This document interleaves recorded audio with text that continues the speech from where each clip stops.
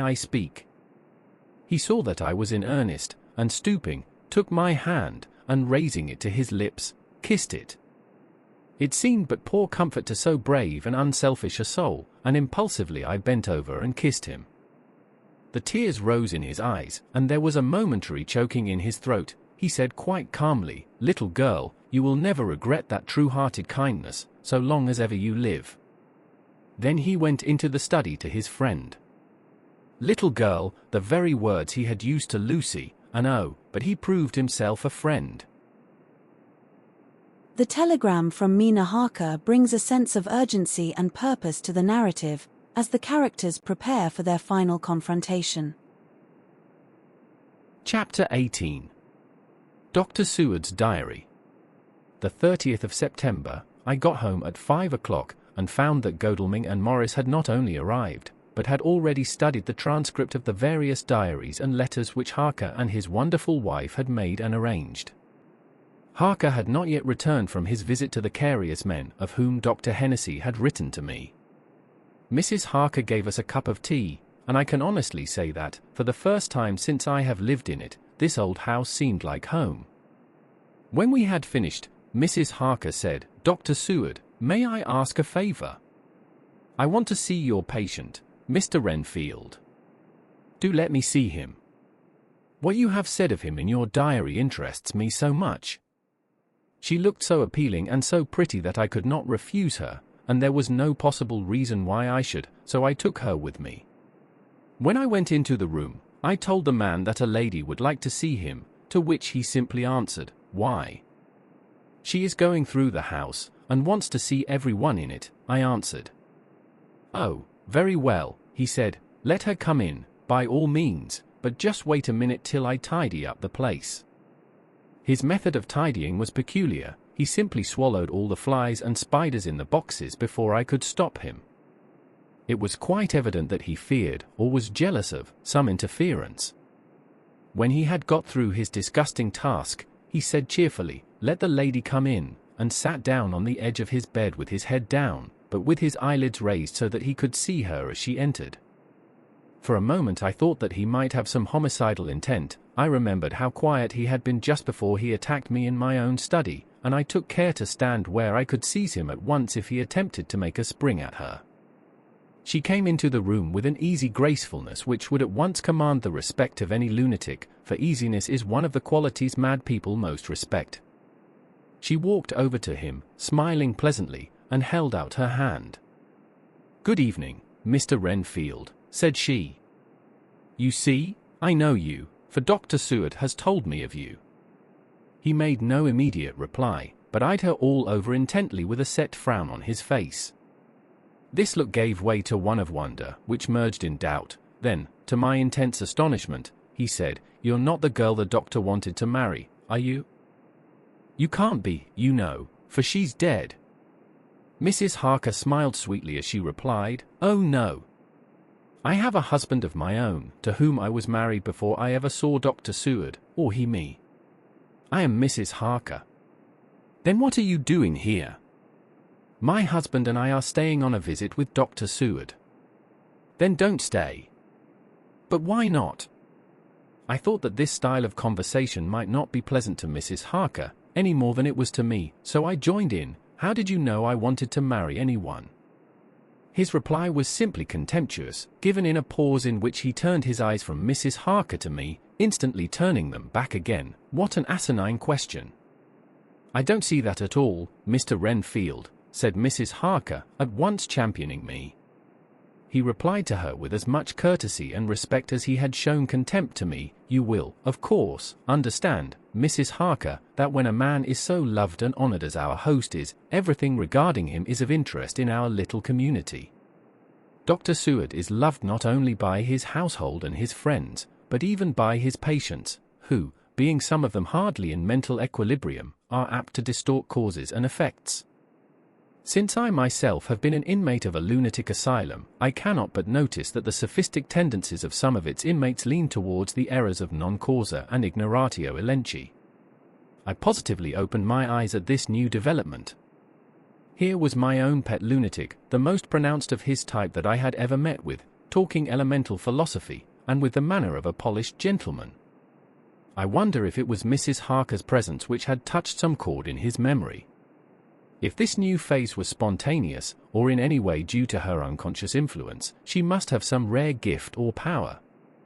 We continued to talk for some time, and, seeing that he was seemingly quite reasonable, she ventured, looking at me questioningly as she began, to lead him to his favorite topic.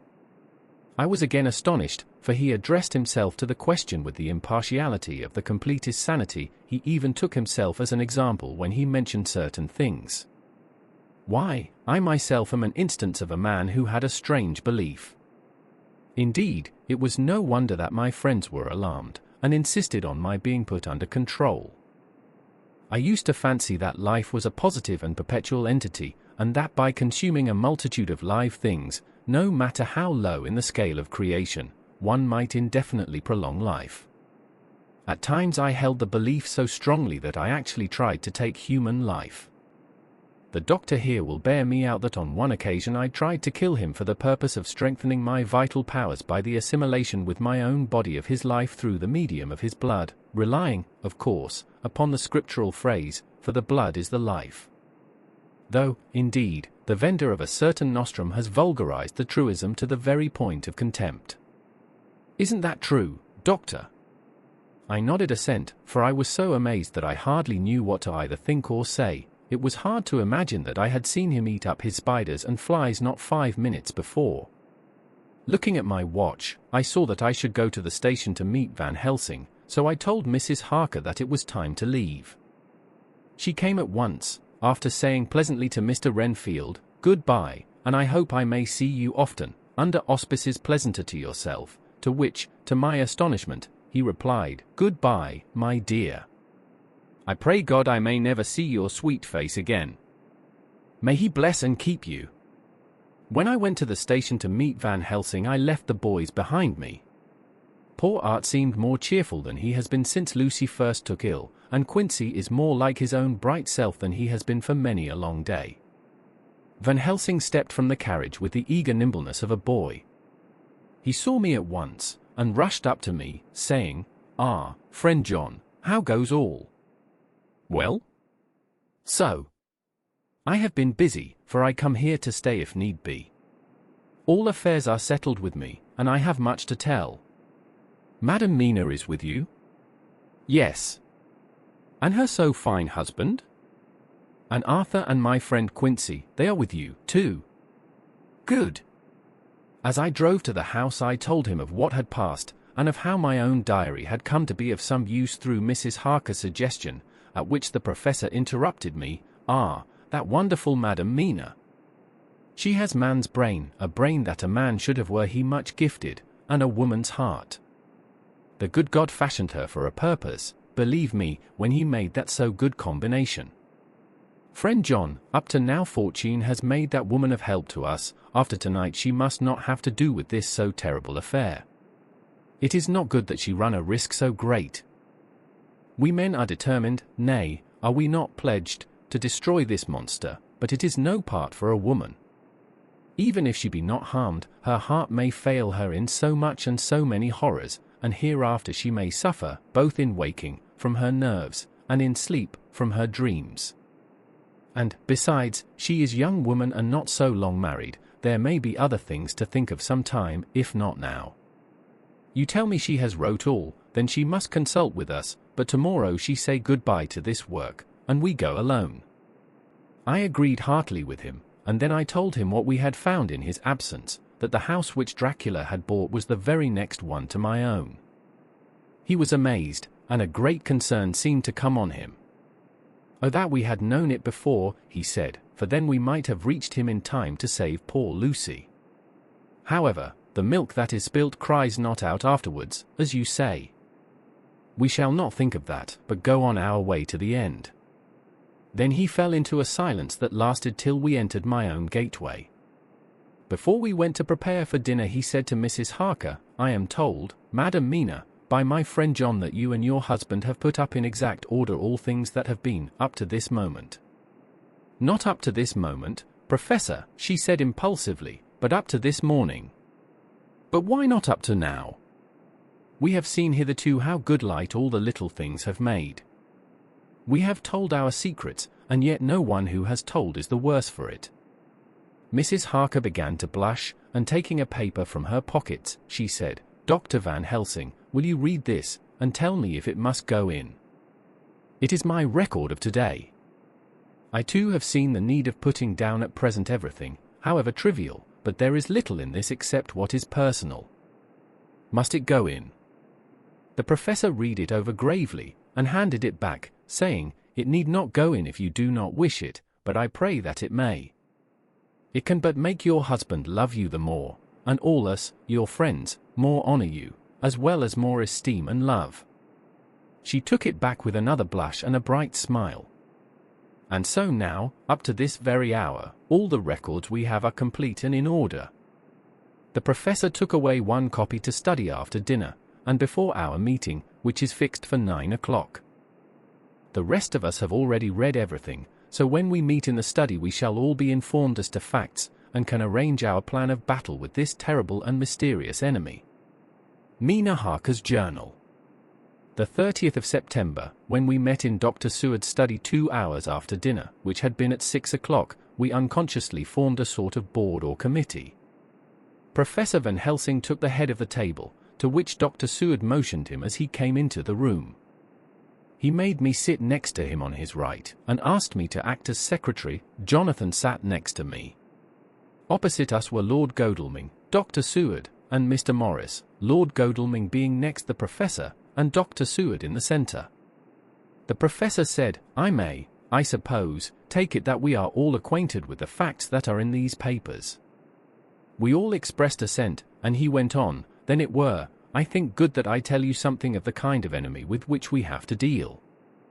I shall then make known to you something of the history of this man, which has been ascertained for me. So we then can discuss how we shall act, and can take our measure according. There are such beings as vampires. Some of us have evidence that they exist. Even had we not the proof of our own unhappy experience, the teachings and the records of the past give proof enough for sane peoples.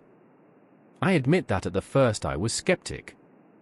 Were it not that through long years I have trained myself to keep an open mind, I could not have believed until such time as that fact thunder on my ear. See! See! I prove. Alas! Had I known at the first what now I know, nay, had I even guessed at him, one so precious life had been spared to many of us who did love her. But that is gone, and we must so work, that other poor souls perish not, whilst we can save. The Nosferatu do not die like the bee when he sting once. He is only stronger, and being stronger, have yet more power to work evil. This vampire which is amongst us is of himself so strong in person as 20 men, he is of cunning more than mortal, for his cunning be the growth of ages, he have still the aids of necromancy, which is, as his etymology imply, the divination by the dead, and all the dead that he can come nigh to are for him at command. He is brute, and more than brute, he is devil in callous, and the heart of him is not, he can, within limitations, appear at will when, and where, and in any of the forms that are to him. He can, within his range, direct the elements, the storm, the fog, the thunder. He can command all the meaner things, the rat, and the owl, and the bat, the moth, and the fox, and the wolf. He can grow and become small, and he can at times vanish and come unknown. How then are we to begin our strike to destroy him? How shall we find his where, and having found it, how can we destroy? My friends, this is much, it is a terrible task that we undertake, and there may be consequence to make the brave shudder. For if we fail in this our fight he must surely win, and then where end we? Life is nothing's, I heed him not. But to fail here is not mere life or death. It is that we become as him, that we henceforward become foul things of the night like him, without heart or conscience, preying on the bodies and the souls of those we love best. To us forever are the gates of heaven shut, for who shall open them to us again? We go on for all time abhorred by all, a blot on the face of God's sunshine, an arrow in the side of him who died for man. But we are face to face with duty, and in such case must we shrink? For me, I say, no, but then I am old, and life, with his sunshine, his fair places, his song of birds, his music and his love, lie far behind. You others are young. Some have seen sorrow, but there are fair days yet in store. What say you?" Whilst he was speaking, Jonathan had taken my hand. I feared, oh so much, that the appalling nature of our danger was overcoming him when I saw his hand stretch out, but it was life to me to feel its touch, so strong, so self-reliant, so resolute. A brave man's hand can speak for itself, it does not even need a woman's love to hear its music. When the professor had done speaking, my husband looked in my eyes, and I in his. There was no need for speaking between us. "I answer for Mina and myself," he said. "Count me in, Professor," said Mr. Quincy Morris, laconically as usual. "I am with you," said Lord Godalming, "for Lucy's sake, if for no other reason." Dr. Seward simply nodded. The professor stood up and, after laying his golden crucifix on the table, held out his hand on either side. I took his right hand, and Lord Godalming his left. Jonathan held my right with his left and stretched across to Mr. Morris. So as we all took hands, our solemn compact was made. I felt my heart icy cold, but it did not even occur to me to draw back. We resumed our places, and Dr. Van Helsing went on with a sort of cheerfulness which showed that the serious work had begun. It was to be taken as gravely, and in as businesslike a way, as any other transaction of life. Well, you know what we have to contend against, but we, too, are not without strength.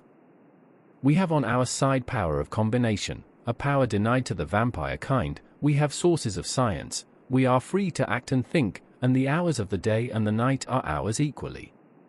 In fact, so far as our powers extend, they are unfettered, and we are free to use them.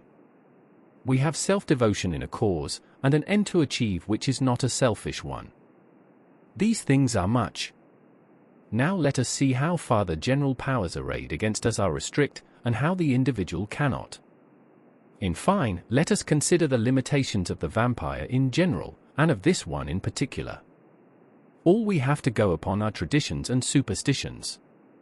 These do not at the first appear much, when the matter is one of life and death, nay of more than either life or death. Yet must we be satisfied, in the first place because we have to be, no other means is at our control, and secondly, because, after all, these things, tradition and superstition, are everything. Does not the belief in vampires rest for others, though not, alas, for us, on them? A year ago which of us would have received such a possibility, in the midst of our scientific, skeptical, matter-of-fact 19th century? We even scouted a belief that we saw justified under our very eyes. Take it, then, that the vampire, and the belief in his limitations and his cure, rest for the moment on the same base. For, let me tell you, he is known everywhere that men have been. In old Greece, in old Rome, he flourished in Germany all over, in France, in India, even in the Chernassees, and in China, so far from us in all ways, there even is he, and the peoples fear him at this day. He have followed the wake of the Berserker Icelander, the devil-begotten Hun, the Slav, the Saxon, the Magyar. So far, then, we have all we may act upon, and let me tell you that very much of the beliefs are justified by what we have seen in our own so unhappy experience. The vampire live on, and cannot die by mere passing of the time. He can flourish when that he can fatten on the blood of the living. Even more, we have seen amongst us that he can even grow younger, that his vital faculties grow strenuous, and seem as though they refresh themselves when his special pabulum is plenty. But he cannot flourish without this diet, he eat not as others.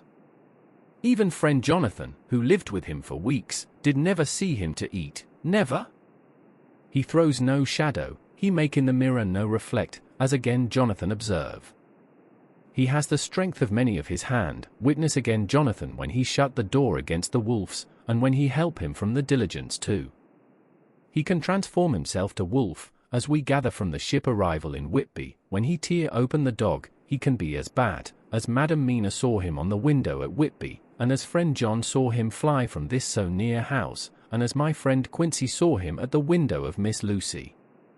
He can come in mist which he create, that noble ship's captain proved him of this, but, from what we know, the distance he can make this mist is limited, and it can only be round himself. He come on moonlight rays as elemental dust, as again Jonathan saw those sisters in the castle of Dracula. He become so small, we ourselves saw Miss Lucy, ere she was at peace, slip through a hairbreadth space at the tomb door. He can, when once he find his way, come out from anything or into anything, no matter how close it be bound or even fused up with fire, soddy you call it. He can see in the dark, no small power this, in a world which is one half shut from the light. Ah, but hear me through. He can do all these things, yet he is not free. Nay, he is even more prisoner than the slave of the galley, than the madman in his cell. He cannot go where he lists, he who is not of nature has yet to obey some of nature's laws, why we know not. He may not enter anywhere at the first, unless there be some one of the household who bid him to come, though afterwards he can come as he please. His power ceases, as does that of all evil things, at the coming of the day.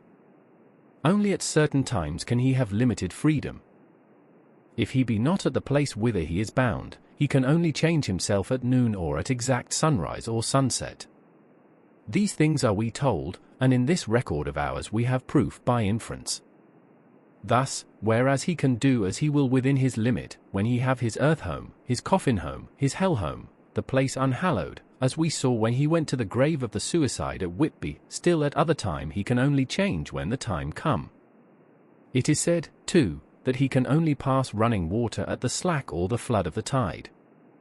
Then there are things which so afflict him that he has no power, as the garlic that we know of, and as for things sacred, as this symbol, my crucifix, that was amongst us even now when we resolve, to them he is nothing, but in their presence he take his place far off and silent with respect. There are others, too, which I shall tell you of, lest in our seeking we may need them.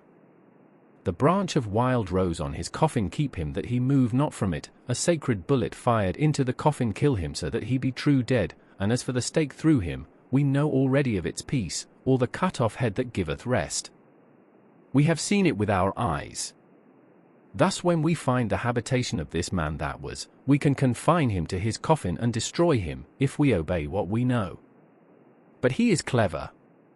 I have asked my friend Arminius, of Budapest University, to make his record, and, from all the means that are, he tell me of what he has been. He must, indeed, have been that voivode Dracula who won his name against the Turk, over the great river on the very frontier of Turkeland. If it be so, then was he no common man, for in that time, and for centuries after, he was spoken of as the cleverest and the most cunning, as well as the bravest of the sons of the land beyond the forest. That mighty brain and that iron resolution went with him to his grave, and are even now arrayed against us. The Draculas were, says Arminius, a great and noble race, though now and again were scions who were held by their coevals to have had dealings with the evil one. They learned his secrets in the Scholomans, amongst the mountains over Lake Hermannstadt, where the devil claims the 10th scholar as his due. In the records are such words as Stragoica, witch, or dog, and apocal, Satan and hell, and in one manuscript this very Dracula is spoken of as Wampa, which we all understand too well. There have been from the loins of this very one great men and good women, and their graves make sacred the earth where alone this foulness can dwell. For it is not the least of its terrors that this evil thing is rooted deep in all good, in soil barren of holy memories it cannot rest. Whilst they were talking Mr. Morris was looking steadily at the window, and he now got up quietly, and went out of the room. There was a little pause, and then the professor went on, and now we must settle what we do. We have here much data, and we must proceed to lay out our campaign. We know from the inquiry of Jonathan that from the castle to Whitby came 50 boxes of earth, all of which were delivered at Carfax. We also know that at least some of these boxes have been removed. It seems to me that our first step should be to ascertain whether all the rest remain in the house beyond that wall where we look today, or whether any more have been removed. If the latter, we must trace. Here we were interrupted in a very startling way. Outside the house came the sound of a pistol shot. The glass of the window was shattered with a bullet, which, ricocheting from the top of the embrasure, struck the far wall of the room.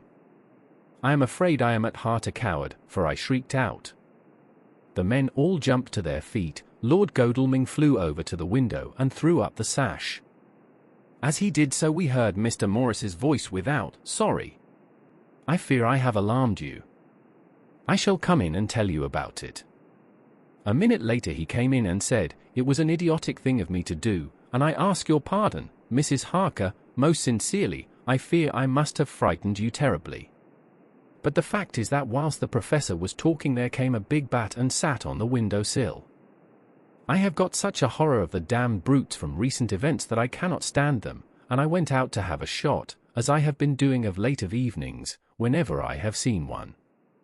You used to laugh at me for it then, Art." "Did you hit it?" asked Dr. Van Helsing. "I don't know, I fancy not, for it flew away into the wood." Without saying any more he took his seat, and the professor began to resume his statement. "We must trace each of these boxes, and when we are ready, we must either capture or kill this monster in his lair, or we must, so to speak, sterilize the earth, so that no more he can seek safety in it. Thus in the end we may find him in his form of man between the hours of noon and sunset, and so engage with him when he is at his most weak.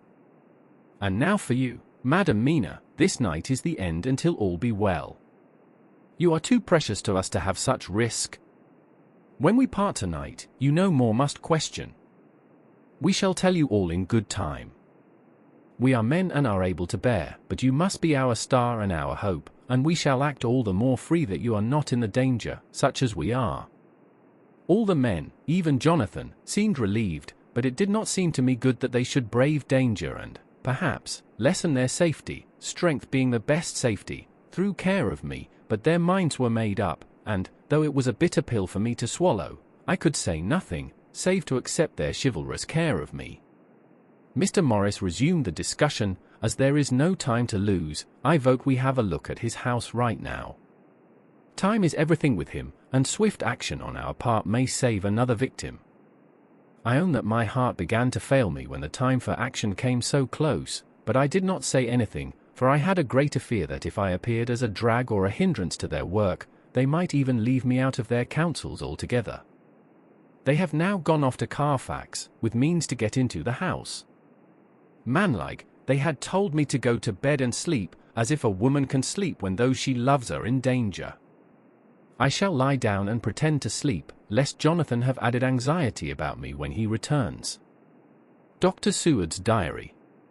The 1st of October, for A.M. Just as we were about to leave the house, an urgent message was brought to me from Renfield to know if I would see him at once, as he had something of the utmost importance to say to me.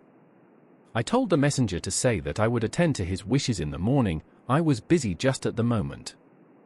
The attendant added, "He seems very importunate, sir. I have never seen him so eager. I don't know but what, if you don't see him soon, he will have one of his violent fits." I knew the man would not have said this without some cause, so I said, "All right, I'll go now," and I asked the others to wait a few minutes for me, as I had to go and see my patient. "Take me with you, friend John," said the professor. "His case in your diary interests me much, and it had bearing, too, now and again on our case. I should much like to see him, and especially when his mind is disturbed." "May I come also?" asked Lord Godalming. "Me too," said Quincy Morris.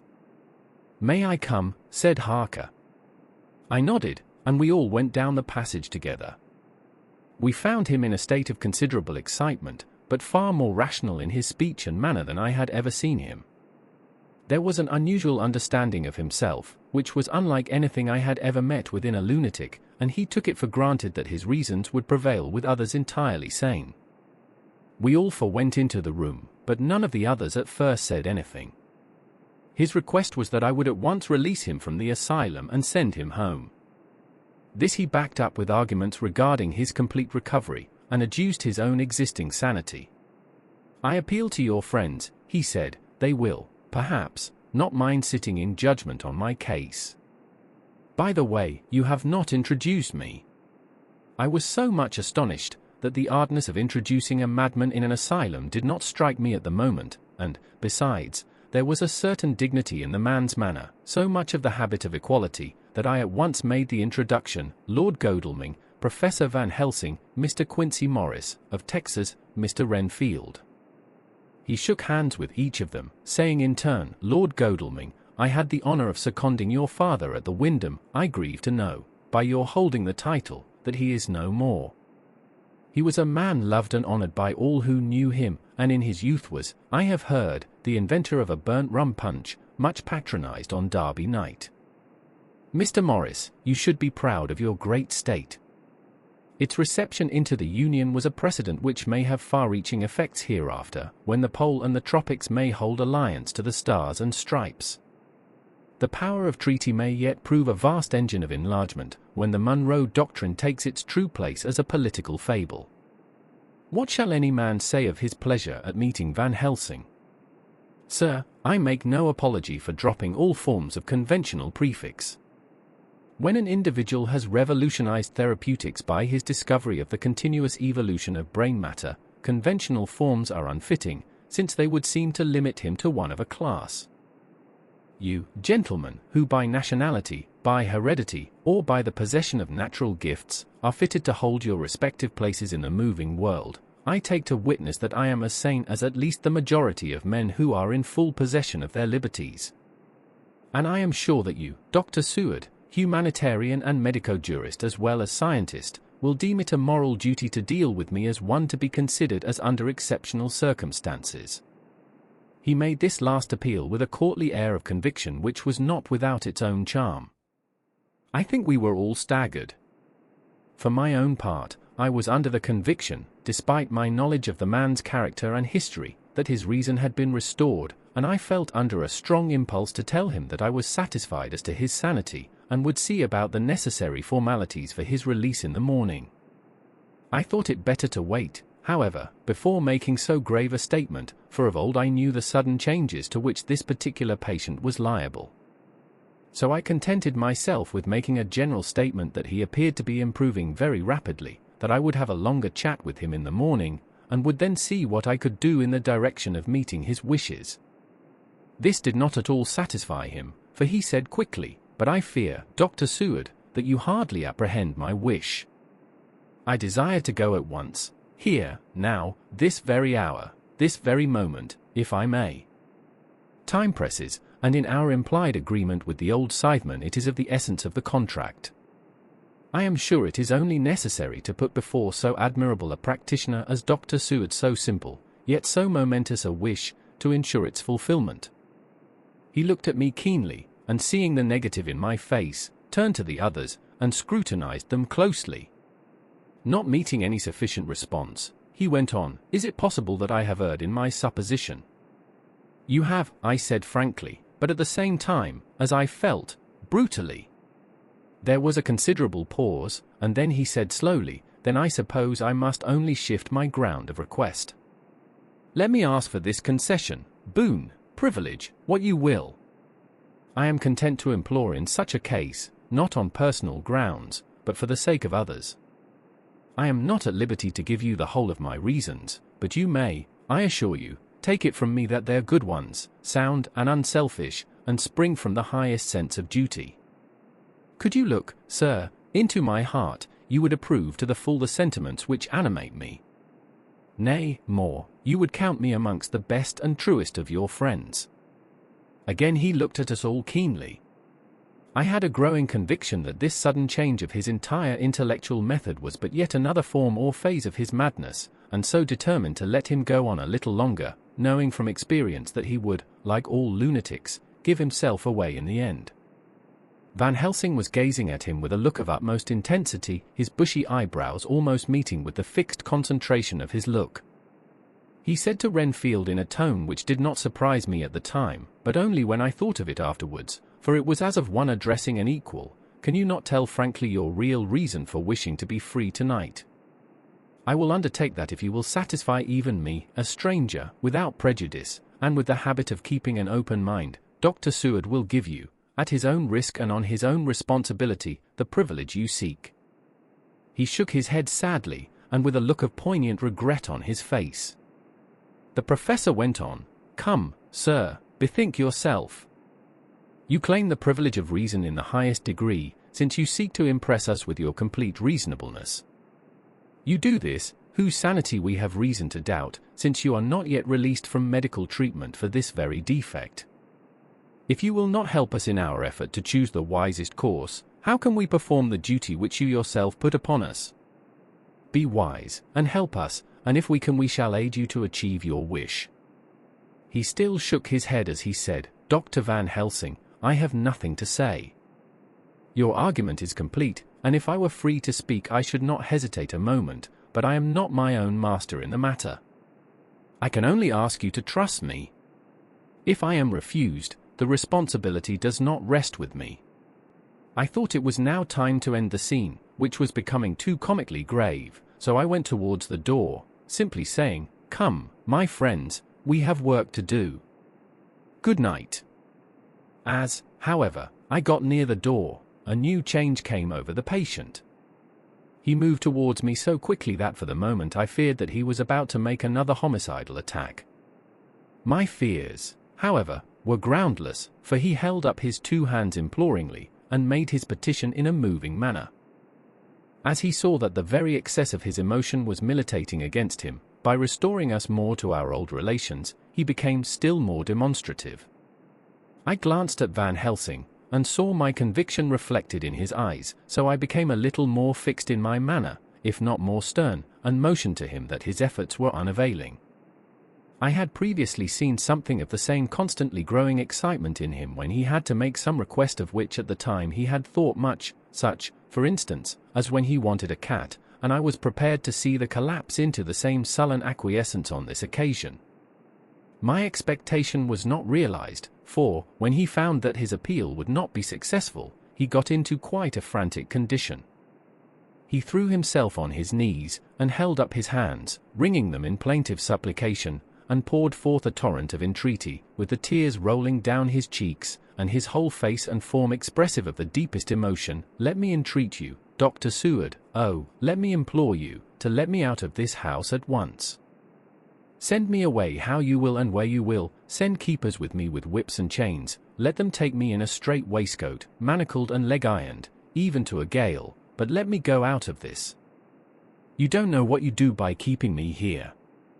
I am speaking from the depths of my heart, of my very soul. You don't know whom you wrong, or how, and I may not tell. Woe is me! I may not tell. By all you hold sacred, by all you hold dear, by your love that is lost, by your hope that lives, for the sake of the Almighty, take me out of this and save my soul from guilt. Can't you hear me, man? Can't you understand? Will you never learn? Don't you know that I am sane and earnest now, that I am no lunatic in a mad fit, but a sane man fighting for his soul? Oh, hear me! Hear me! Let me go! Let me go! Let me go! I thought that the longer this went on the wilder he would get, and so would bring on a fit, so I took him by the hand and raised him up. Come, I said sternly, no more of this, we have had quite enough already. Get to your bed and try to behave more discreetly. He suddenly stopped and looked at me intently for several moments. Then, without a word, he rose and moving over, sat down on the side of the bed. The collapse had come, as on former occasion, just as I had expected. When I was leaving the room, last of our party, he said to me in a quiet, well-bred voice, "You will, I trust, Dr. Seward, do me the justice to bear in mind, later on, that I did what I could to convince you tonight." The gathering of the protagonists, each with their unique skills and perspectives, marks a turning point in the story, as they prepare to face the evil that threatens them. Chapter 19. Jonathan Harker's Journal. The 1st of October, 5 a.m., I went with the party to the search with an easy mind, for I think I never saw Mina so absolutely strong and well. I am so glad that she consented to hold back and let us men do the work. Somehow, it was a dread to me that she was in this fearful business at all, but now that her work is done, and that it is due to her energy and brains and foresight that the whole story is put together in such a way that every point tells, she may well feel that her part is finished, and that she can henceforth leave the rest to us. We were, I think, all a little upset by the scene with Mr. Renfield. When we came away from his room we were silent till we got back to the study. Then Mr. Morris said to Dr. Seward, "Say, Jack, if that man wasn't attempting a bluff, he is about the sanest lunatic I ever saw. I'm not sure, but I believe that he had some serious purpose, and if he had, it was pretty rough on him not to get a chance." Lord Godalming and I were silent, but Dr. Van Helsing added, "Friend John, you know more of lunatics than I do, and I'm glad of it, for I fear that if it had been to me to decide I would before that last hysterical outburst have given him free. But we live and learn, and in our present task we must take no chance, as my friend Quincy would say. All is best as they are." Dr. Seward seemed to answer them both in a dreamy kind of way. "I don't know but that I agree with you. If that man had been an ordinary lunatic I would have taken my chance of trusting him, but he seems so mixed up with the Count in an indexy kind of way that I am afraid of doing anything wrong by helping his fads. I can't forget how he prayed with almost equal fervor for a cat, and then tried to tear my throat out with his teeth. Besides, he called the Count Lord and Master, and he may want to get out to help him in some diabolical way. That horrid thing has the wolves and the rats and his own kind to help him, so I suppose he isn't above trying to use a respectable lunatic. He certainly did seem earnest, though. I only hope we have done what is best. These things, in conjunction with the wild work we have in hand, help to unnerve a man." The professor stepped over, and laying his hand on his shoulder, said in his grave, kindly way, "Friend John, have no fear. We are trying to do our duty in a very sad and terrible case. We can only do as we deem best. What else have we to hope for, except the pity of the good God?" Lord Godalming had slipped away for a few minutes, but now he returned. He held up a little silver whistle, as he remarked, "That old place may be full of rats, and if so, I've got an antidote on call." Having passed the wall, we took our way to the house, taking care to keep in the shadows of the trees on the lawn when the moonlight shone out. When we got to the porch the professor opened his bag and took out a lot of things, which he laid on the step, sorting them into 4 little groups, evidently one for each. Then he spoke, "My friends, we are going into a terrible danger, and we need arms of many kinds. Our enemy is not merely spiritual. Remember that he has the strength of 20 men, and that, though our necks or our windpipes are of the common kind, and therefore breakable or crushable, his are not amenable to mere strength. A stronger man, or a body of men more strong in all than him, can at certain times hold him, but they cannot hurt him as we can be hurt by him. We must, therefore, guard ourselves from his touch. Keep this near your heart." As he spoke he lifted a little silver crucifix and held it out to me. I being nearest to him, "Put these flowers round your neck." Here he handed to me a wreath of withered garlic blossoms, for other enemies more mundane, this revolver and this knife, and for aid in all, these so small electric lamps, which you can fasten to your breast, and for all, and above all at the last, this, which we must not desecrate needless. This was a portion of sacred wafer which he put in an envelope and handed to me. Each of the others was similarly equipped. "Now," he said, "Friend John, where are the skeleton keys? If so that we can open the door, we need not break house by the window, as before at Miss Lucy's." Dr. Seward tried 1 or 2 skeleton keys, his mechanical dexterity as a surgeon standing him in good stead. Presently he got one to suit. After a little play back and forward the bolt yielded, and, with a rusty clang, shot back. We pressed on the door, the rusty hinges creaked, and it slowly opened. It was startlingly like the image conveyed to me in Dr. Seward's diary of the opening of Miss Westenra's tomb. I fancy that the same idea seemed to strike the others, for with one accord they shrank back. The professor was the first to move forward, and stepped into the open door. "In manus tuas, Domin," he said, crossing himself as he passed over the threshold. We closed the door behind us, lest when we should have lit our lamps we should possibly attract attention from the road. The professor carefully tried the lock, lest we might not be able to open it from within should we be in a hurry making our exit.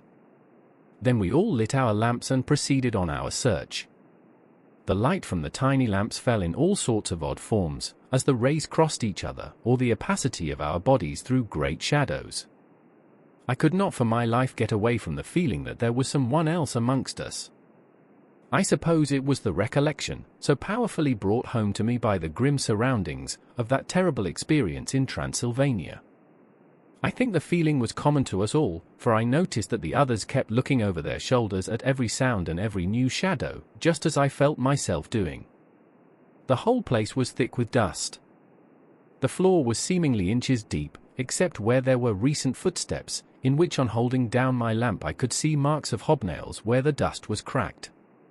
The walls were fluffy and heavy with dust, and in the corners were masses of spiders' webs, whereon the dust had gathered till they looked like old tattered rags as the weight had torn them partly down. On a table in the hall was a great bunch of keys, with a time-yellowed label on each. They had been used several times, for on the table were several similar rents in the blanket of dust, similar to that exposed when the professor lifted them. He turned to me and said, "You know this place, Jonathan. You have copied maps of it, and you know it at least more than we do. Which is the way to the chapel?"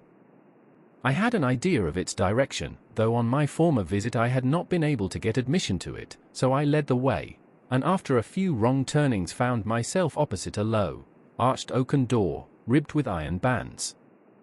"This is the spot," said the professor as he turned his lamp on a small map of the house, copied from the file of my original correspondence regarding the purchase. With a little trouble we found the key on the bunch and opened the door. We were prepared for some unpleasantness, for as we were opening the door a faint, malodorous air seemed to exhale through the gaps, but none of us ever expected such an odor as we encountered. None of the others had met the Count at all at close quarters, and when I had seen him he was either in the fasting stage of his existence in his rooms or, when he was gloated with fresh blood, in a ruined building open to the air, but here the place was small and close, and the long disuse had made the air stagnant and foul. There was an earthy smell, as of some dry miasma, which came through the fouler air. But as to the odor itself, how shall I describe it? It was not alone that it was composed of all the ills of mortality and with the pungent, acrid smell of blood, but it seemed as though corruption had become itself corrupt. 4. It sickens me to think of it. Every breath exhaled by that monster seemed to have clung to the place and intensified its loathsomeness. Under ordinary circumstances such a stench would have brought our enterprise to an end, but this was no ordinary case, and the high and terrible purpose in which we were involved gave us a strength which rose above merely physical considerations. After the involuntary shrinking consequent on the first nauseous whiff, we one and all set about our work as though that loathsome place were a garden of roses. We made an accurate examination of the place, the professor saying as we began, "The first thing is to see how many of the boxes are left. We must then examine every hole and corner and cranny and see if we cannot get some clue as to what has become of the rest." A glance was sufficient to show how many remained, for the great earth chests were bulky, and there was no mistaking them. There were only 29 left out of the 50. Once I got a fright, for, seeing Lord Godalming suddenly turn and look out of the vaulted door into the dark passage beyond, I looked too, and for an instant my heart stood still. Somewhere, looking out from the shadow, I seemed to see the high lights of the Count's evil face, the ridge of the nose, the red eyes, the red lips, the awful pallor. It was only for a moment, for, as Lord Godalming said, I thought I saw a face, but it was only the shadows, and resumed his inquiry. I turned my lamp in the direction, and stepped into the passage. There was no sign of anyone, and as there were no corners, no doors, no aperture of any kind, but only the solid walls of the passage, there could be no hiding place even for him. I took it that fear had helped imagination, and said nothing. A few minutes later I saw Morris step suddenly back from a corner, which he was examining. We all followed his movements with our eyes, for undoubtedly some nervousness was growing on us, and we saw a whole mass of phosphorescence, which twinkled like stars. We all instinctively drew back. The whole place was becoming alive with rats. For a moment or two we stood appalled, all save Lord Godalming, who was seemingly prepared for such an emergency. Rushing over to the great iron-bound oaken door, which Dr. Seward had described from the outside, and which I had seen myself, he turned the key in the lock, drew the huge bolts, and swung the door open. Then, taking his little silver whistle from his pocket, he blew a low, shrill call. It was answered from behind Dr. Seward's house by the yelping of dogs, and after about a minute 3 terriers came dashing round the corner of the house. Unconsciously we had all moved towards the door, and as we moved I noticed that the dust had been much disturbed. The boxes which had been taken out had been brought this way. But even in the minute that had elapsed the number of the rats had vastly increased. They seemed to swarm over the place all at once, till the lamplight, shining on their moving dark bodies and glittering, baleful eyes, made the place look like a bank of earth set with fireflies. The dogs dashed on, but at the threshold suddenly stopped and snarled, and then, simultaneously lifting their noses, began to howl in most lugubrious fashion. The rats were multiplying in thousands, and we moved out. Lord Godalming lifted one of the dogs, and carrying him in, placed him on the floor. The instant his feet touched the ground he seemed to recover his courage, and rushed at his natural enemies. They fled before him so fast that before he had shaken the life out of a score, the other dogs, who had by now been lifted in the same manner, had but small prey ere the whole mass had vanished. With their going it seemed as if some evil presence had departed, for the dogs frisked about and barked merrily as they made sudden darts at their prostrate foes, and turned them over and tossed them in the air with vicious shakes. We all seemed to find our spirits rise.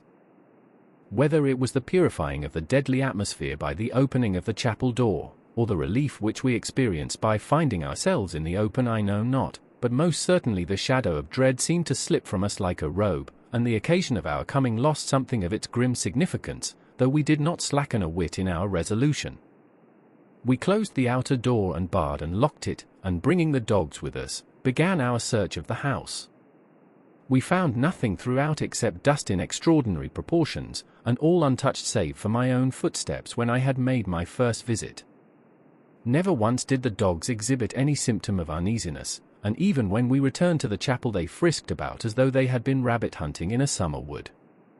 The morning was quickening in the east when we emerged from the front. Dr. Van Helsing had taken the key of the hall door from the bunch, and locked the door in orthodox fashion, putting the key into his pocket when he had done. "So far," he said, "our night has been eminently successful. No harm has come to us such as I feared might be, and yet we have ascertained how many boxes are missing.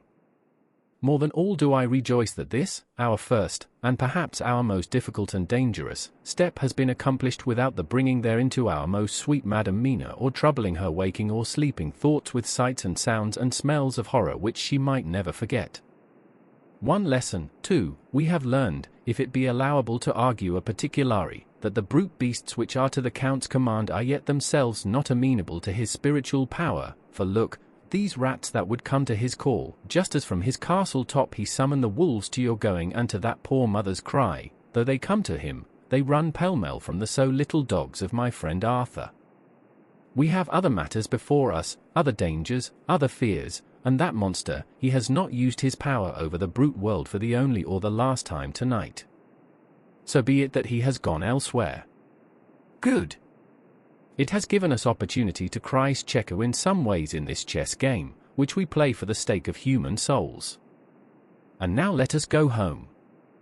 The dawn is close at hand, and we have reason to be content with our first night's work.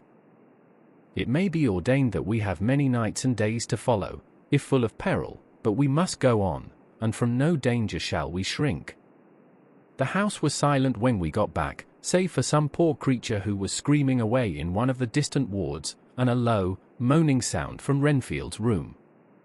The poor wretch was doubtless torturing himself, after the manner of the insane, with needless thoughts of pain. I came tiptoe into our own room, and found Mina asleep, breathing so softly that I had to put my ear down to hear it. She looks paler than usual. I hope the meeting tonight has not upset her. I am truly thankful that she is to be left out of our future work, and even of our deliberations. It is too great a strain for a woman to bear. I did not think so at first, but I know better now. Therefore I am glad that it is settled. There may be things which would frighten her to hear, and yet to conceal them from her might be worse than to tell her if once she suspected that there was any concealment. Henceforth our work is to be a sealed book to her, till at least such time as we can tell her that all is finished, and the earth free from a monster of the nether world. I dare say it will be difficult to begin to keep silence after such confidence as ours, but I must be resolute, and tomorrow I shall keep dark over tonight's doings, and shall refuse to speak of anything that has happened. I rest on the sofa, so as not to disturb her. The 1st of October, later. I suppose it was natural that we should have all overslept ourselves, for the day was a busy one, and the night had no rest at all. Even Mina must have felt its exhaustion, for though I slept till the sun was high, I was awake before her, and had to call 2 or 3 times before she awoke. Indeed, she was so sound asleep that for a few seconds she did not recognize me, but looked at me with a sort of blank terror, as one looks who has been waked out of a bad dream. She complained a little of being tired, and I let her rest till later in the day. We now know of 21 boxes having been removed, and if it be that several were taken in any of these removals, we may be able to trace them all. Such will, of course, immensely simplify our labor, and the sooner the matter is attended to the better. I shall look up Thomas Snelling today. Dr. Seward's diary. The 1st of October. It was towards noon when I was awakened by the professor walking into my room. He was more jolly and cheerful than usual, and it is quite evident that last night's work has helped to take some of the brooding weight off his mind. After going over the adventure of the night, he suddenly said, "Your patient interests me much. May it be that with you I visit him this morning? Or if that you are too occupied, I can go alone if it may be. It is a new experience to me to find a lunatic who talk philosophy and reason so sound." I had some work to do which pressed, so I told him that if he would go alone I would be glad, as then I should not have to keep him waiting, so I called an attendant and gave him the necessary instructions. Before the professor left the room I cautioned him against getting any false impression from my patient. But he answered, "I want him to talk of himself and of his delusion as to consuming live things." He said to Madam Mina, as I see in your diary of yesterday, that he had once had such a belief. Why do you smile, friend John? Excuse me, I said, but the answer is here. I laid my hand on the typewritten matter. When our sane and learned lunatic made that very statement of how he used to consume life, his mouth was actually nauseous with the flies and spiders which he had eaten just before Mrs. Harker entered the room. Van Helsing smiled in turn. "Good," he said. "Your memory is true, friend John. I should have remembered. And yet it is this very obliquity of thought and memory which makes mental disease such a fascinating study. Perhaps I may gain more knowledge out of the folly of this madman than I shall from the teaching of the most wise. Who knows?" I went on with my work, and before long was through that in hand. It seemed that the time had been very short indeed, but there was Van Helsing back in the study. "Do I interrupt?" he asked politely as he stood at the door. "Not at all," I answered. "Come in. My work is finished, and I am free. I can go with you now, if you like." "It is needless, I have seen him." "Well, I fear that he does not appraise me at much." Our interview was short. When I entered his room he was sitting on a stool in the center, with his elbows on his knees, and his face was the picture of sullen discontent. I spoke to him as cheerfully as I could, and with such a measure of respect as I could assume. He made no reply whatever. "Don't you know me?" I asked. His answer was not reassuring. "I know you well enough, you are the old fool Van Helsing. I wish you would take yourself and your idiotic brain theory somewhere else. Damn all thick-headed Dutchman." Not a word more would he say, but sat in his implacable sullenness as indifferent to me as though I had not been in the room at all. Thus departed for this time my chance of much learning from this so clever lunatic, so I shall go, if I may, and cheer myself with a few happy words with that sweet soul Madam Mina. Friend John, it does rejoice me unspeakable that she is no more to be pained, no more to be worried with our terrible things. Though we shall much miss her help, it is better so. I agree with you with all my heart, I answered earnestly, for I did not want him to weaken in this matter. Mrs. Harker is better out of it. Things are quite bad enough for us, all men of the world, and who have been in many tight places in our time, but it is no place for a woman, and if she had remained in touch with the affair, it would in time infallibly have wrecked her. So Van Helsing has gone to confer with Mrs. Harker, and Harker, Quincy and Art are all out following up the clues as to the earth boxes. I shall finish my round of work and we shall meet tonight. Mina Harker's Journal. The 1st of October, it is strange to me to be kept in the dark as I am today, after Jonathan's full confidence for so many years, to see him manifestly avoid certain matters, and those the most vital of all. This morning I slept late after the fatigues of yesterday, and though Jonathan was late too, he was the earlier. He spoke to me before he went out, never more sweetly or tenderly, but he never mentioned a word of what had happened in the visit to the Count's house. And yet he must have known how terribly anxious I was. Poor dear fellow! I suppose it must have distressed him even more than it did me.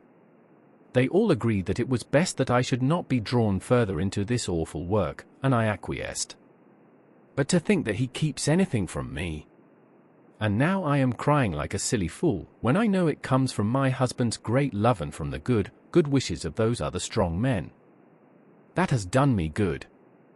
Well, some day Jonathan will tell me all, and lest it should ever be that he should think for a moment that I kept anything from him, I still keep my journal as usual.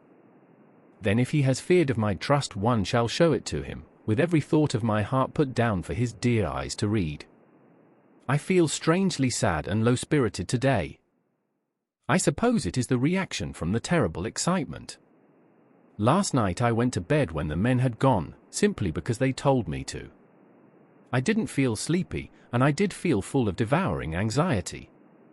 I kept thinking over everything that has been ever since Jonathan came to see me in London, and it all seems like a horrible tragedy, with fate pressing on relentlessly to some destined end. Everything that one does seems, no matter how right it may be, to bring on the very thing which is most to be deplored. If I hadn't gone to Whitby, perhaps poor dear Lucy would be with us now. She hadn't taken to visiting the churchyard till I came, and if she hadn't come there in the daytime with me she wouldn't have walked there in her sleep, and if she hadn't gone there at night and asleep, that monster couldn't have destroyed her as he did. Oh, why did I ever go to Whitby? There now, crying again. I wonder what has come over me today. I must hide it from Jonathan, for if he knew that I had been crying twice in one morning, I, who never cried on my own account, and whom he has never caused to shed a tear, the dear fellow would fret his heart out. I shall put a bold face on, and if I do feel weepy, he shall never see it. I suppose it is one of the lessons that we poor women have to learn. I can't quite remember how I fell asleep last night.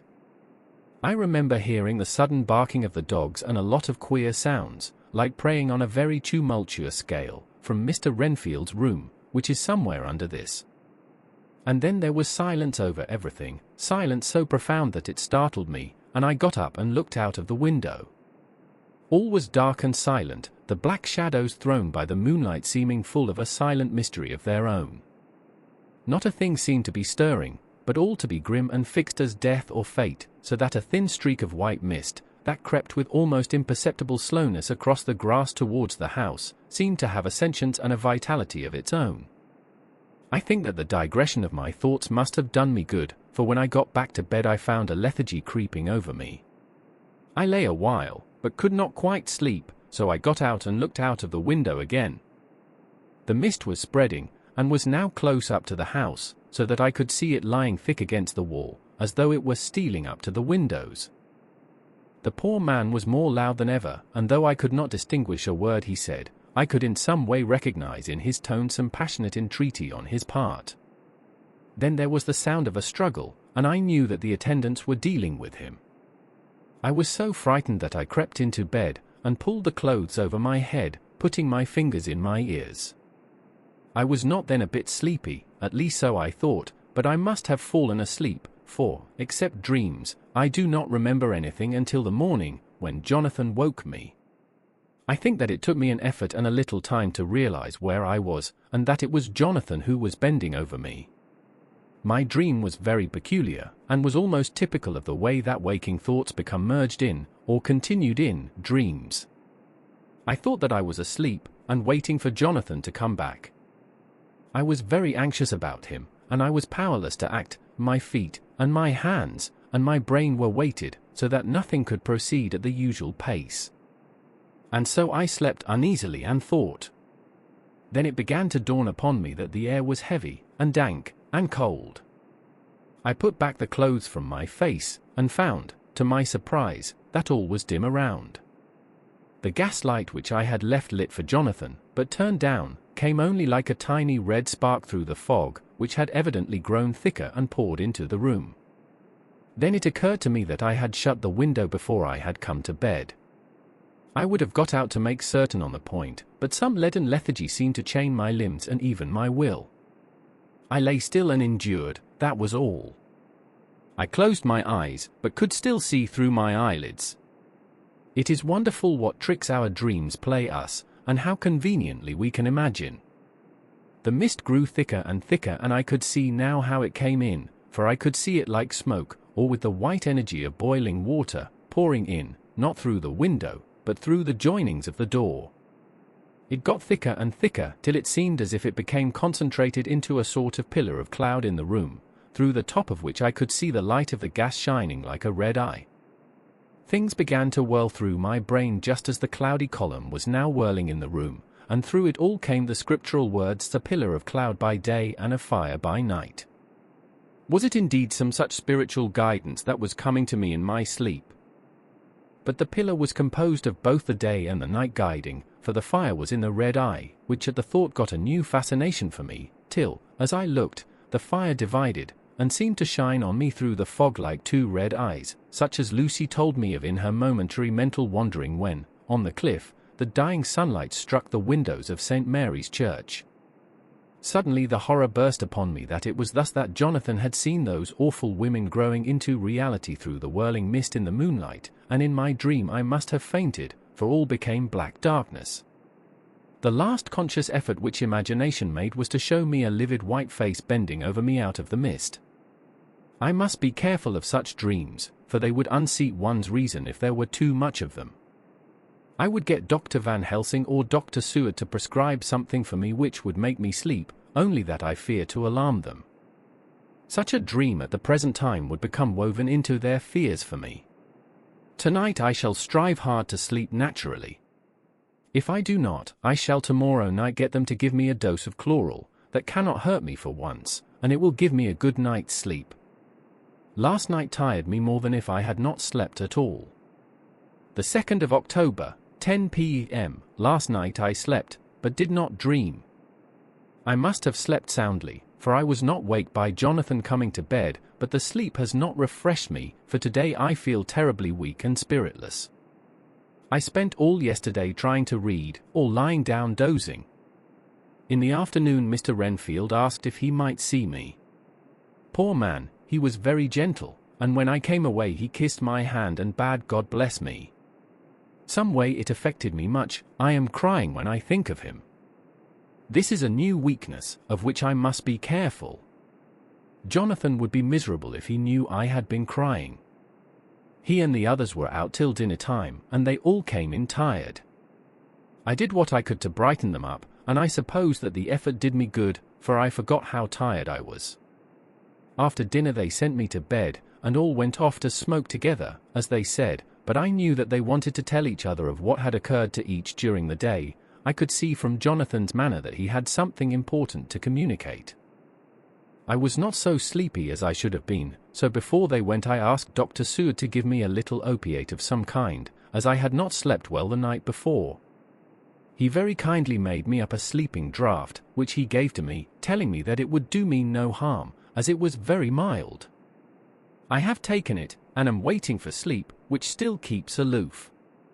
I hope I have not done wrong, for as sleep begins to flirt with me, a new fear comes, that I may have been foolish in thus depriving myself of the power of waking. I might want it. Here comes sleep. Good night. Jonathan's growing unease and sense of responsibility reflect the burden of knowledge that he has acquired, as he prepares to face the enemy. Chapter 20. Jonathan Harker's journal. The 1st of October, evening, I found Thomas Snelling in his house at Bethnal Green, but unhappily he was not in a condition to remember anything. The very prospect of beer which my expected coming had opened to him had proved too much, and he had begun too early on his expected debauch.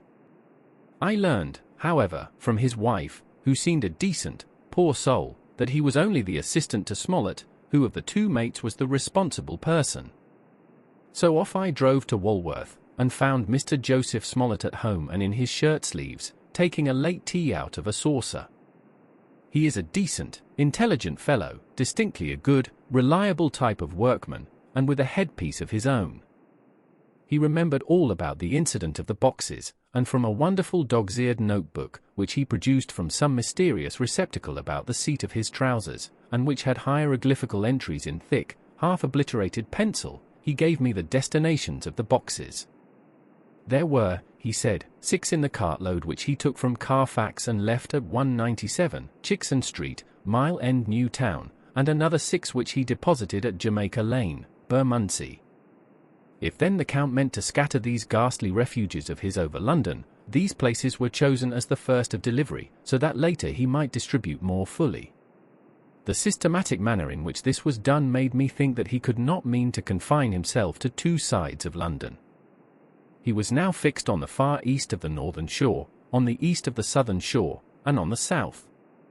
The north and west were surely never meant to be left out of his diabolical scheme, let alone the city itself and the very heart of fashionable London in the southwest and west.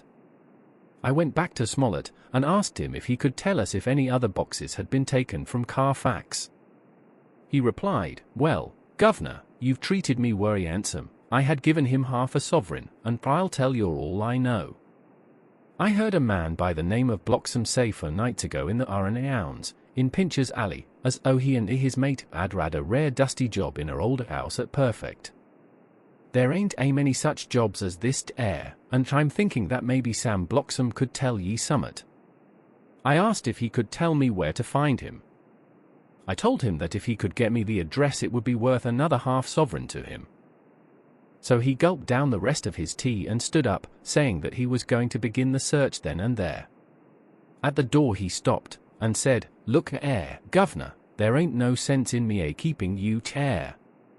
I may find Sam soon, or I mayn't, but anyhow he ain't like to be in a way to tell ye much tonight. Sam is a rare one when he starts on the booze. If you can give me your envelope with a stamp on it, and put your address on it, I'll find out where Sam is to be found and post it ye tonight. But ye better be up arter him soon in the morning, or maybe ye won't catch him, for Sam gets off main early, never mind the booze the night afore." This was all practical, so one of the children went off with a penny to buy an envelope and a sheet of paper, and to keep the change. When she came back, I addressed the envelope and stamped it, and when Smollett had again faithfully promised to post the address when found, I took my way to home. We're on the track anyhow. I am tired tonight, and want sleep. Mina is fast asleep, and looks a little too pale. Her eyes look as though she had been crying. Poor dear, I've no doubt it frets her to be kept in the dark, and it may make her doubly anxious about me and the others. But it is best as it is. It is better to be disappointed and worried in such a way now than to have her nerve broken.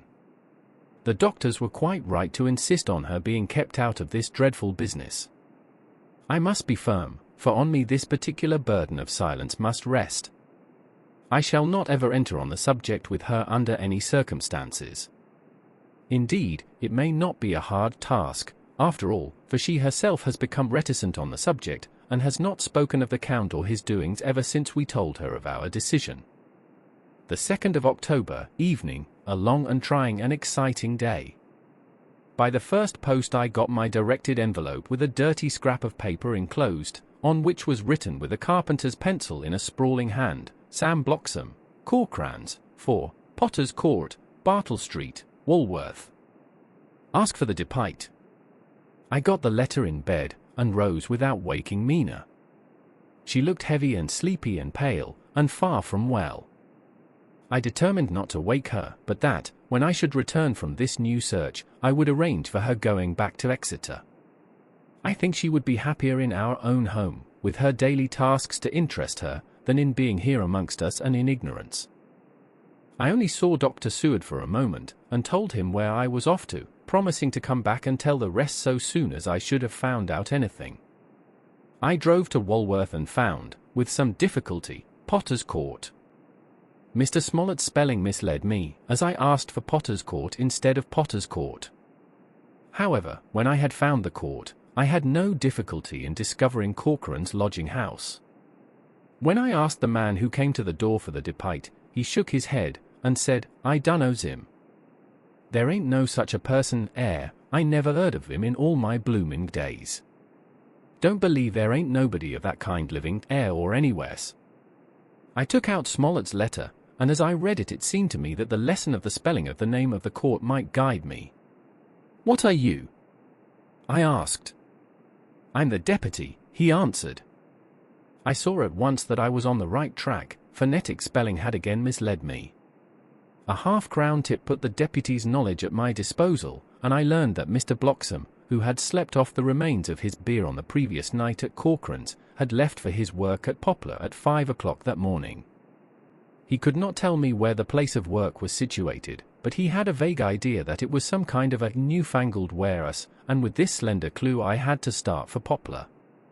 It was 12 o'clock before I got any satisfactory hint of such a building, and this I got at a coffee shop, where some workmen were having their dinner. One of these suggested that there was being erected at Cross Angel Street a new cold storage building, and as this suited the condition of a newfangled warehouse, I at once drove to it. An interview with a surly gatekeeper and a surlier foreman, both of whom were appeased with the coin of the realm, put me on the track of Bloxham. He was sent for on my suggesting that I was willing to pay his day's wages to his foreman for the privilege of asking him a few questions on a private matter. He was a smart enough fellow, though rough of speech and bearing. When I had promised to pay for his information and given him an earnest, he told me that he had made 2 journeys between Carfax and a house in Piccadilly, and had taken from this house to the latter 9 great boxes, main heavy ones, with a horse and cart hired by him for this purpose. I asked him if he could tell me the number of the house in Piccadilly, to which he replied, "Well, governor, I forgets the number, but it was only a few doors from a big white church or something of the kind, not long built. It was a dusty old house, too, though nothing to the dustiness of the house we took the bloomin' boxes from." "How did you get into the houses if they were both empty?" "There was the old party what engaged me waiting in their house at Purfleet. He helped me to lift the boxes and put them in the dray. Curse me, but he was the strongest chap I ever struck, and a himmer old fella, with a white moustache, one that thin you would think he couldn't throw a shadder." How this phrase thrilled through me! Why, he took up his end o' the boxes like they was pounds of tea, and me puffint and blowin' so for I could upend mine anyhow, and I'm no chicken, neither. "How did you get into the house in Piccadilly?" I asked. "He was there too. He must have started off and got there afore me, for when I rung of the bell he came and opened the door hisself and helped me to carry the boxes into the hall." "The whole 9? I asked. "Yous, there was 5 in the first load and 4 in the second. It was main dry work, and I don't so well remember I got home." I interrupted him. "Were the boxes left in the hall?" "Yous, it was a big wall, and there was nothing else in it. I made one more attempt to further matters. You didn't have any key." "Never used no key nor nothing. The old gent, he opened the door hisself and shut it again when I druv off. I don't remember the last time, but that was the beer." "And you can't remember the number of the house?" "No, sir. But ye needn't have no difficulty about that. It's a fire UN with a stone front with a bow on it, and I steps up to the door. I know them steps, Avin had to carry the boxes up with 3 loafers what come round to earn a copper. The old gent give them shillings, and they seeing they got so much, they wanted more, but he took one of them by the shoulder and was like to throw him down the steps, till the lot of them went away cussin' . I thought that with this description I could find the house, so, having paid my friend for his information, I started off for Piccadilly. I had gained a new painful experience. The Count could, it was evident, handle the earth boxes himself? If so, time was precious, for, now that he had achieved a certain amount of distribution, he could, by choosing his own time, complete the task unobserved. At Piccadilly Circus I discharged my cab, and walked westward. Beyond the Junior Constitutional I came across the house described, and was satisfied that this was the next of the lairs arranged by Dracula. The house looked as though it had been long untenanted. The windows were encrusted with dust, and the shutters were up. All the framework was black with time, and from the iron the paint had mostly scaled away. It was evident that up to lately there had been a large notice board in front of the balcony. It had, however, been roughly torn away, the uprights which had supported it still remaining. Behind the rails of the balcony I saw there were some loose boards, whose raw edges looked white. I would have given a good deal to have been able to see the notice board intact, as it would, perhaps, have given some clue to the ownership of the house. I remembered my experience of the investigation and purchase of Carfax, and I could not but feel that if I could find the former owner there might be some means discovered of gaining access to the house. There was at present nothing to be learned from the Piccadilly side, and nothing could be done, so I went round to the back to see if anything could be gathered from this quarter. The mews were active, the Piccadilly houses being mostly in occupation. I asked one or two of the grooms and helpers whom I saw around if they could tell me anything about the empty house. One of them said that he heard it had lately been taken, but he couldn't say from whom. He told me, however, that up to very lately there had been a notice board of for sale up, and that perhaps Mitchell, Sons, and Candy, the house agents, could tell me something, as he thought he remembered seeing the name of that firm on the board. I did not wish to seem too eager, or to let my informant know or guess too much, so, thanking him in the usual manner, I strolled away. It was now growing dusk, and the autumn night was closing in, so I did not lose any time. Having learned the address of Mitchell, Sons, and Candy from a directory at the Berkeley, I was soon at their office in Sackville Street. The gentleman who saw me was particularly suave in manner, but uncommunicative in equal proportion. Having once told me that the Piccadilly house, which throughout our interview he called a mansion, was sold, he considered my business as concluded. When I asked who had purchased it, he opened his eyes a thought wider, and paused a few seconds before replying, "It is sold, sir." "Pardon me," I said, with equal politeness, "but I have a special reason for wishing to know who purchased it." Again he paused longer, and raised his eyebrows still more. "It is sold, sir," was again his laconic reply. "Surely," I said, "you do not mind letting me know so much?" "But I do mind," he answered. "The affairs of their clients are absolutely safe in the hands of Mitchell, Sons, and Candy."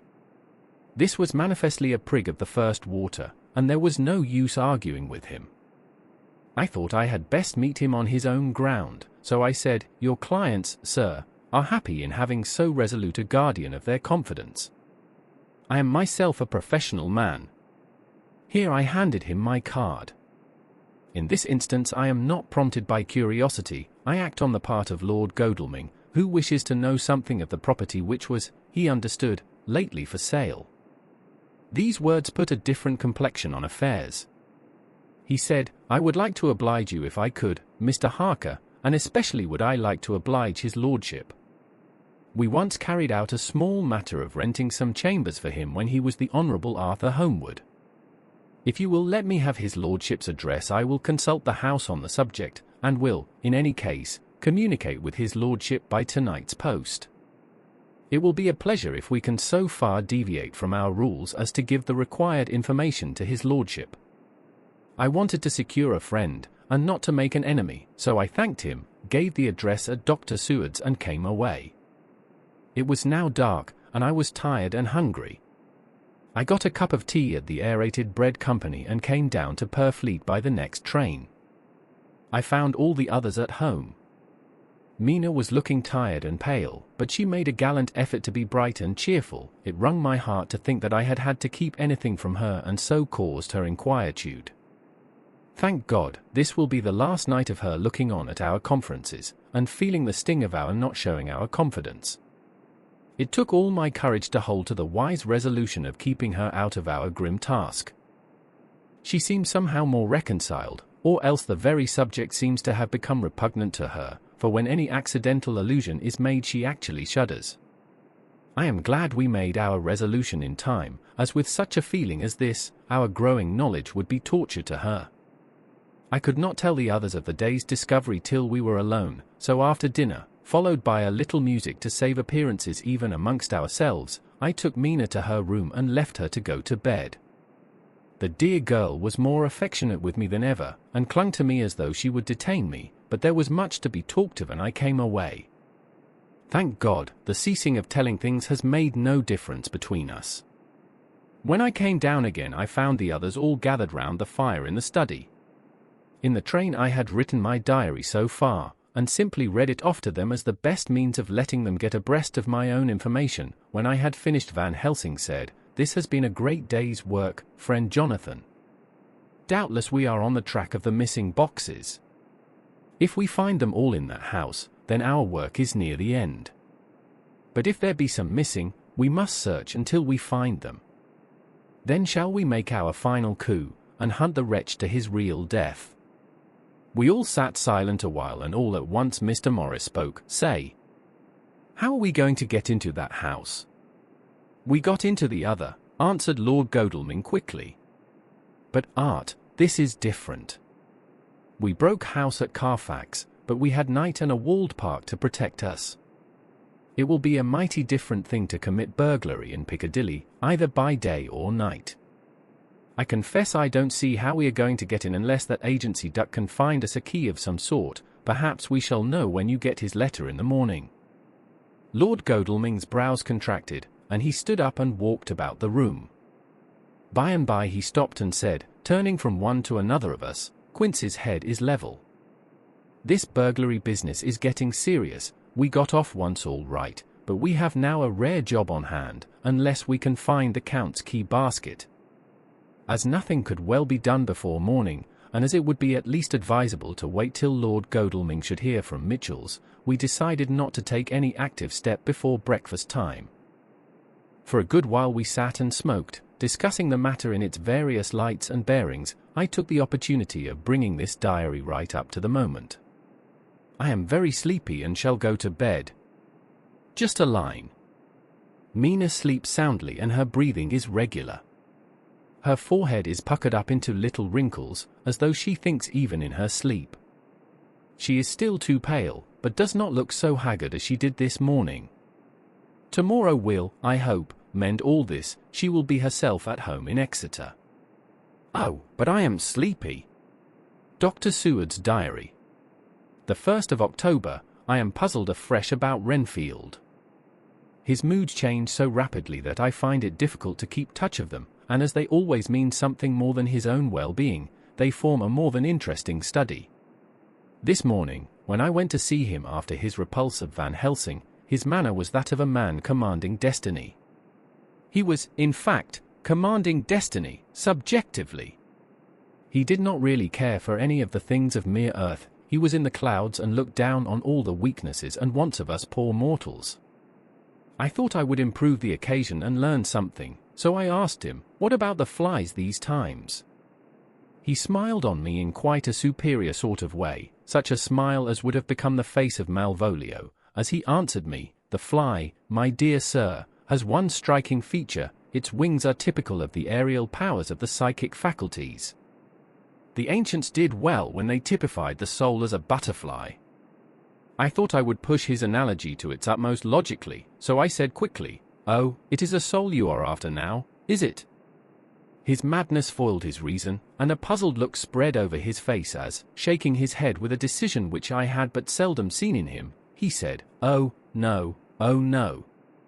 I want no souls. Life is all I want."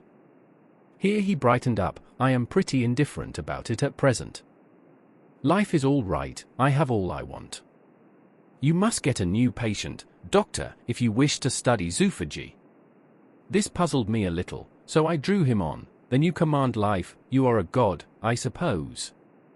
He smiled with an ineffably benign superiority. "Oh no. Far be it from me to arrogate to myself the attributes of the deity. I am not even concerned in his especially spiritual doings. If I may state my intellectual position, I am, so far as concerns things purely terrestrial, somewhat in the position which Enoch occupied spiritually. This was a poser to me. I could not at the moment recall Enoch's appositeness, so I had to ask a simple question, though I felt that by so doing I was lowering myself in the eyes of the lunatic. And why with Enoch? Because he walked with God. I could not see the analogy, but did not like to admit it, so I harked back to what he had denied. So you don't care about life and you don't want souls. Why not? I put my question quickly and somewhat sternly, on purpose to disconcert him. The effort succeeded. For an instant he unconsciously relapsed into his old servile manner, bent low before me, and actually fawned upon me as he replied, I don't want any souls, indeed, indeed. I don't. I couldn't use them if I had them, they would be no manner of use to me. I couldn't eat them or, he suddenly stopped and the old cunning look spread over his face, like a windsweep on the surface of the water. And doctor, as to life, what is it after all? When you've got all you require, and you know that you will never want, that is all. I have friends, good friends, like you, Dr. Seward. This was said with a leer of inexpressible cunning. I know that I shall never lack the means of life. I think that through the cloudiness of his insanity he saw some antagonism in me, for he at once fell back on the last refuge of such as he, a dogged silence. After a short time I saw that for the present it was useless to speak to him. He was sulky, and so I came away.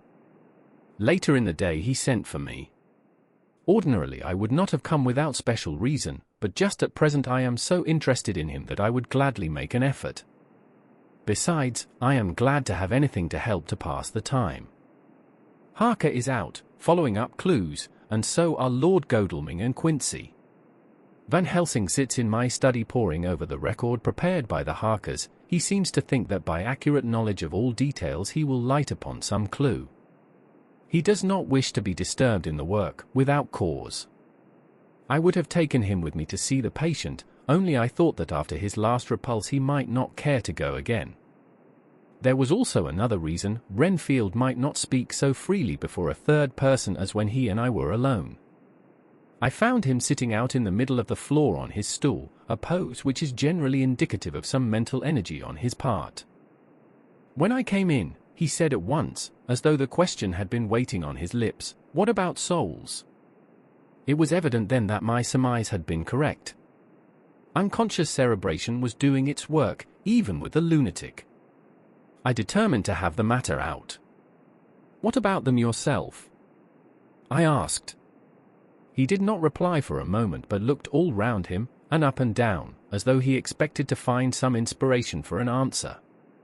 "I don't want any souls," he said in a feeble, apologetic way.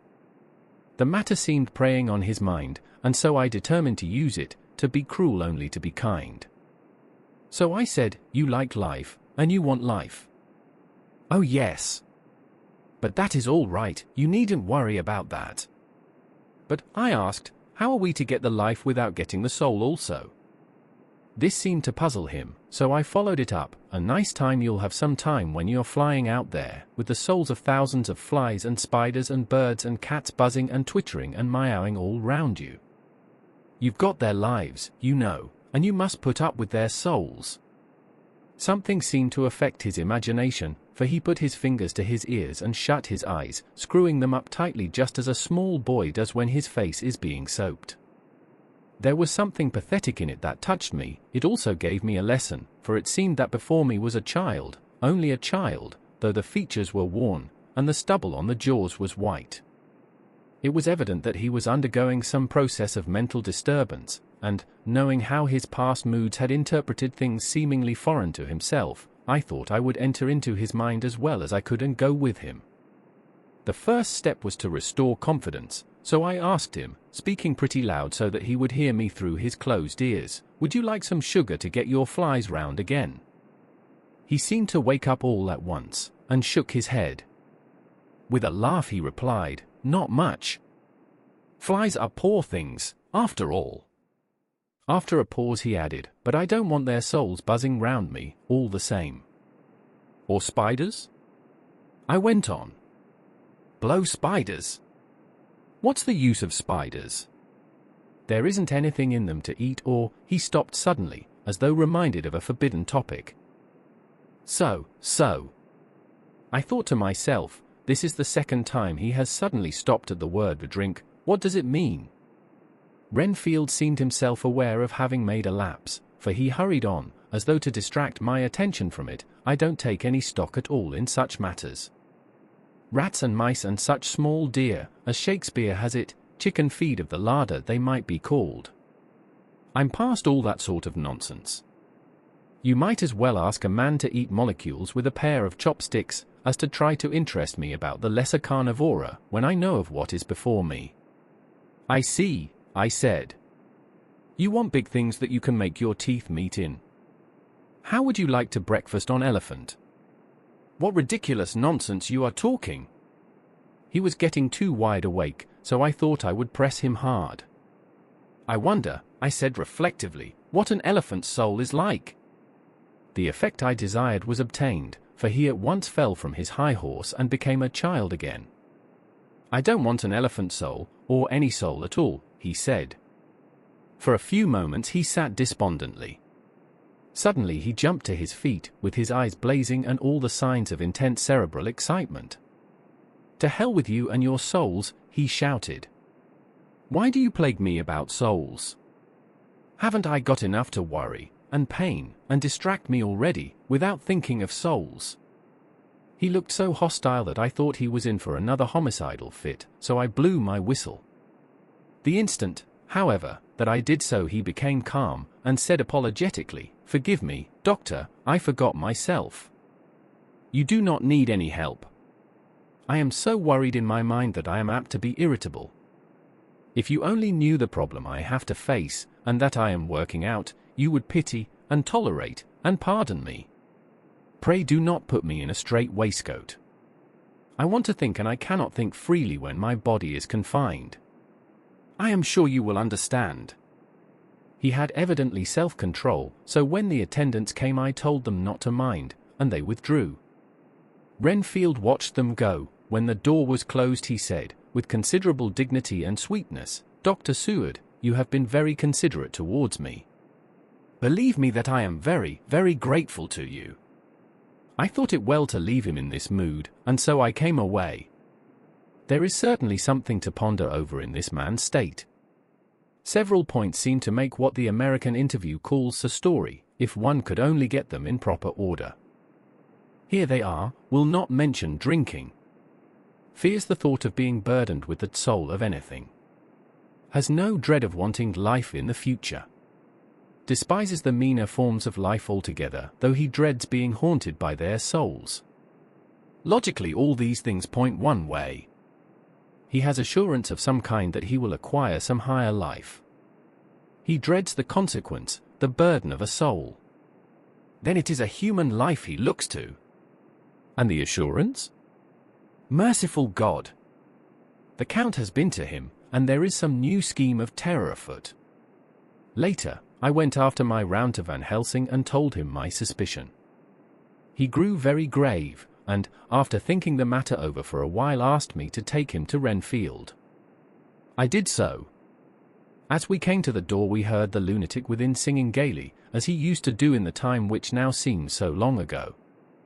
When we entered we saw with amazement that he had spread out his sugar as of old. The flies, lethargic with the autumn, were beginning to buzz into the room. We tried to make him talk of the subject of our previous conversation, but he would not attend. He went on with his singing, just as though we had not been present.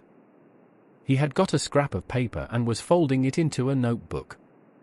We had to come away as ignorant as we went in. His is a curious case indeed. We must watch him tonight. Letter, Mitchell, Sons, and Candy to Lord Godalming. The 1st of October. My lord, we are at all times only too happy to meet your wishes. We beg, with regard to the desire of your lordship, expressed by Mr. Harker on your behalf, to supply the following information concerning the sale and purchase of number 347, Piccadilly. The original vendors are the executors of the late Mr. Archibald Winter Suffield. The purchaser is a foreign nobleman, Count Dracula, who effected the purchase himself, paying the purchase money in notes, over the counter, if your lordship will pardon us using so vulgar an expression. Beyond this we know nothing whatever of him. We are, my lord, your lordship's humble servants, Mitchell, Sons and Candy. Dr. Seward's diary. The 2nd of October, I placed a man in the corridor last night, and told him to make an accurate note of any sound he might hear from Renfield's room, and gave him instructions that if there should be anything strange he was to call me. After dinner, when we had all gathered round the fire in the study, Mrs. Harker having gone to bed, we discussed the attempts and discoveries of the day. Harker was the only one who had any result, and we are in great hopes that his clue may be an important one. Before going to bed I went round to the patient's room and looked in through the observation trap.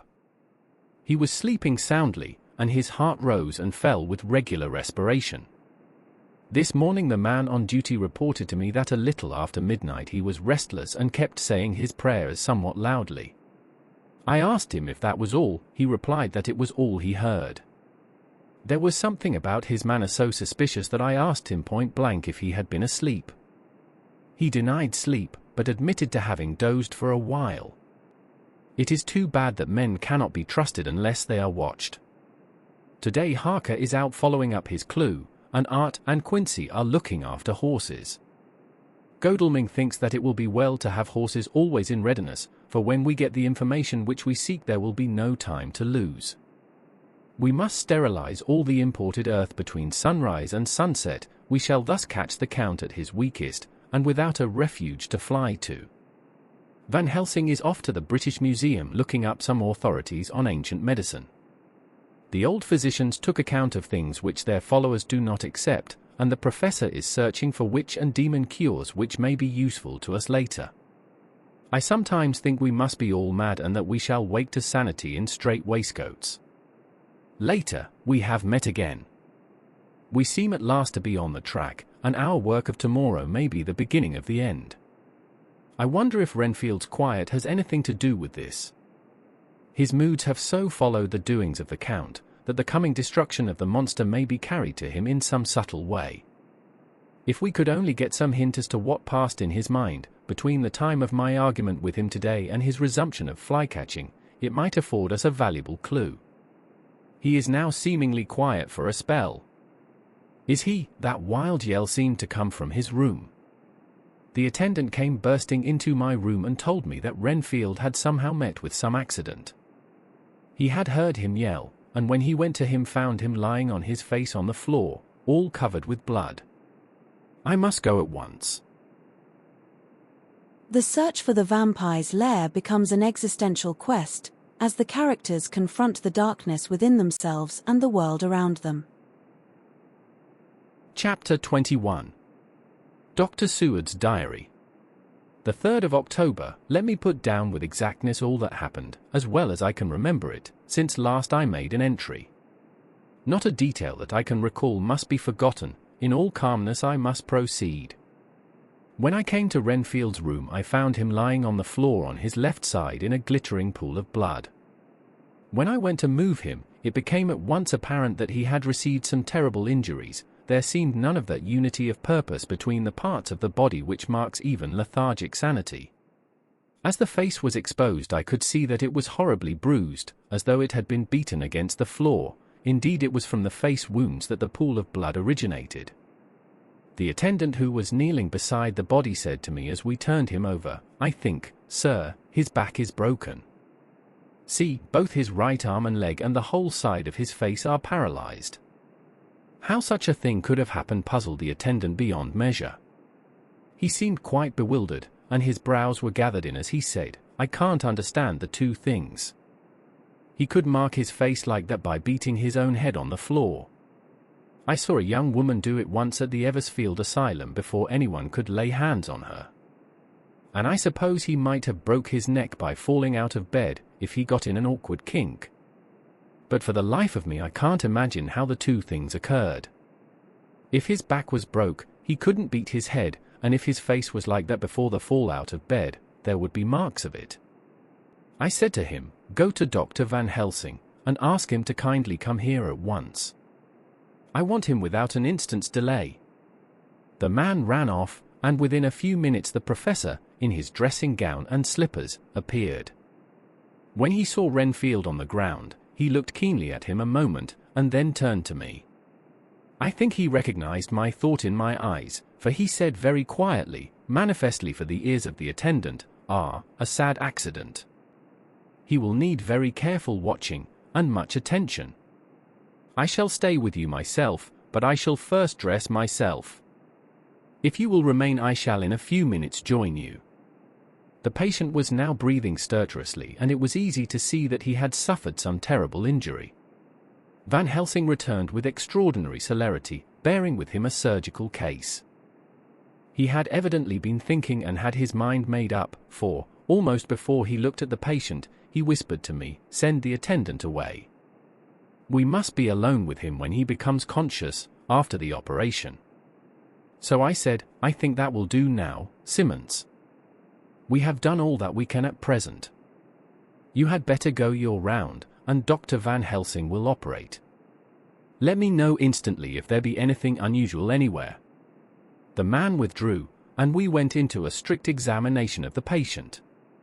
The wounds of the face were superficial, the real injury was a depressed fracture of the skull, extending right up through the motor area.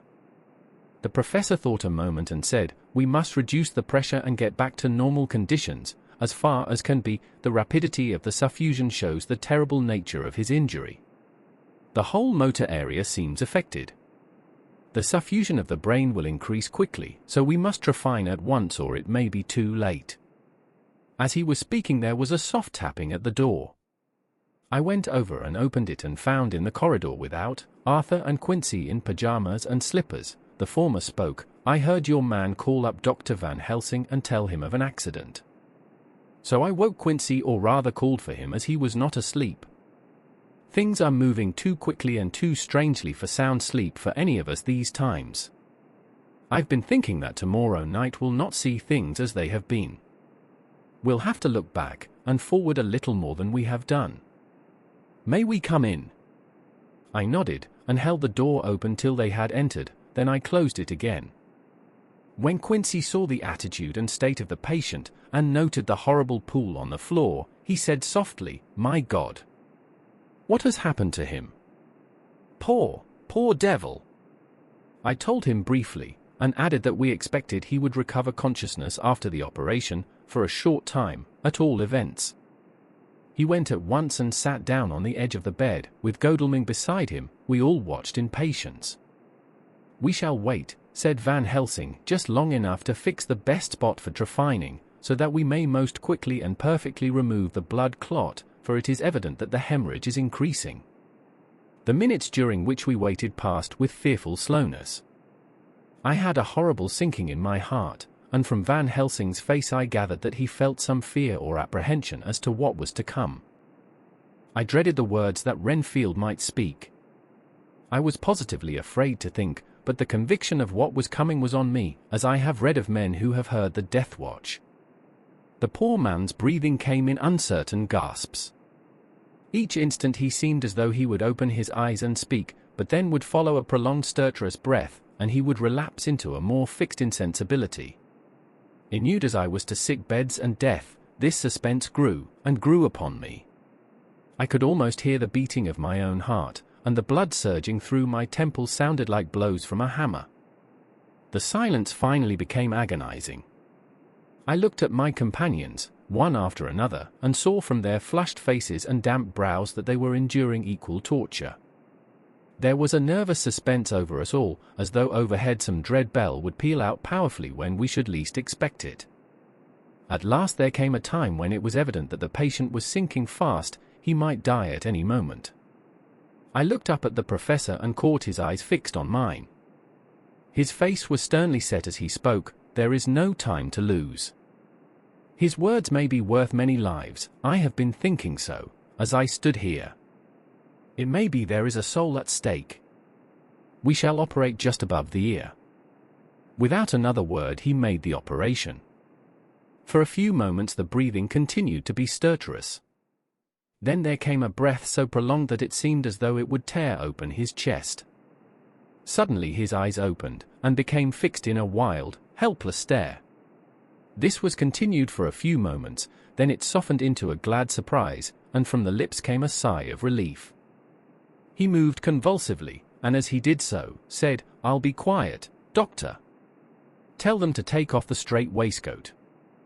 I have had a terrible dream, and it has left me so weak that I cannot move. What's wrong with my face? It feels all swollen, and it smarts dreadfully." He tried to turn his head, but even with the effort his eyes seemed to grow glassy again, so I gently put it back. Then Van Helsing said in a quiet, grave tone, "Tell us your dream, Mr. Renfield." As he heard the voice his face brightened, through its mutilation, and he said, "That is Dr. Van Helsing. How good it is of you to be here. Give me some water, my lips are dry, and I shall try to tell you.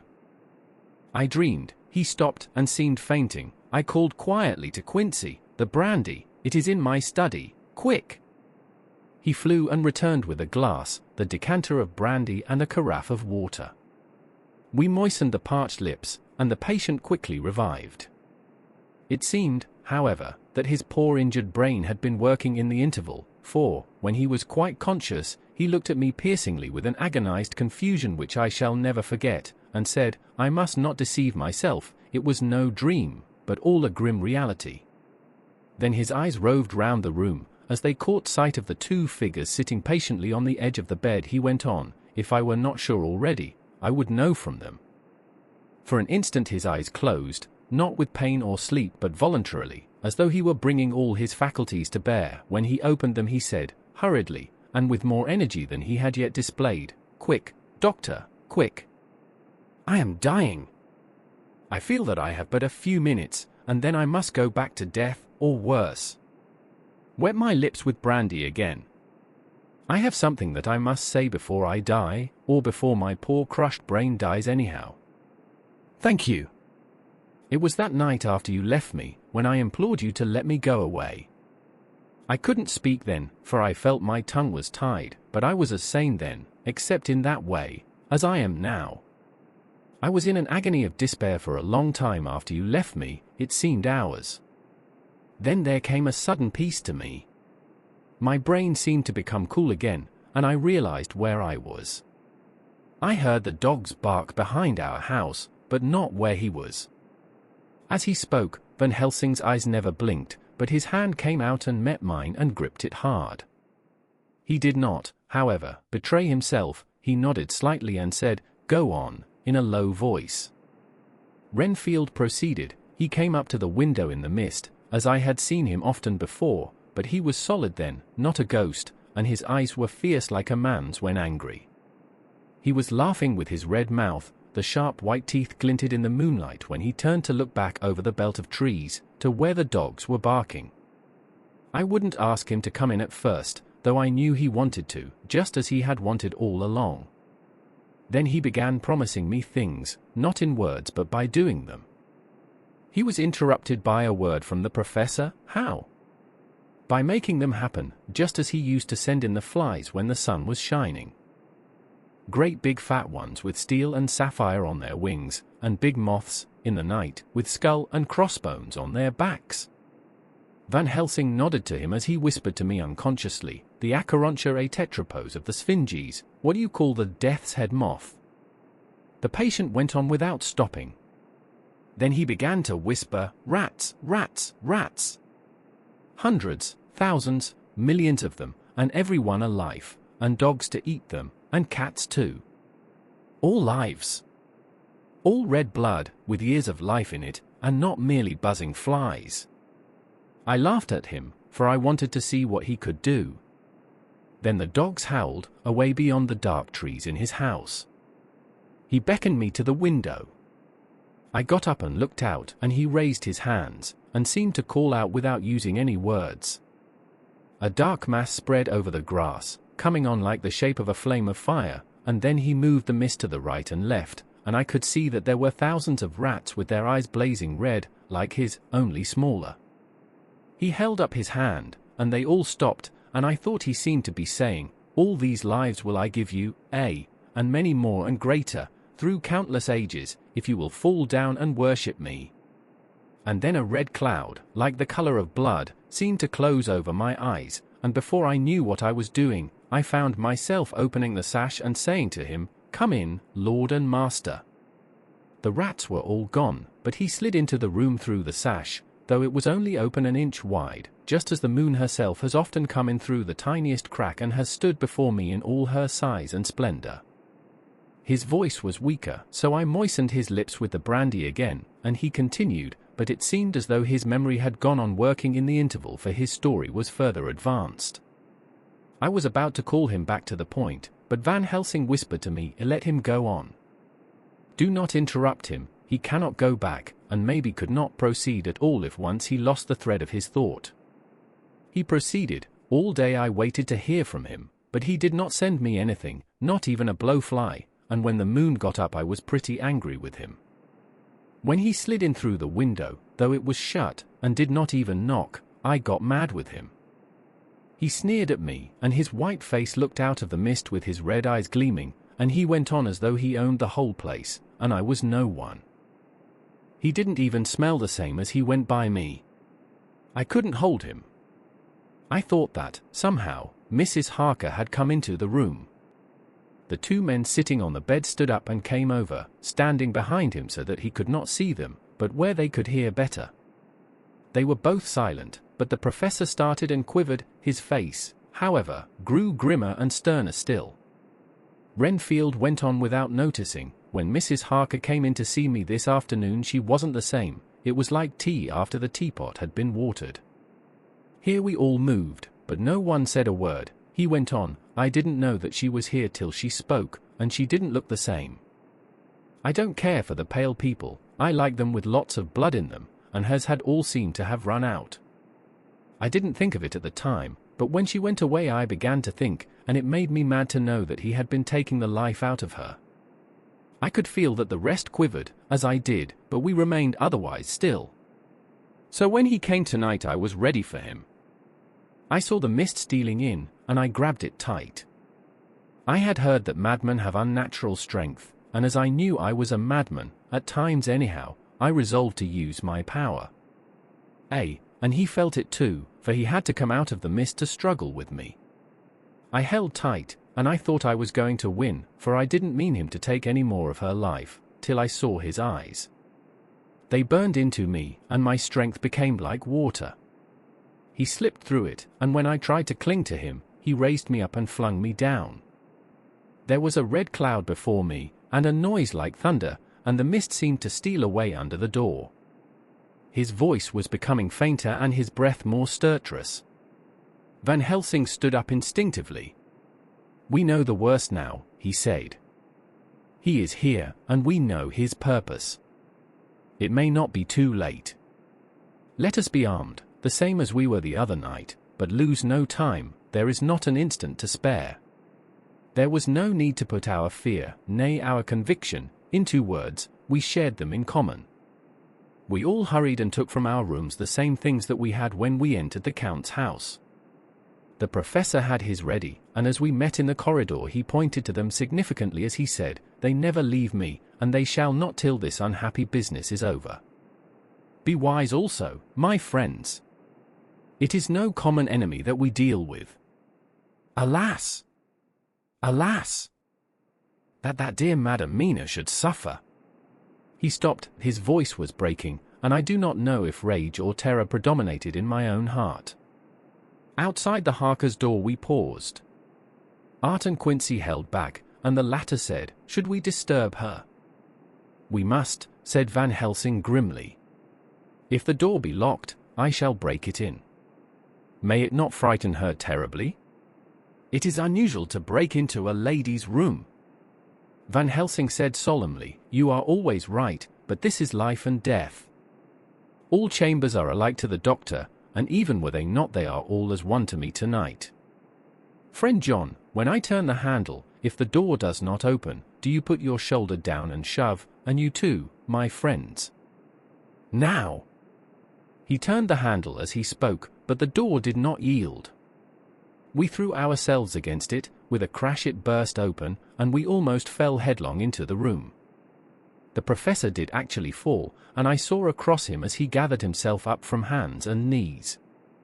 What I saw appalled me. I felt my hair rise like bristles on the back of my neck, and my heart seemed to stand still. The moonlight was so bright that through the thick yellow blind the room was light enough to see. On the bed beside the window lay Jonathan Harker, his face flushed and breathing heavily as though in a stupor. Kneeling on the near edge of the bed facing outwards was the white-clad figure of his wife. By her side stood a tall, thin man, clad in black. His face was turned from us, but the instant we saw we all recognized the Count, in every way, even to the scar on his forehead. With his left hand he held both Mrs. Harker's hands, keeping them away with her arms at full tension. His right hand gripped her by the back of the neck, forcing her face down on his bosom. Her white nightdress was smeared with blood, and a thin stream trickled down the man's bare breast which was shown by his torn-open dress. The attitude of the two had a terrible resemblance to a child forcing a kitten's nose into a saucer of milk to compel it to drink. As we burst into the room, the Count turned his face, and the hellish look that I had heard described seemed to leap into it. His eyes flamed red with devilish passion, the great nostrils of the white aquiline nose opened wide and quivered at the edge, and the white sharp teeth, behind the full lips of the blood-dripping mouth, champed together like those of a wild beast. With a wrench, which threw his victim back upon the bed as though hurled from a height, he turned and sprang at us. But by this time the professor had gained his feet, and was holding towards him the envelope which contained the sacred wafer. The Count suddenly stopped, just as poor Lucy had done outside the tomb, and cowered back. Further and further back he cowered, as we, lifting our crucifixes, advanced. The moonlight suddenly failed, as a great black cloud sailed across the sky, and when the gaslight sprang up under Quince's match, we saw nothing but a faint vapor. This, as we looked, trailed under the door, which with the recoil from its bursting open, had swung back to its old position. Van Helsing, Art, and I moved forward to Mrs. Harker, who by this time had drawn her breath and with it had given a scream so wild, so ear-piercing, so despairing that it seems to me now that it will ring in my ears till my dying day. For a few seconds she lay in her helpless attitude and disarray. Her face was ghastly, with a pallor which was accentuated by the blood which smeared her lips and cheeks and chin. From her throat trickled a thin stream of blood, her eyes were mad with terror. Then she put before her face her poor crushed hands, which bore on their whiteness the red mark of the Count's terrible grip, and from behind them came a low desolate wail which made the terrible scream seem only the quick expression of an endless grief. Van Helsing stepped forward and drew the coverlet gently over her body, whilst Art, after looking at her face for an instant despairingly, ran out of the room. Van Helsing whispered to me, "Jonathan is in a stupor such as we know the vampire can produce. We can do nothing with poor Madam Mina for a few moments till she recovers herself. I must wake him." He dipped the end of a towel in cold water and with it began to flick him on the face, his wife all the while holding her face between her hands and sobbing in a way that was heartbreaking to hear. I raised the blind, and looked out of the window. There was much moonshine, and as I looked I could see Quincey Morris run across the lawn and hide himself in the shadow of a great yew tree. It puzzled me to think why he was doing this, but at the instant I heard Harker's quick exclamation as he woke to partial consciousness, and turned to the bed. On his face, as there might well be, was a look of wild amazement. He seemed dazed for a few seconds, and then full consciousness seemed to burst upon him all at once, and he started up. His wife was aroused by the quick movement, and turned to him with her arms stretched out, as though to embrace him. Instantly, however, she drew them in again, and putting her elbows together, held her hands before her face, and shuddered till the bed beneath her shook. "In God's name, what does this mean?" Harker cried out. "Dr. Seward, Dr. Van Helsing, what is it? What has happened? What is wrong? Mina, dear, what is it? What does that blood mean? My God, my God! Has it come to this?" And, raising himself to his knees, he beat his hands wildly together. "Good God, help us! Help her! Oh, help her!"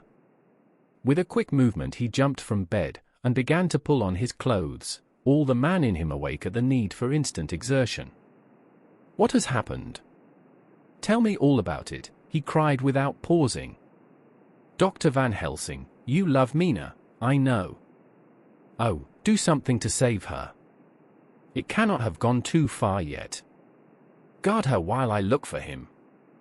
His wife, through her terror and horror and distress, saw some sure danger to him. Instantly forgetting her own grief, she seized hold of him and cried out, "No! No! Jonathan, you must not leave me. I have suffered enough tonight, God knows, without the dread of his harming you. You must stay with me. Stay with these friends who will watch over you." Her expression became frantic as she spoke, and, he yielding to her, she pulled him down sitting on the bedside, and clung to him fiercely. Van Helsing and I tried to calm them both. The professor held up his little golden crucifix, and said with wonderful calmness, "Do not fear, my dear. We are here, and whilst this is close to you no foul thing can approach. You are safe for tonight, and we must be calm and take counsel together." She shuddered and was silent, holding down her head on her husband's breast. When she raised it, his white night robe was stained with blood where her lips had touched, and where the thin open wound in her neck had sent forth drops. The instant she saw it she drew back, with a low wail, and whispered, amidst choking sobs, "Unclean, unclean! I must touch him or kiss him no more. Oh, that it should be that it is I who am now his worst enemy, and whom he may have most cause to fear." To this he spoke out resolutely, "Nonsense, Mina! It is a shame to me to hear such a word. I would not hear it of you, and I shall not hear it from you. May God judge me by my deserts, and punish me with more bitter suffering than even this hour, if by any act or will of mine anything ever come between us." He put out his arms and folded her to his breast, and for a while she lay there sobbing. He looked at us over her bowed head, with eyes that blinked damply above his quivering nostrils. His mouth was set as steel. After a while her sobs became less frequent and more faint, and then he said to me, speaking with a studied calmness which I felt tried his nervous power to the utmost, "And now, Dr. Seward, tell me all about it. Too well I know the broad fact, tell me all that has been." I told him exactly what had happened, and he listened with seeming impassiveness, but his nostrils twitched and his eyes blazed as I told how the ruthless hands of the Count had held his wife in that terrible and horrid position, with her mouth to the open wound in his breast. It interested me, even at that moment, to see that, whilst the face of white-set passion worked convulsively over the bowed head, the hands tenderly and lovingly stroked the ruffled hair. Just as I had finished, Quincy and Godalming knocked at the door. They entered in obedience to our summons. Van Helsing looked at me questioningly. I understood him to mean if we were to take advantage of their coming to divert if possible the thoughts of the unhappy husband and wife from each other and from themselves, so on nodding acquiescence to him he asked them what they had seen or done. To which Lord Godalming answered, I could not see him anywhere in the passage, or in any of our rooms. I looked in the study but, though he had been there, he had gone. He had, however, he stopped suddenly, looking at the poor drooping figure on the bed. Van Helsing said gravely, "Go on, friend Arthur. We want here no more concealments. Our hope now is in knowing all. Tell freely." So Art went on. He had been there, and though it could only have been for a few seconds, he made rare hay of the place. All the manuscript had been burned, and the blue flames were flickering amongst the white ashes. The cylinders of your phonograph too were thrown on the fire, and the wax had helped the flames. Here I interrupted. "Thank God there is the other copy in the safe." His face lit for a moment, but fell again as he went on. I ran downstairs then, but could see no sign of him. I looked into Renfield's room, but there was no trace there except... Again he paused. "Go on," said Harker hoarsely, so he bowed his head and moistening his lips with his tongue, added, "Except that the poor fellow is dead." Mrs. Harker raised her head, looking from one to the other of us. She said solemnly, "God's will be done." I could not but feel that Art was keeping back something, but, as I took it that it was with a purpose, I said nothing. Van Helsing turned to Morris and asked, "And you, friend Quincy, have you any to tell?" "A little," he answered. "It may be much eventually, but at present I can't say." I thought it well to know if possible where the Count would go when he left the house. I did not see him, but I saw a bat rise from Renfield's window and flap westward. I expected to see him in some shape go back to Carfax, but he evidently sought some other lair. He will not be back tonight, for the sky is reddening in the east, and the dawn is close. "We must work tomorrow." He said the latter words through his shut teeth. For a space of perhaps a couple of minutes there was silence, and I could fancy that I could hear the sound of our hearts beating. Then Van Helsing said, placing his hand very tenderly on Mrs. Harker's head, "And now, Madam Mina, poor, dear, dear Madam Mina, tell us exactly what happened. God knows that I do not want that you be pained, but it is need that we know all. For now more than ever has all work to be done quick and sharp, and in deadly earnest. The day is close to us that must end all, if it may be so, and now is the chance that we may live and learn." The poor, dear lady shivered, and I could see the tension of her nerves as she clasped her husband closer to her and bent her head lower and lower still on his breast. Then she raised her head proudly, and held out one hand to Van Helsing, who took it in his, and, after stooping and kissing it reverently, held it fast. The other hand was locked in that of her husband, who held his other arm thrown round her protectingly. After a pause in which she was evidently ordering her thoughts, she began, "I took the sleeping draught which you had so kindly given me, but for a long time it did not act. I seemed to become more wakeful, and myriads of horrible fancies began to crowd in upon my mind, all of them connected with death, and vampires, with blood, and pain, and trouble." Her husband involuntarily groaned as she turned to him and said lovingly, "Do not fret, dear. You must be brave and strong, and help me through the horrible task. If you only knew what an effort it is to me to tell of this fearful thing at all, you would understand how much I need your help." Well, I saw I must try to help the medicine to its work with my will, if it was to do me any good, so I resolutely set myself to sleep. Sure enough, sleep must soon have come to me, for I remember no more. Jonathan coming in had not waked me, for he lay by my side when next I remember. There was in the room the same thin white mist that I had before noticed. But I forget now. If you know of this, you will find it in my diary, which I shall show you later. I felt the same vague terror which had come to me before, and the same sense of some presence. I turned to wake Jonathan, but found that he slept so soundly that it seemed as if it was he who had taken the sleeping draught, and not I. I tried, but I could not wake him. This caused me a great fear, and I looked around terrified. Then indeed, my heart sank within me, beside the bed, as if he had stepped out of the mist, or rather as if the mist had turned into his figure, for it had entirely disappeared, stood a tall, thin man, all in black. I knew him at once from the description of the others. The waxen face, the high aquiline nose, on which the light fell in a thin white line, the parted red lips, with the sharp white teeth showing between, and the red eyes that I had seemed to see in the sunset on the windows of St. Mary's Church at Whitby. I knew, too, the red scar on his forehead where Jonathan had struck him. For an instant my heart stood still, and I would have screamed out, only that I was paralyzed. In the pause he spoke in a sort of keen, cutting whisper, pointing as he spoke to Jonathan, "Silence! If you make a sound I shall take him and dash his brains out before your very eyes." I was appalled and was too bewildered to do or say anything. With a mocking smile, he placed one hand upon my shoulder and, holding me tight, bared my throat with the other, saying as he did so, "First, a little refreshment to reward my exertions. You may as well be quiet, it is not the first time, or the second, that your veins have appeased my thirst."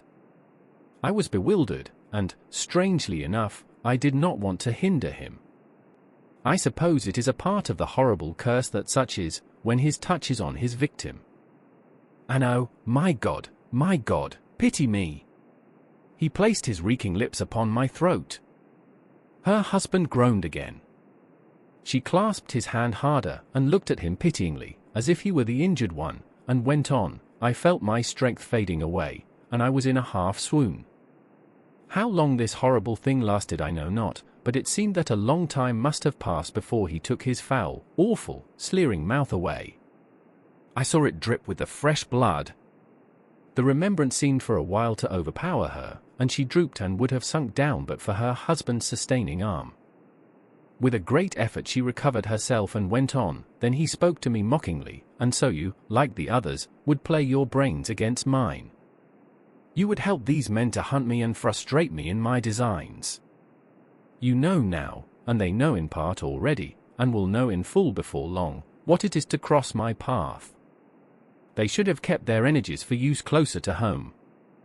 Whilst they played wit against me who commanded nations, and intrigued for them, and fought for them, hundreds of years before they were born, I was countermining them.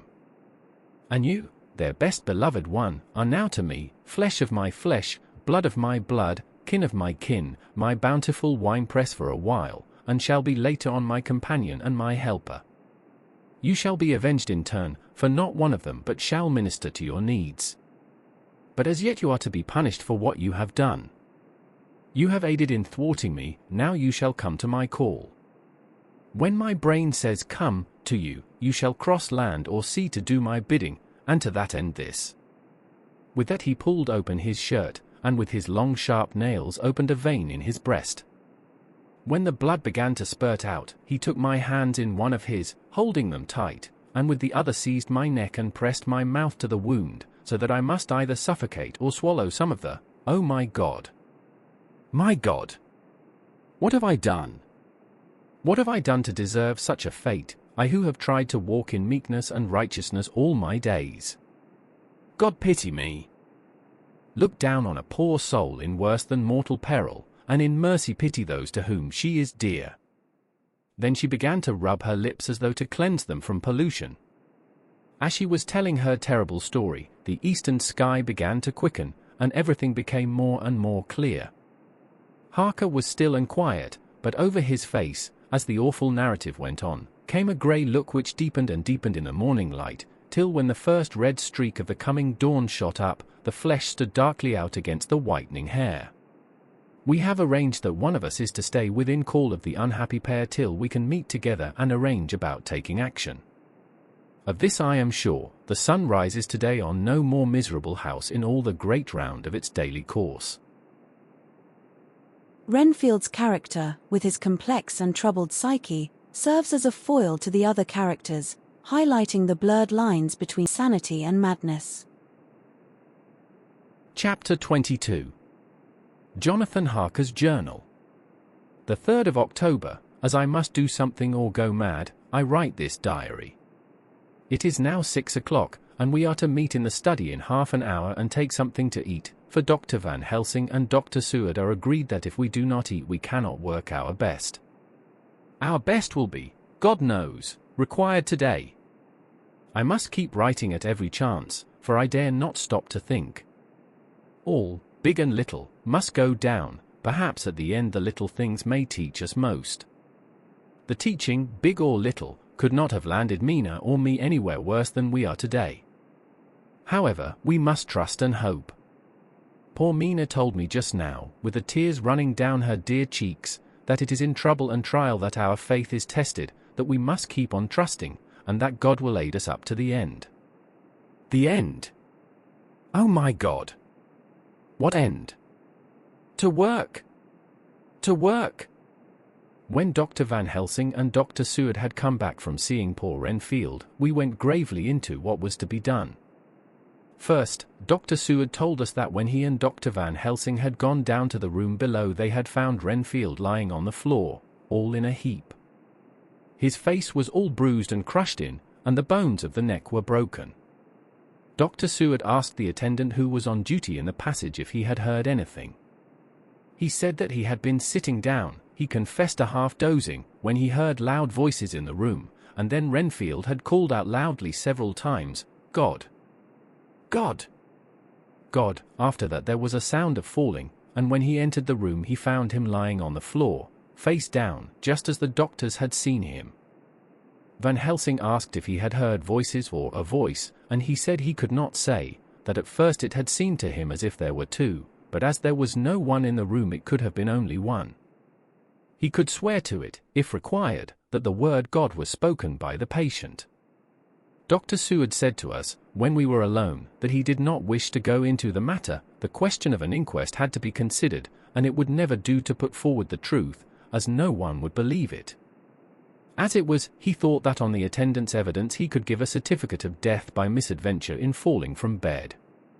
In case the coroner should demand it, there would be a formal inquest, necessarily to the same result. When the question began to be discussed as to what should be our next step, the very first thing we decided was that Mina should be in full confidence, that nothing of any sort, no matter how painful, should be kept from her. She herself agreed as to its wisdom, and it was pitiful to see her so brave and yet so sorrowful, and in such a depth of despair. There must be no concealment, she said, alas! We have had too much already. And besides, there is nothing in all the world that can give me more pain than I have already endured, than I suffer now. Whatever may happen, it must be of new hope or of new courage to me. Van Helsing was looking at her fixedly as she spoke, and said, suddenly but quietly, "But dear Madam Mina, are you not afraid, not for yourself, but for others from yourself, after what has happened?" Her face grew set in its lines, but her eyes shone with the devotion of a martyr as she answered, "Ah, no. For my mind is made up." "To what?" he asked gently, whilst we were all very still, for each in our own way we had a sort of vague idea of what she meant. Her answer came with direct simplicity, as though she were simply stating a fact, "Because if I find in myself, and I shall watch keenly for it, a sign of harm to any that I love, I shall die." "You would not kill yourself?" he asked, hoarsely. "I would, if there were no friend who loved me, who would save me such a pain, and so desperate an effort." She looked at him meaningly as she spoke. He was sitting down, but now he rose and came close to her and put his hand on her head as he said solemnly, "My child, there is such an one if it were for your good. For myself I could hold it in my account with God to find such an euthanasia for you, even at this moment if it were best. Nay, were it safe. But my child," for a moment he seemed choked, and a great sob rose in his throat, he gulped it down and went on, "There are here some who would stand between you and death. You must not die. You must not die by any hand, but least of all by your own. Until the other, who has fouled your sweet life, is true dead you must not die, for if he is still with the quick you ended, your death would make you even as he is. No, you must live. You must struggle and strive to live, though death would seem a boon unspeakable. You must fight death himself, though he come to you in pain or in joy, by the day or the night, in safety or in peril. On your living soul I charge you that you do not die, nay, nor think of death, till this great evil be past." The poor dear grew white as death, and shook and shivered, as I have seen a quicksand shake and shiver at the incoming of the tide. We were all silent, we could do nothing. At length she grew more calm and turning to him said, sweetly, but oh, so sorrowfully, as she held out her hand, "I promise you, my dear friend, that if God will let me live, I shall strive to do so, till, if it may be in his good time, this horror may have passed away from me." She was so good and brave that we all felt that our hearts were strengthened to work and endure for her, and we began to discuss what we were to do. I told her that she was to have all the papers in the safe, and all the papers or diaries and phonographs we might hereafter use, and was to keep the record as she had done before. She was pleased with the prospect of anything to do, if pleased, could be used in connection with so grim an interest. As usual, Van Helsing had thought ahead of everyone else, and was prepared with an exact ordering of our work. "It is perhaps well," he said, "that at our meeting after our visit to Carfax we decided not to do anything with the earth boxes that lay there. Had we done so, the Count must have guessed our purpose, and would doubtless have taken measures in advance to frustrate such an effort with regard to the others, but now he does not know our intentions. Nay, more, in all probability, he does not know that such a power exists to us as can sterilize his lairs, so that he cannot use them as of old. We are now so much further advanced in our knowledge as to their disposition that, when we have examined the house in Piccadilly, we may track the very last of them. Today, then, is ours, and in it rests our hope. The sun that rose on our sorrow this morning guards us in its course. Until it sets tonight, that monster must retain whatever form he now has. He is confined within the limitations of his earthly envelope. He cannot melt into thin air nor disappear through cracks or chinks or crannies. If he go through a doorway, he must open the door like a mortal. And so we have this day to hunt out all his lairs and sterilize them. So we shall, if we have not yet catch him and destroy him, drive him to bay in some place where the catching and the destroying shall be, in time, sure. Here I started up, for I could not contain myself at the thought that the minutes and seconds so preciously laden with Mina's life and happiness were flying from us, since whilst we talked action was impossible. But Van Helsing held up his hand warningly. "Nay, friend Jonathan," he said, "in this, the quickest way home is the longest way, so your proverbs say. We shall all act and act with desperate quick, when the time has come. But think, in all probable the key of the situation is in that house in Piccadilly. The Count may have many houses which he has bought. Of them he will have deeds of purchase, keys, and other things. He will have paper that he write on, he will have his book of checks. There are many belongings that he must have somewhere. Why not in this place so central, so quiet, where he come and go by the front or the back at all hour, when in the very vast of the traffic there is none to notice? We shall go there and search that house, and when we learn what it holds, then we do what our friend Arthur call, in his phrases of hunt, stop the earths, and so we run down our old fox, so. Is it not? Then let us come at once, I cried, we are wasting the precious time. The professor did not move, but simply said, and how are we to get into that house in Piccadilly? Any way. I cried. We shall break in if need be. And your police, where will they be, and what will they say? I was staggered, but I knew that if he wished to delay he had a good reason for it. So I said, as quietly as I could, don't wait more than need be, you know, I am sure, what torture I am in. Ah, my child, that I do, and indeed there is no wish of me to add to your anguish. But just think, what can we do, until all the world be at movement? Then will come our time.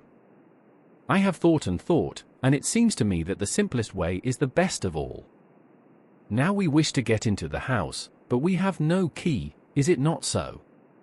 I nodded. Now suppose that you were, in truth, the owner of that house, and could not still get in, and think there was to you no conscience of the housebreaker, what would you do? I should get a respectable locksmith, and set him to work to pick the lock for me. And your police, they would interfere, would they not? Oh, no. Not if they knew the man was properly employed. Then, he looked at me as keenly as he spoke, all that is in doubt is the conscience of the employer, and the belief of your policeman as to whether or no that employer has a good conscience or a bad one. Your police must indeed be zealous men and clever, oh, so clever, in reading the heart, that they trouble themselves in such matter. No, my friend Jonathan, you go take the lock off 100 empty house in this your London, or of any city in the world, and if you do it as such things are rightly done, and at the time such things are rightly done, no one will interfere. I have read of a gentleman who owned a so fine house in London, and when he went for months of summer to Switzerland and lock up his house, some burglar came and broke window at back and got in. Then he went and made open the shutters in front and walk out and in through the door, before the very eyes of the police. Then he have an auction in that house, and advertise it, and put up big notice, and when the day come he sell off by a great auctioneer all the goods of that other man who owned them. Then he go to a builder, and he sell him that house, making an agreement that he pull it down and take all away within a certain time. And your police and other authority help him all they can. And when that owner come back from his holiday in Switzerland he find only an empty hole where his house had been. This was all done en règle, and in our work we shall be en règle too. We shall not go so early that the policemen who have then little to think of, shall deem it strange, but we shall go after 10 o'clock, when there are many about, and such things would be done were we indeed owners of the house.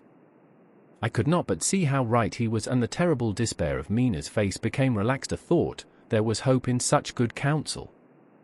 Van Helsing went on, when once within that house we may find more clues, at any rate some of us can remain there whilst the rest find the other places where there be more earth boxes, at Bermondsey and Mile End.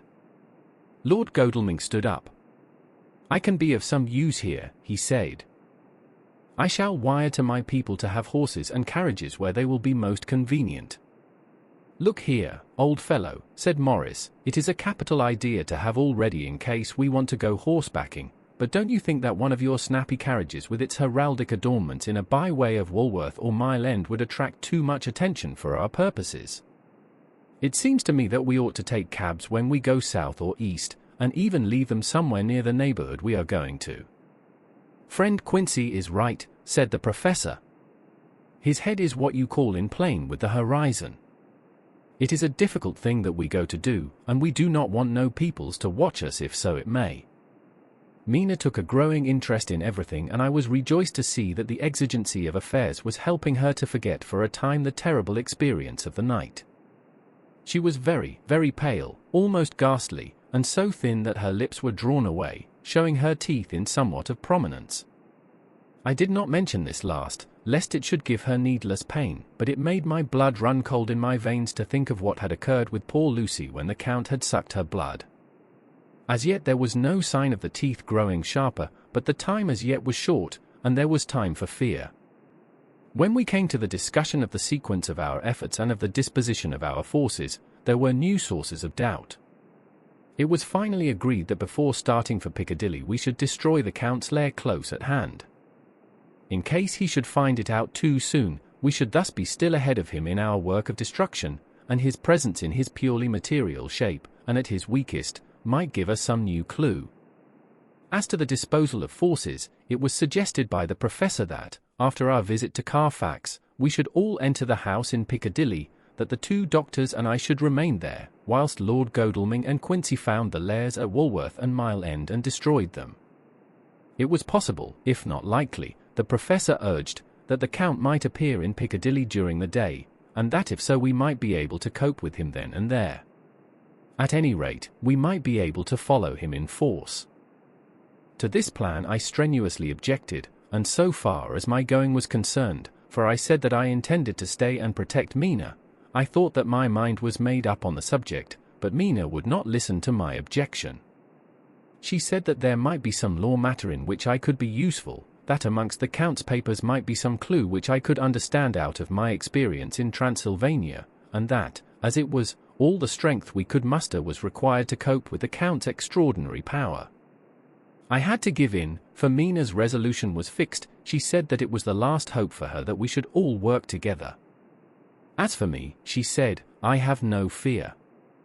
Things have been as bad as they can be, and whatever may happen must have in it some element of hope or comfort.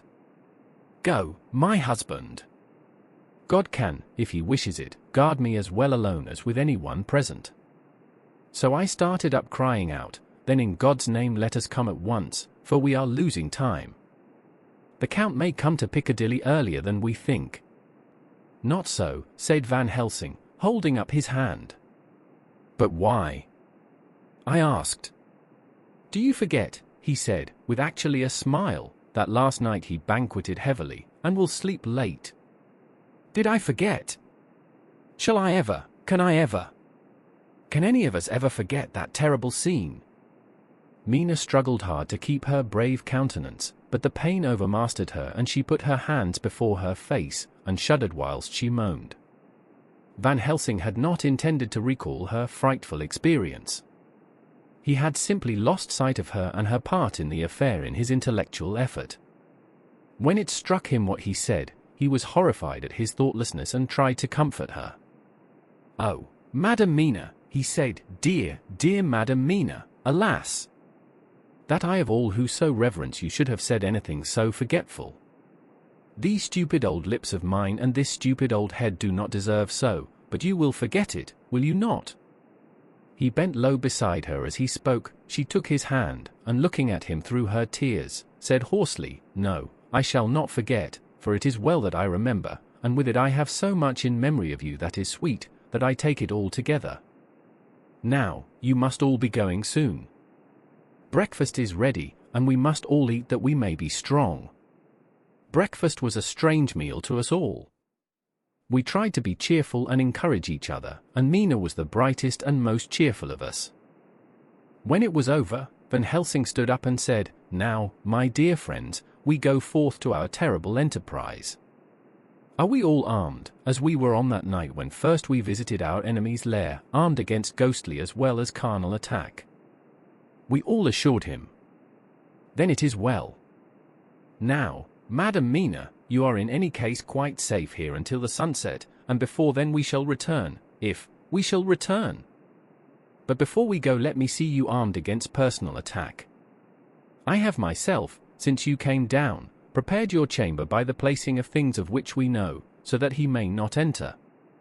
Now let me guard yourself. On your forehead I touched this piece of sacred wafer in the name of the Father, the Son, and there was a fearful scream which almost froze our hearts to hear. As he had placed the wafer on Mina's forehead, it had seared it, had burned into the flesh as though it had been a piece of white-hot metal. My poor darling's brain had told her the significance of the fact as quickly as her nerves received the pain of it, and the two so overwhelmed her that her overwrought nature had its voice in that dreadful scream. But the words to her thought came quickly. The echo of the scream had not ceased to ring on the air when there came the reaction, and she sank on her knees on the floor in an agony of abasement. Pulling her beautiful hair over her face, as the leper of old his mantle, she wailed out, "Unclean! Unclean! Even the Almighty shuns my polluted flesh. I must bear this mark of shame upon my forehead until the judgment day." They all paused. I had thrown myself beside her in an agony of helpless grief, and putting my arms around held her tight. For a few minutes our sorrowful hearts beat together, whilst the friends around us turned away their eyes that ran tears silently. Then Van Helsing turned and said gravely, so gravely that I could not help feeling that he was in some way inspired, and was stating things outside himself, "It may be that you may have to bear that mark till God himself see fit, as he most surely shall, on the judgment day, to redress all wrongs of the earth and of his children that he has placed thereon. And oh, Madam Mina, my dear, may we who love you be there to see, when that red scar, the sign of God's knowledge of what has been, shall pass away, and leave your forehead as pure as the heart we know.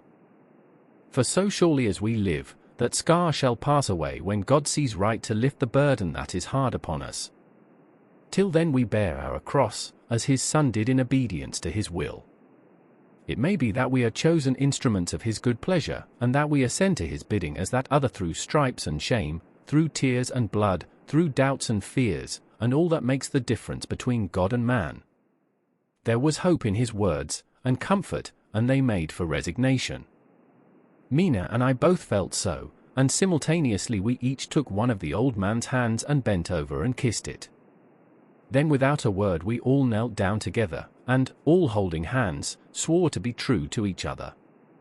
We men pledged ourselves to raise the veil of sorrow from the head of her whom, each in his own way, we loved, and we prayed for help and guidance in the terrible task which lay before us.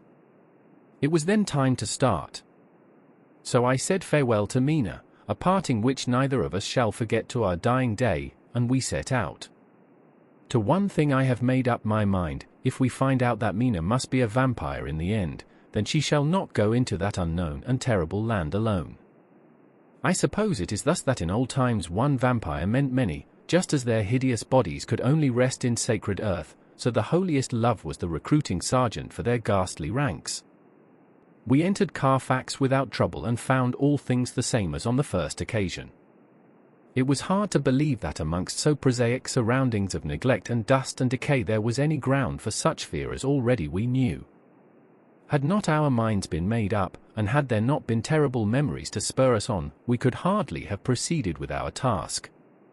We found no papers, or any sign of use in the house, and in the old chapel the great boxes looked just as we had seen them last. Dr. Van Helsing said to us solemnly as we stood before them, "And now, my friends, we have a duty here to do. We must sterilize this earth, so sacred of holy memories, that he has brought from a far distant land for such fell use. He has chosen this earth because it has been holy. Thus we defeat him with his own weapon, for we make it more holy still. It was sanctified to such use of man, now we sanctify it to God." As he spoke he took from his bag a screwdriver and a wrench, and very soon the top of one of the cases was thrown open.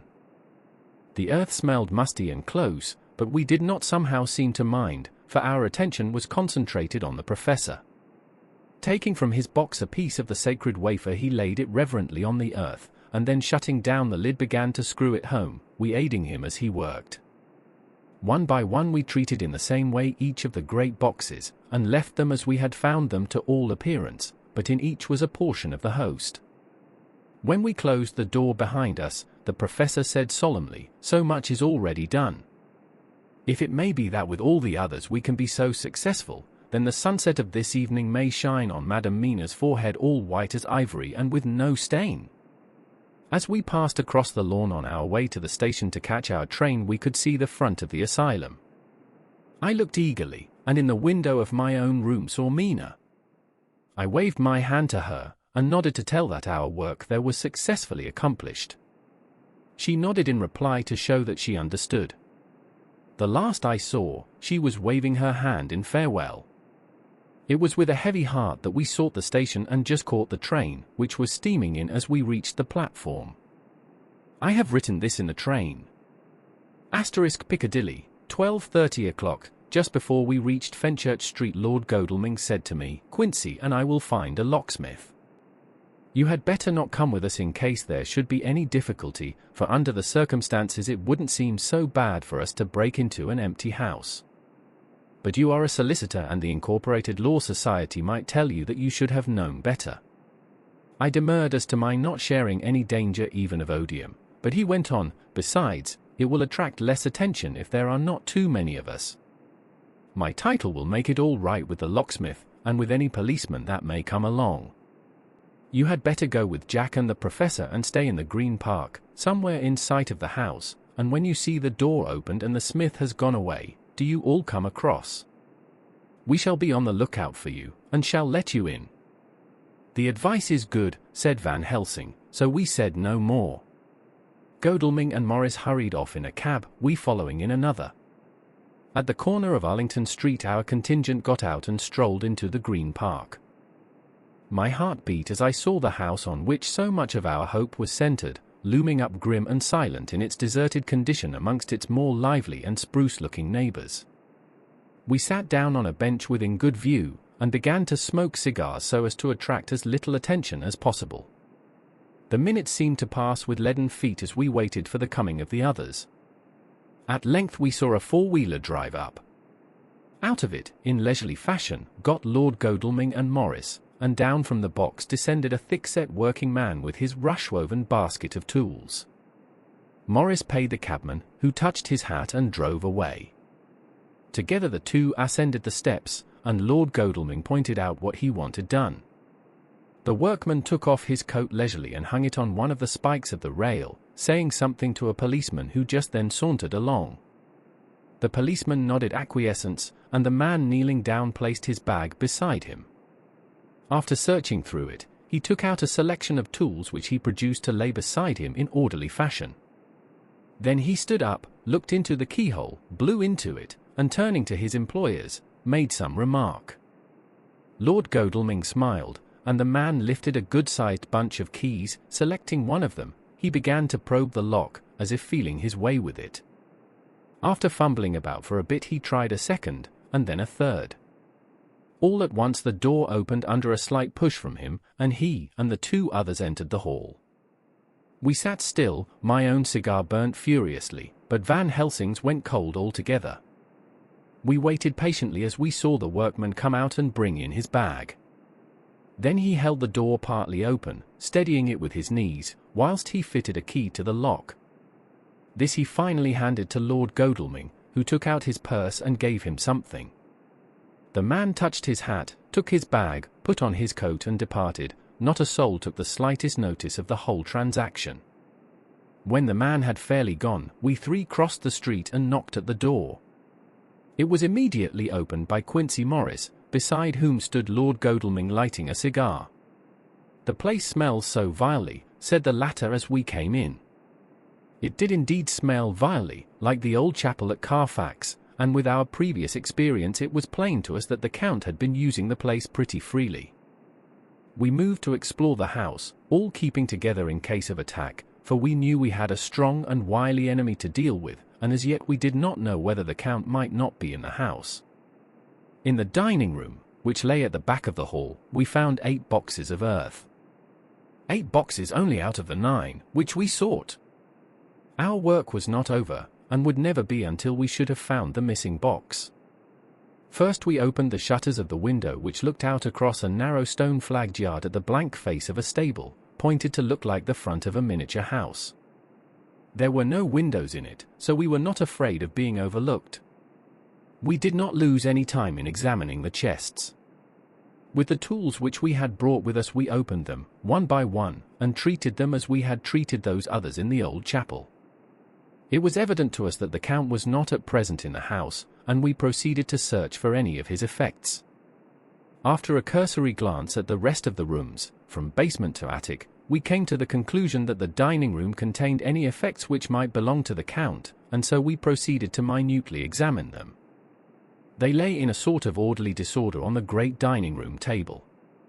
There were title deeds of the Piccadilly house in a great bundle, deeds of the purchase of the houses at Mile End and Bermondsey, note paper, envelopes, and pens and ink. All were covered up in thin wrapping paper to keep them from the dust. There were also a clothes brush, a brush and comb, and a jug and basin, the latter containing dirty water which was reddened as if with blood. Last of all was a little heap of keys of all sorts and sizes, probably those belonging to the other houses. When we had examined this last find, Lord Godalming and Quincy Morris, taking accurate notes of the various addresses of the houses in the east and the south, took with them the keys in a great bunch, and set out to destroy the boxes in these places.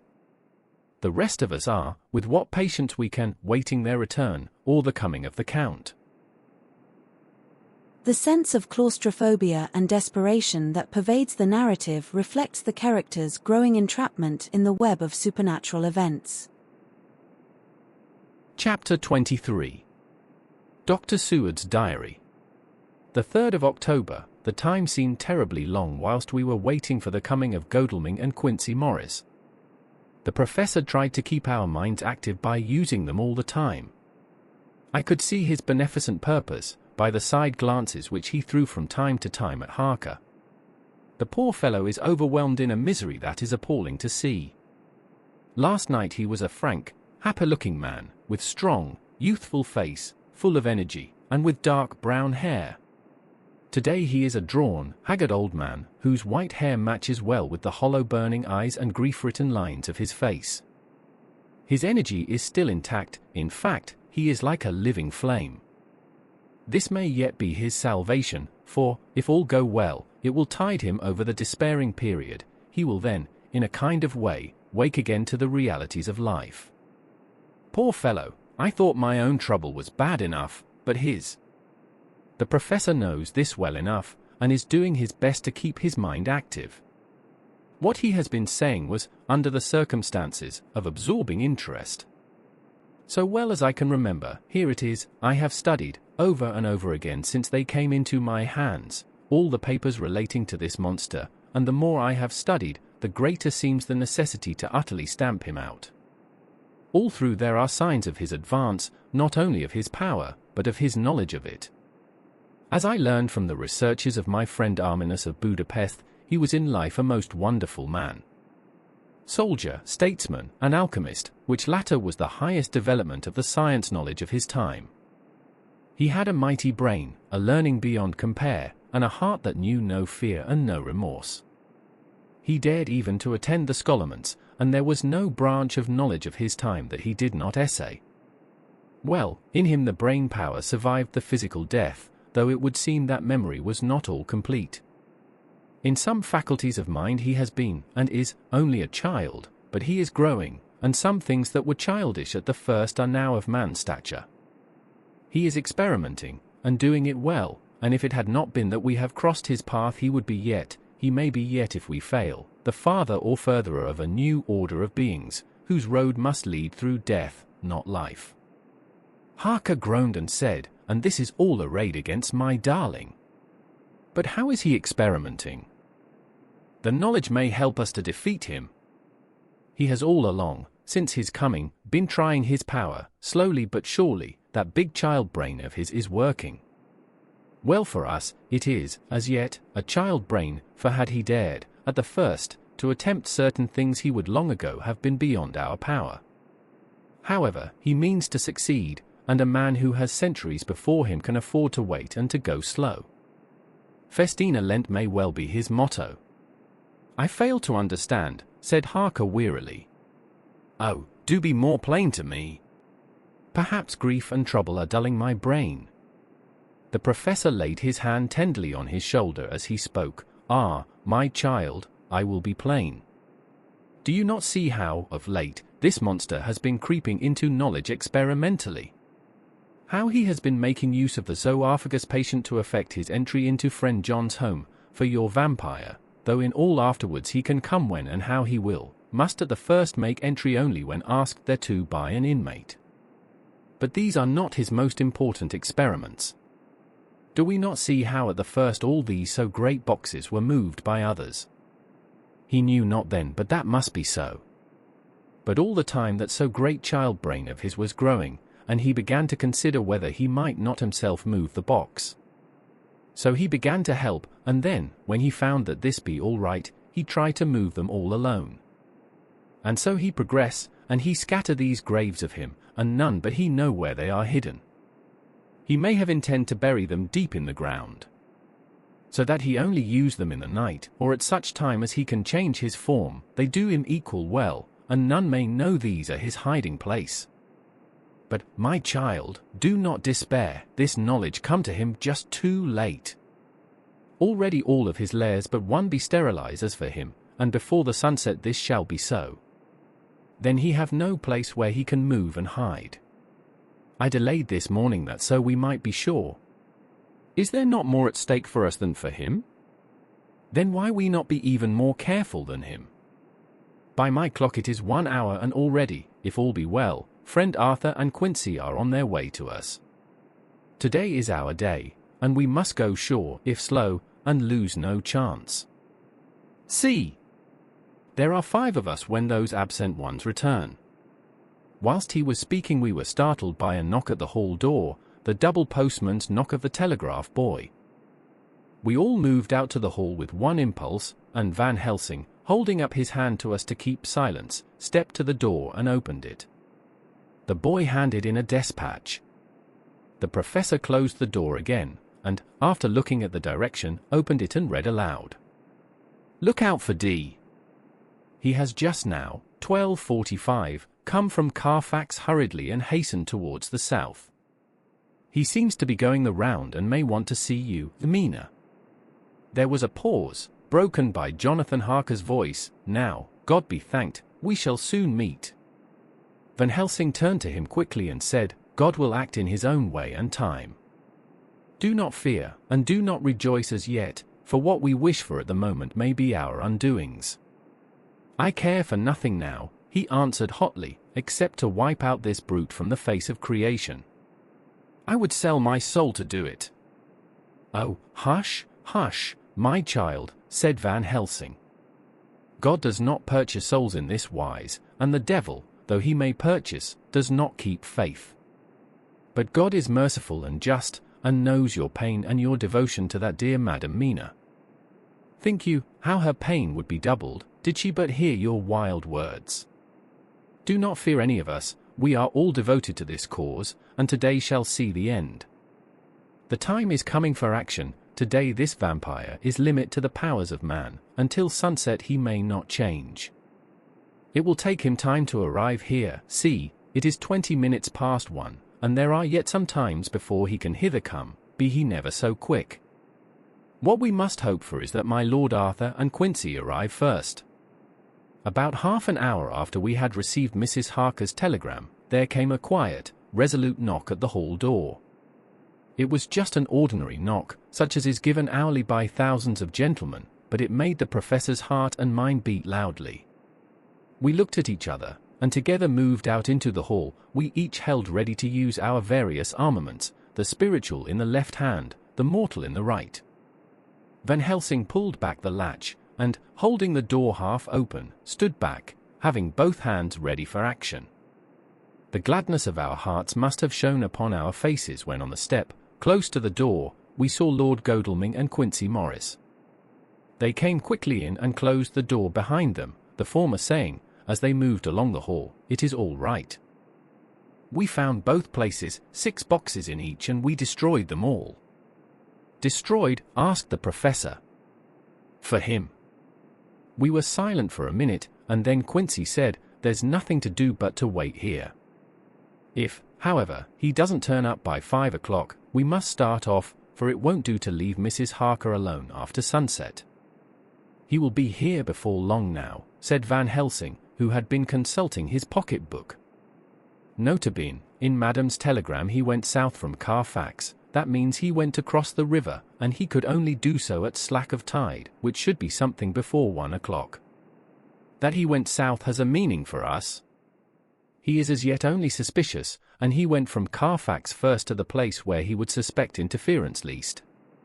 You must have been at Bermondsey only a short time before him. That he is not here already shows that he went to Mile End next. This took him some time, for he would then have to be carried over the river in some way. Believe me, my friends, we shall not have long to wait now. We should have ready some plan of attack, so that we may throw away no chance. Hush, there is no time now. Have all your arms. Be ready." He held up a warning hand as he spoke, for we all could hear a key softly inserted in the lock of the hall door. I could not but admire, even at such a moment, the way in which a dominant spirit asserted itself. In all our hunting parties and adventures in different parts of the world, Quincy Morris had always been the one to arrange the plan of action, and Arthur and I had been accustomed to obey him implicitly. Now, the old habit seemed to be renewed instinctively. With a swift glance around the room, he at once laid out our plan of attack, and, without speaking a word, with a gesture, placed us each in position. Van Helsing, Harker, and I were just behind the door, so that when it was opened the professor could guard it whilst we two stepped between the incomer and the door. Godalming behind and Quincy in front stood just out of sight, ready to move in front of the window. We waited in a suspense that made the seconds pass with nightmare slowness. The slow, careful steps came along the hall. The Count was evidently prepared for some surprise, at least he feared it. Suddenly, with a single bound, he leaped into the room, winning a way past us before any of us could raise a hand to stay him. There was something so panther-like in the movement, something so unhuman, that it seemed to sober us all from the shock of his coming. The first to act was Harker, who, with a quick movement, threw himself before the door leading into the room in the front of the house. As the Count saw us, a horrible sort of snarl passed over his face, showing the eye teeth long and pointed, but the evil smile as quickly passed into a cold stare of lion-like disdain. His expression again changed as, with a single impulse, we all advanced upon him. It was a pity that we had not some better organized plan of attack, for even at the moment I wondered what we were to do. I did not myself know whether our lethal weapons would avail us anything. Harker evidently meant to try the matter, for he had ready his great cookery knife and made a fierce and sudden cut at him. The blow was a powerful one, only the diabolical quickness of the Count's leap back saved him. A second less and the trenchant blade had shorn through his heart. As it was, the point just cut the cloth of his coat, making a wide gap whence a bundle of banknotes and a stream of gold fell out. The expression of the Count's face was so hellish, that for a moment I feared for Harker, though I saw him throw the terrible knife aloft again for another stroke. Instinctively I moved forward with a protective impulse, holding the crucifix and wafer in my left hand. I felt a mighty power fly along my arm, and it was without surprise that I saw the monster cower back before a similar movement made spontaneously by each one of us. It would be impossible to describe the expression of hate and baffled malignity, of anger and hellish rage, which came over the Count's face. His waxen hue became greenish-yellow by the contrast of his burning eyes, and the red scar on the forehead showed on the pallid skin like a palpitating wound. The next instant, with a sinuous dive he swept under Harker's arm, ere his blow could fall, and, grasping a handful of the money from the floor, dashed across the room, threw himself at the window. Amid the crash and glitter of the falling glass, he tumbled into the flagged area below. Through the sound of the shivering glass I could hear the ting of the gold, as some of the sovereigns fell on the flagging. We ran over and saw him spring unhurt from the ground. He, rushing up the steps, crossed the flagged yard, and pushed open the stable door. There he turned and spoke to us. "You think to baffle me, you, with your pale faces all in a row, like sheep in a butcher's. You shall be sorry yet, each one of you. You think you have left me without a place to rest, but I have more. My revenge is just begun. I spread it over centuries, and time is on my side. Your girls that you all love are mine already, and through them you and others shall yet be mine, my creatures, to do my bidding and to be my jackals when I want to feed." Bah! With a contemptuous sneer, he passed quickly through the door, and we heard the rusty bolt creak as he fastened it behind him. A door beyond opened and shut. The first of us to speak was the professor, as, realizing the difficulty of following him through the stable, we moved toward the hall. "We have learnt something, much. Notwithstanding his brave words, he fears us, he fear time, he fear want. For if not, why he hurry so? His very tone betray him, or my ears deceive. Why take that money? You follow quick. You are hunters of wild beast, and understand it so. For me, I make sure that nothing here may be of use to him, if so that he return." As he spoke he put the money remaining into his pocket, took the title deeds in the bundle as Harker had left them, and swept the remaining things into the open fireplace, where he set fire to them with a match.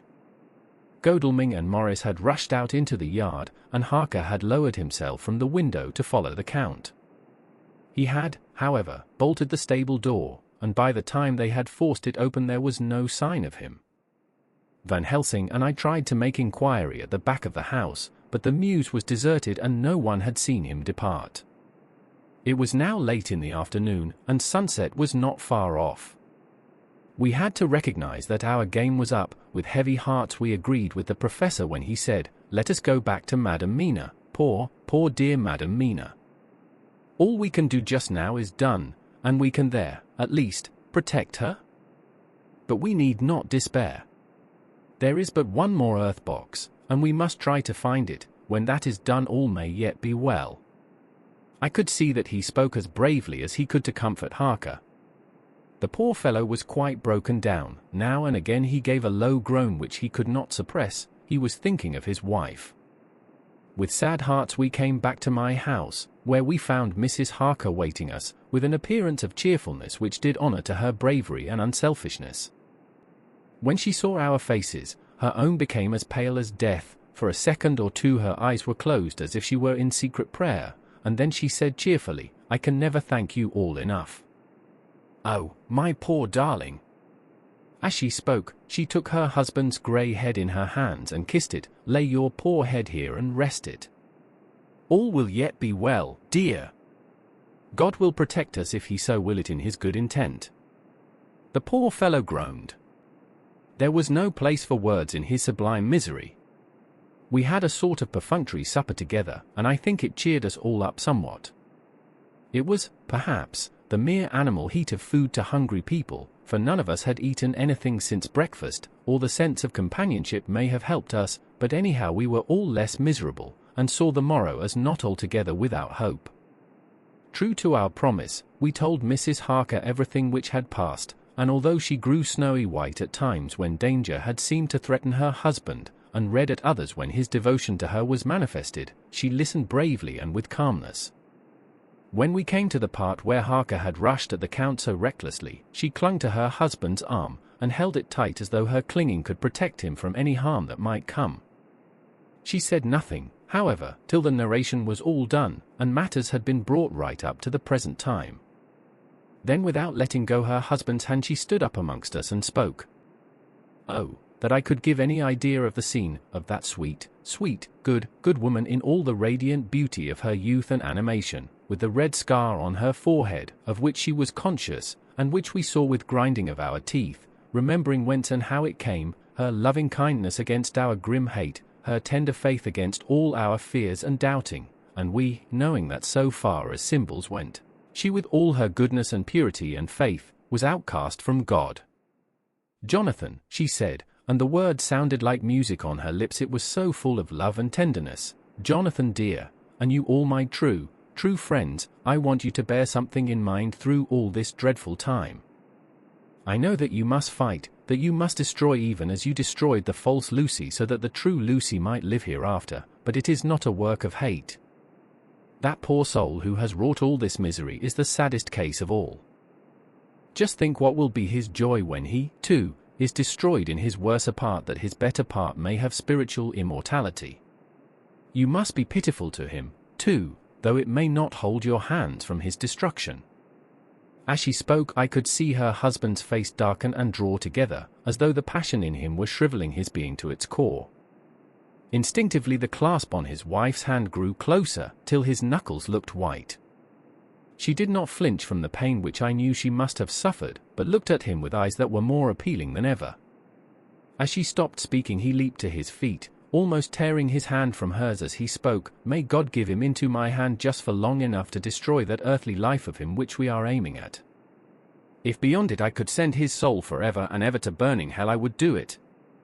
"Oh, hush! Oh, hush! In the name of the good God. Don't say such things, Jonathan, my husband, or you will crush me with fear and horror. Just think, my dear, I have been thinking all this long day of it, that, perhaps, some day, I, too, may need such pity, and that some other like you, and with equal cause for anger, may deny it to me. Oh, my husband! My husband, indeed I would have spared you such a thought had there been another way, but I pray that God may not have treasured your wild words, except as the heart-broken wail of a very loving and sorely stricken man. Oh, God, let these poor white hairs go in evidence of what he has suffered, who all his life has done no wrong, and on whom so many sorrows have come." We men were all in tears now. There was no resisting them, and we wept openly. She wept, too, to see that her sweeter counsels had prevailed. Her husband flung himself on his knees beside her, and putting his arms round her, hid his face in the folds of her dress. Van Helsing beckoned to us and we stole out of the room, leaving the two loving hearts alone with their God. Before they retired, the professor fixed up the room against any coming of the vampire, and assured Mrs. Harker that she might rest in peace. She tried to school herself to the belief, and, manifestly for her husband's sake, tried to seem content. It was a brave struggle, and was, I think and believe, not without its reward. Van Helsing had placed at hand a bell which either of them was to sound in case of any emergency. When they had retired, Quincy, Godalming, and I arranged that we should sit up, dividing the night between us, and watch over the safety of the poor stricken lady. The first watch falls to Quincy, so the rest of us shall be off to bed as soon as we can. Godalming has already turned in, for his is the second watch. Now that my work is done, I, too, shall go to bed. Jonathan Harker's Journal. 3 to 4 October, close to midnight. I thought yesterday would never end. There was over me a yearning for sleep, in some sort of blind belief that to wake would be to find things changed, and that any change must now be for the better. Before we parted, we discussed what our next step was to be, but we could arrive at no result. All we knew was that one earth box remained, and that the Count alone knew where it was. If he chooses to lie hidden, he may baffle us for years, and in the meantime, the thought is too horrible, I dare not think of it even now. This I know, that if ever there was a woman who was all perfection, that one is my poor wrong darling. I love her 1,000 times more for her sweet pity of last night, a pity that made my own hate of the monster seem despicable. Surely God will not permit the world to be the poorer by the loss of such a creature. This is hope to me. We are all drifting reefwards now, and faith is our only anchor. Thank God. Mina is sleeping, and sleeping without dreams. I fear what her dreams might be like, with such terrible memories to ground them in. She has not been so calm, within my seeing, since the sunset. Then, for a while, there came over her face a repose which was like spring after the blasts of March. I thought at the time that it was the softness of the red sunset on her face, but somehow now I think it has a deeper meaning. I am not sleepy myself, though I am weary to death. However, I must try to sleep, for there is tomorrow to think of, and there is no rest for me until. Later, I must have fallen asleep, for I was awaked by Mina, who was sitting up in bed, with a startled look on her face. I could see easily, for we did not leave the room in darkness. She had placed a warning hand over my mouth, and now she whispered in my ear, "Hush! There is someone in the corridor." I got up softly, and crossing the room, gently opened the door. Just outside, stretched on a mattress, lay Mr. Morris, wide awake. He raised a warning hand for silence as he whispered to me, "Hush! Go back to bed, it is all right. One of us will be here all night. We don't mean to take any chances." His look and gesture forbade discussion, so I came back and told Mina. She sighed, and positively a shadow of a smile stole over her poor, pale face as she put her arms round me and said softly, "Oh, thank God for good brave men." With a sigh she sank back again to sleep. I write this now as I am not sleepy, though I must try again. The 4th of October, morning, once again during the night I was wakened by Mina. This time we had all had a good sleep, for the grey of the coming dawn was making the windows into sharp oblongs, and the gas flame was like a speck rather than a disk of light. She said to me hurriedly, "Go, call the professor. I want to see him at once." "Why?" I asked. "I have an idea. I suppose it must have come in the night, and matured without my knowing it. He must hypnotize me before the dawn, and then I shall be able to speak. Go quick, dearest, the time is getting close." I went to the door.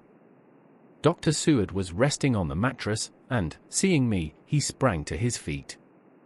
"Is anything wrong?" he asked, in alarm. "No," I replied, "but Mina wants to see Dr. Van Helsing at once." "I will go," he said, and hurried into the professor's room. In 2 or 3 minutes later Van Helsing was in the room in his dressing gown, and Mr. Morris and Lord Godalming were with Dr. Seward at the door asking questions. When the professor saw Mina smile, a positive smile ousted the anxiety of his face. He rubbed his hands as he said, "Oh, my dear Madam Mina, this is indeed a change. See, friend Jonathan, we have got our dear Madam Mina, as of old, back to us today." Then turning to her, he said, cheerfully, "And what am I do for you? For at this hour you do not want me for nothings." "I want you to hypnotize me," she said. "Do it before the dawn, for I feel that then I can speak, and speak freely. Be quick, for the time is short." Without a word he motioned her to sit up in bed. Looking fixedly at her, he commenced to make passes in front of her, from over the top of her head downward, with each hand in turn. Mina gazed at him fixedly for a few minutes, during which my own heart beat like a trip hammer, for I felt that some crisis was at hand. Gradually her eyes closed, and she sat, stock still. Only by the gentle heaving of her bosom could one know that she was alive.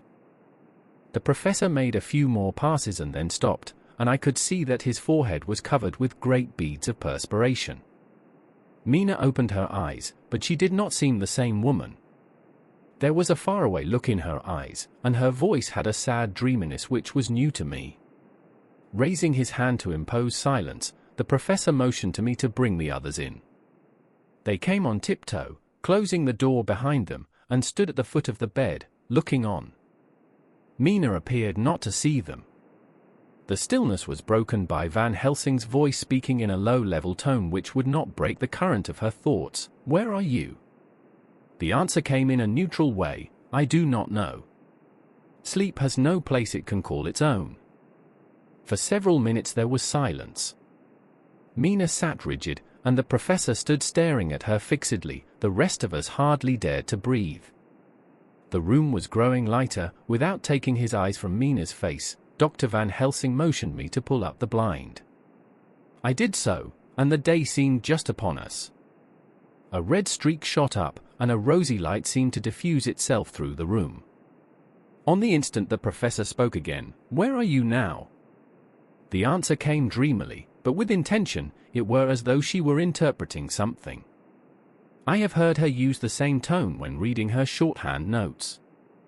"I do not know. It is all strange to me." "What do you see?" "I can see nothing. It is all dark."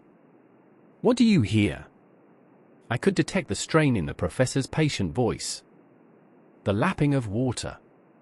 It is gurgling by, and little waves leap. I can hear them on the outside." "Then you are on a ship?" We all looked at each other, trying to glean something each from the other. We were afraid to think. The answer came quick. "Oh, yes." "What else do you hear?" "The sound of men stamping overhead as they run about. There is the creaking of a chain, and the loud tinkle as the check of the capstan falls into the rachet." "What are you doing?" "I am still, oh, so still. It is like death." The voice faded away into a deep breath as of one sleeping, and the open eyes closed again. By this time the sun had risen, and we were all in the full light of day. Dr. Van Helsing placed his hands on Mina's shoulders, and laid her head down softly on her pillow. She lay like a sleeping child for a few moments, and then, with a long sigh, awoke and stared in wonder to see us all around her. "Have I been talking in my sleep?" was all she said. She seemed, however, to know the situation without telling, though she was eager to know what she had told. The professor repeated the conversation, and she said, "Then there is not a moment to lose. It may not be yet too late."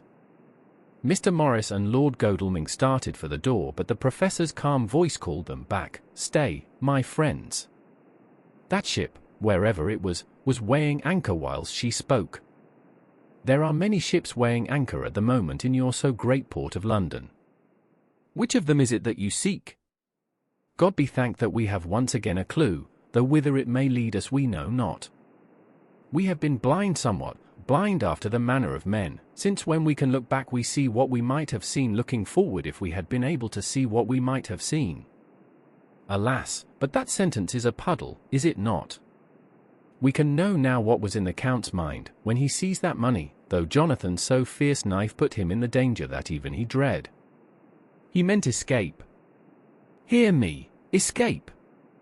He saw that with but one earth box left, and a pack of men following like dogs after a fox, this London was no place for him.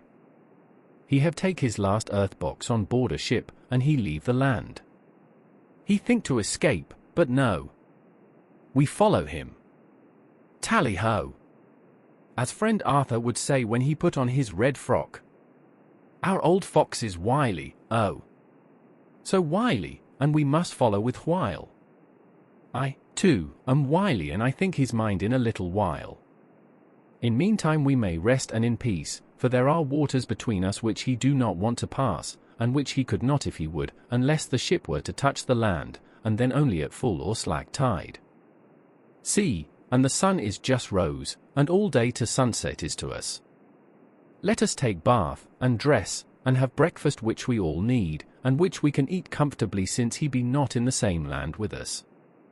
Mina looked at him appealingly as she asked, "But why need we seek him further, when he is gone away from us?" He took her hand and patted it as he replied, "Ask me nothings as yet. When we have breakfast, then I answer all questions." He would say no more, and we separated to dress. After breakfast Mina repeated her question.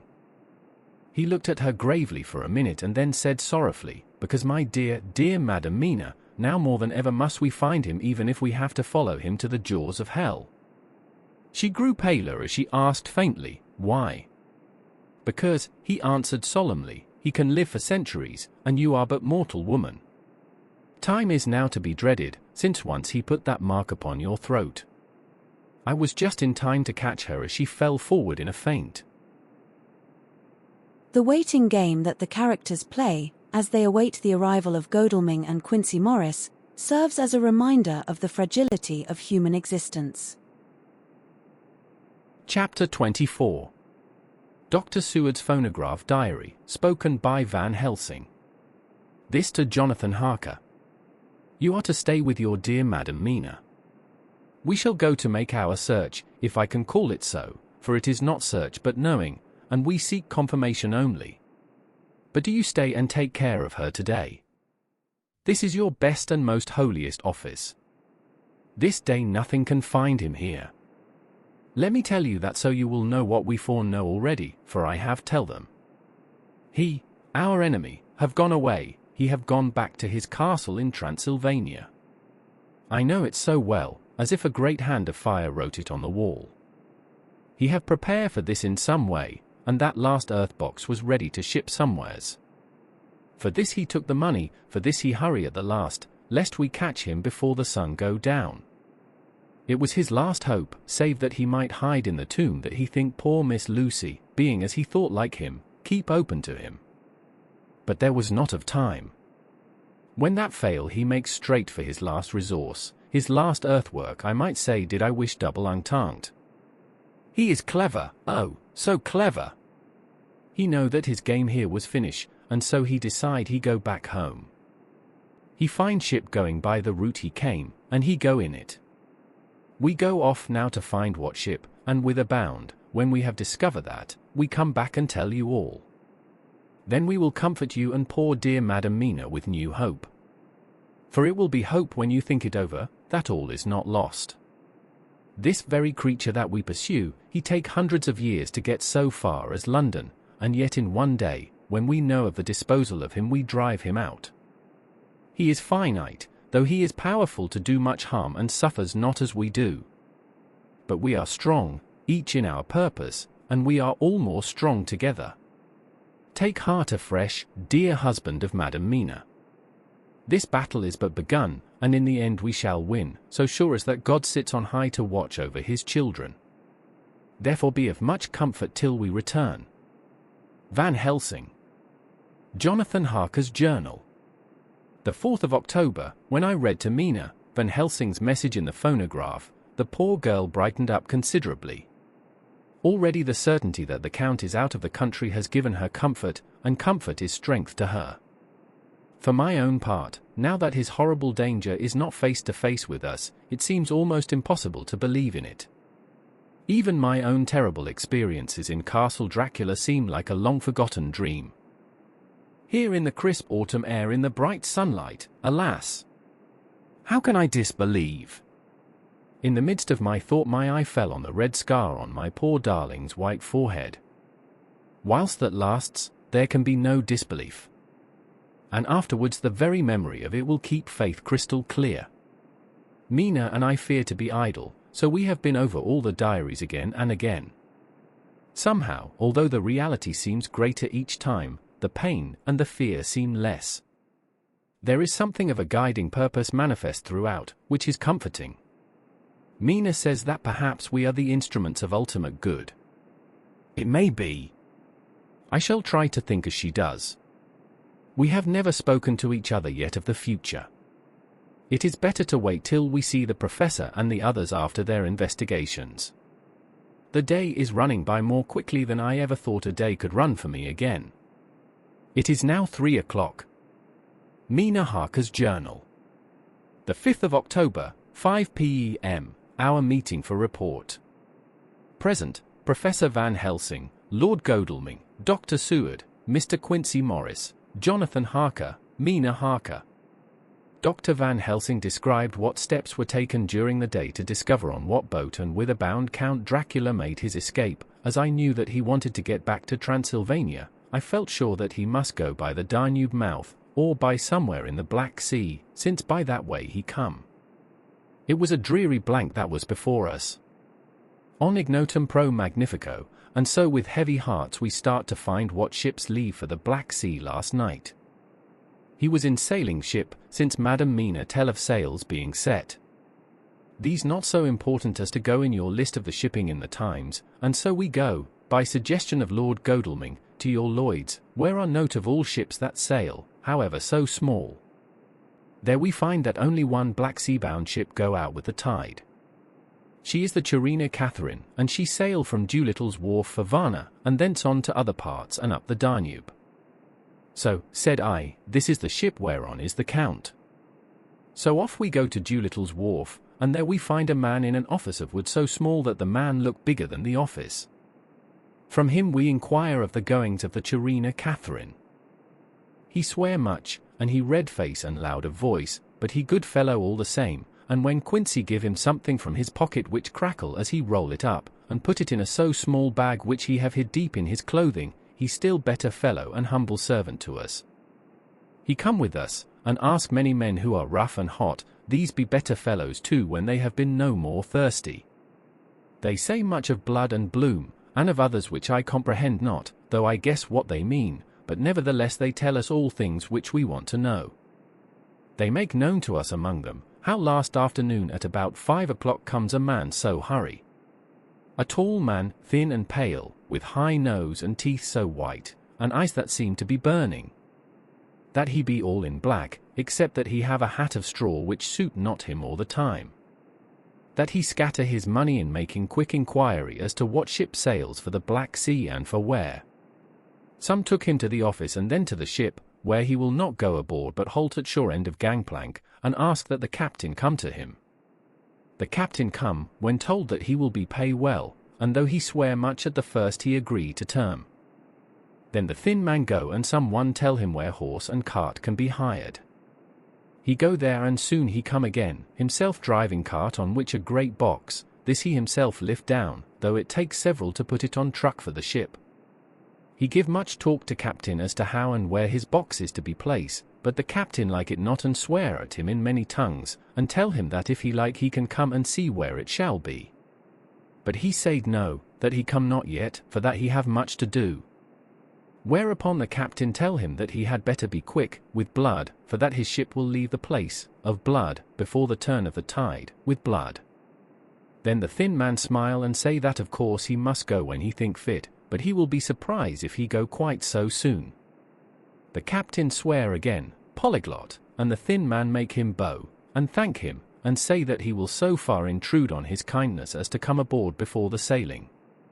Final the captain, more red than ever, and in more tongues tell him that he doesn't want no Frenchmen, with bloom upon them and also with blood, in his ship, with blood on her also.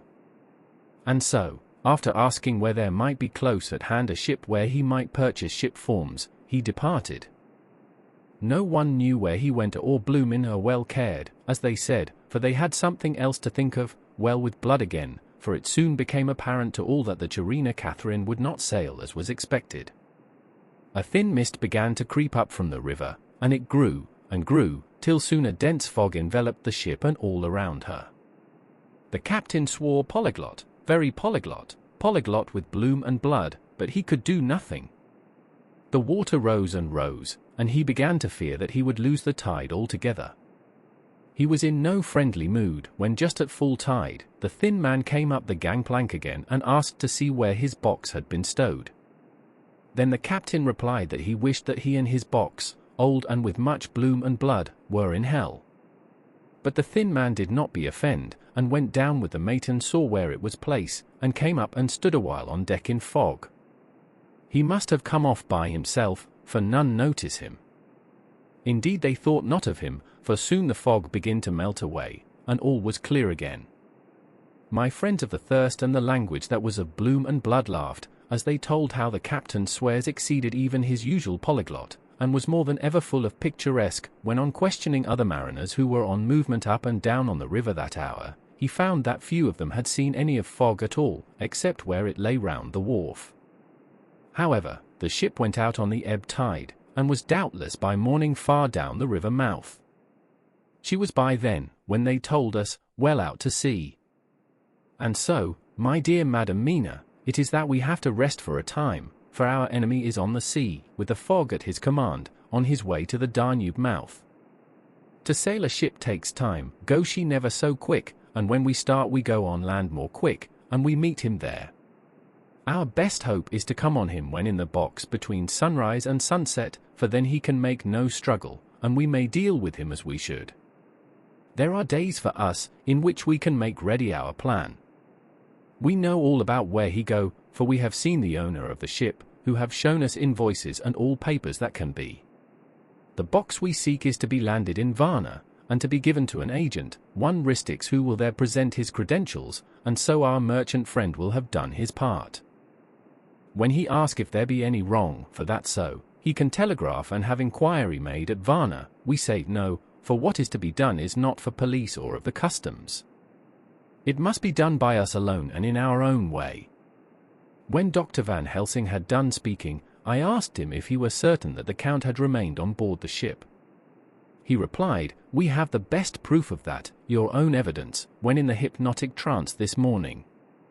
I asked him again if it were really necessary that they should pursue the Count, for I dread Jonathan leaving me, and I know that he would surely go if the others went. He answered in growing passion, at first quietly. As he went on, however, he grew more angry and more forceful, till in the end we could not but see wherein was at least some of that personal dominance which made him so long a master amongst men. Yes, it is necessary, necessary, necessary. For your sake in the first, and then for the sake of humanity. This monster has done much harm already, in the narrow scope where he find himself, and in the short time when as yet he was only as a body groping his so small measure in darkness and not knowing. All this have I told these others. You, my dear Madam Mina, will learn it in the phonograph of my friend John, or in that of your husband. I have told them how the measure of leaving his own barren land, barren of peoples, and coming to a new land where life of man teems till they are like the multitude of standing corn, was the work of centuries. Were another of the UN dead, like him, to try to do what he has done, perhaps not all the centuries of the world that have been, or that will be, could aid him. With this one, all the forces of nature that are occult and deep and strong must have worked together in some wondrous way. The very place, where he have been alive, UN dead for all these centuries, is full of strangeness of the geologic and chemical world. There are deep caverns and fissures that reach none know whither. There have been volcanoes, some of whose openings still send out waters of strange properties, and gases that kill or make to vivify.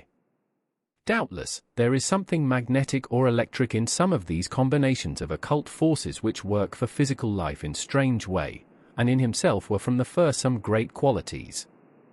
In a hard and warlike time he was celebrate that he have more iron nerve, more subtle brain, more brave a heart, than any man. In him some vital principle have in strange way found their utmost, and as his body keeps strong and grow and thrive, so his brain grow too. All this without that diabolic aid which is surely to him, for it have to yield to the powers that come from, and are, symbolic of good. And now this is what he is to us. He have infect you, oh, forgive me, my dear, that I must say such, but it is for good of you that I speak.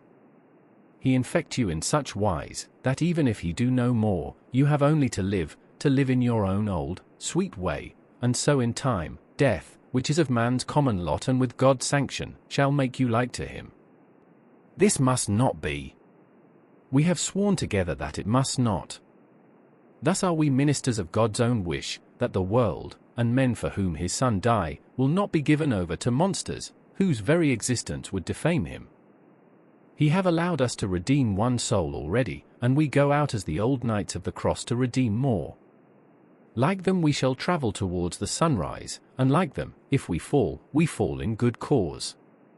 He paused and I said, but will not the Count take his rebuff wisely?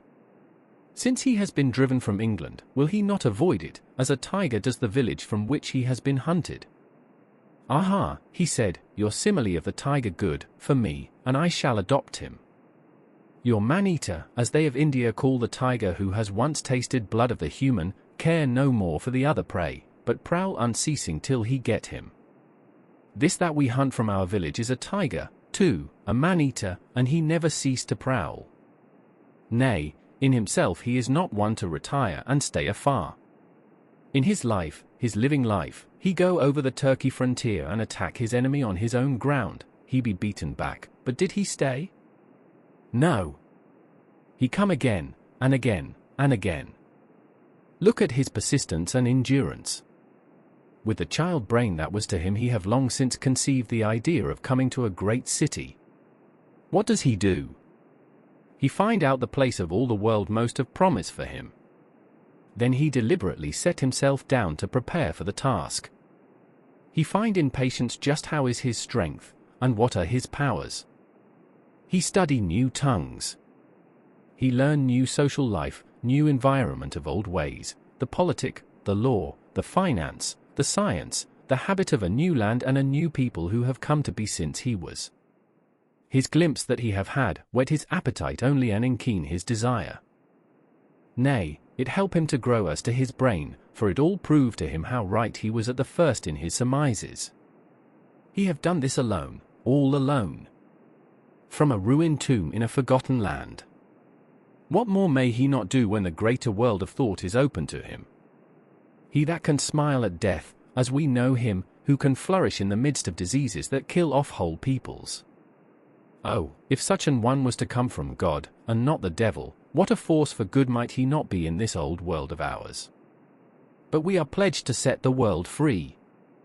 Our toil must be in silence, and our efforts all in secret, for in this enlightened age, when men believe not even what they see, the doubting of wise men would be his greatest strength. It would be at once his sheath and his armor, and his weapons to destroy us, his enemies, who are willing to peril even our own souls for the safety of one we love, for the good of mankind, and for the honor and glory of God. After a general discussion it was determined that for tonight nothing be definitely settled, that we should all sleep on the facts, and try to think out the proper conclusions. Tomorrow, at breakfast, we are to meet again, and, after making our conclusions known to one another, we shall decide on some definite course of action. I feel a wonderful peace and rest tonight. It is as if some haunting presence were removed from me. Perhaps. My surmise was not finished, could not be, for I caught sight in the mirror of the red mark upon my forehead, and I knew that I was still unclean. Dr. Seward's Diary. The 5th of October, we all rose early, and I think that sleep did much for each and all of us. When we met at early breakfast there was more general cheerfulness than any of us had ever expected to experience again. It is really wonderful how much resilience there is in human nature. Let any obstructing cause, no matter what, be removed in any way, even by death, and we fly back to first principles of hope and enjoyment. More than once as we sat around the table, my eyes opened in wonder whether the whole of the past days had not been a dream. It was only when I caught sight of the red blotch on Mrs. Harker's forehead that I was brought back to reality. Even now, when I am gravely revolving the matter, it is almost impossible to realize that the cause of all our trouble is still existent. Even Mrs. Harker seems to lose sight of her trouble for whole spells. It is only now and again, when something recalls it to her mind, that she thinks of her terrible scar. We are to meet here in my study in half an hour and decide on our course of action. I see only one immediate difficulty. I know it by instinct rather than reason. We shall all have to speak frankly, and yet I fear that in some mysterious way poor Mrs. Harker's tongue is tied. I know that she forms conclusions of her own, and from all that has been I can guess how brilliant and how true they must be, but she will not, or cannot, give them utterance. I have mentioned this to Van Helsing, and he and I are to talk it over when we are alone. I suppose it is some of that horrid poison which has got into her veins beginning to work. The Count had his own purposes when he gave her what Van Helsing called the vampire's baptism of blood. Well, there may be a poison that distills itself out of good things. In an age when the existence of ptomaines is a mystery, we should not wonder at anything. One thing I know, that if my instinct be true regarding poor Mrs. Harker's silences, then there is a terrible difficulty, an unknown danger, in the work before us. The same power that compels her silence may compel her speech. I dare not think further, for so I should in my thoughts dishonor a noble woman. Van Helsing is coming to my study a little before the others. I shall try to open the subject with him. Later, when the professor came in, we talked over the state of things. I could see that he had something on his mind which he wanted to say, but felt some hesitancy about broaching the subject. After beating about the bush a little, he said suddenly, "Friend John, there is something that you and I must talk of alone, just at the first at any rate. Later, we may have to take the others into our confidence." Then he stopped, so I waited. He went on, "Madam Mina, our poor, dear Madam Mina is changing."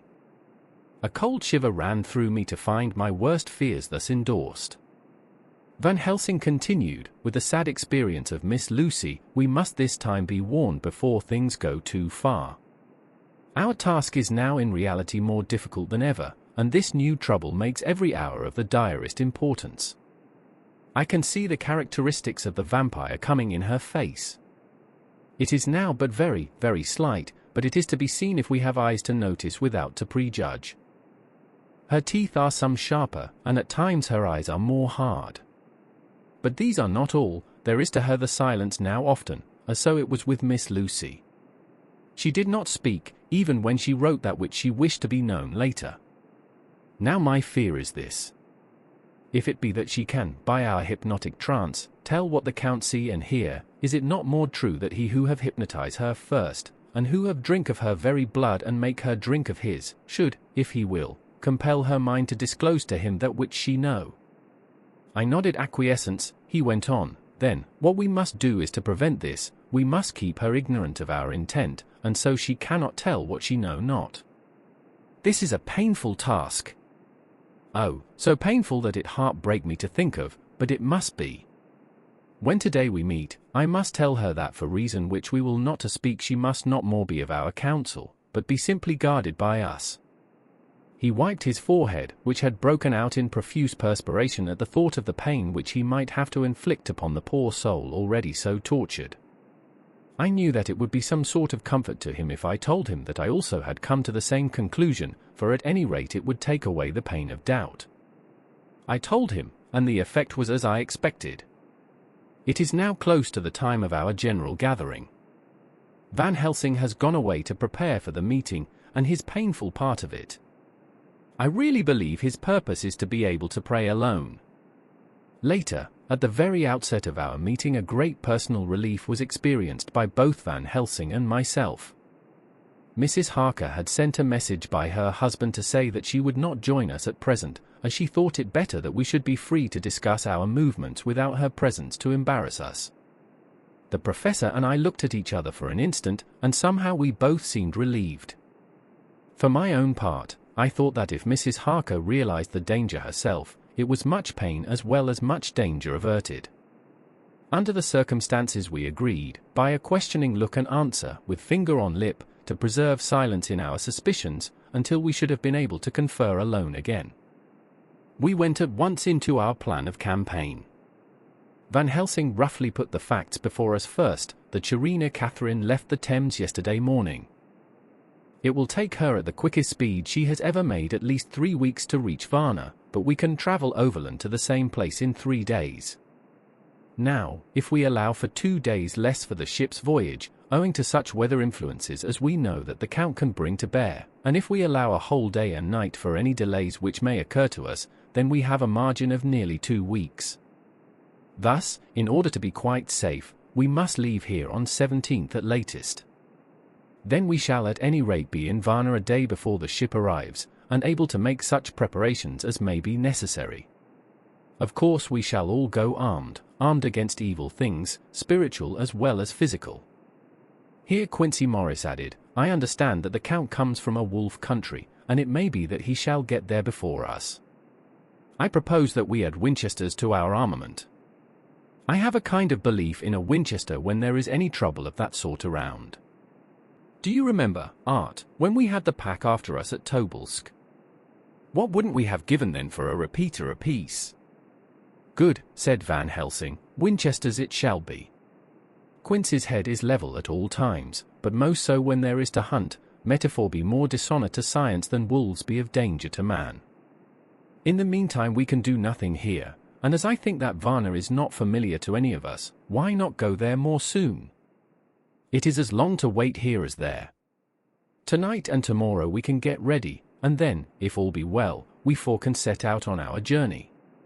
We four, said Harker interrogatively, looking from one to another of us. Of course, answered the professor quickly, you must remain to take care of your so sweet wife.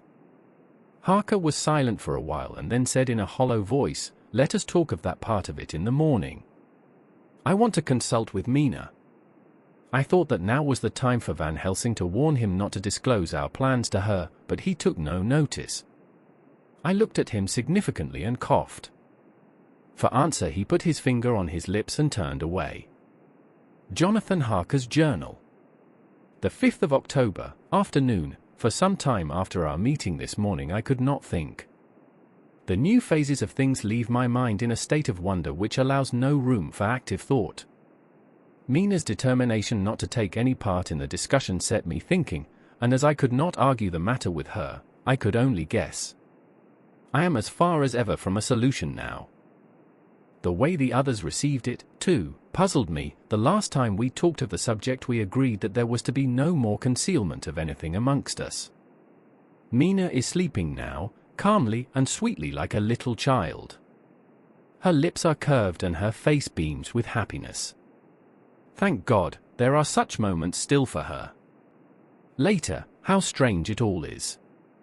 I sat watching Mina's happy sleep, and came as near to being happy myself as I suppose I shall ever be.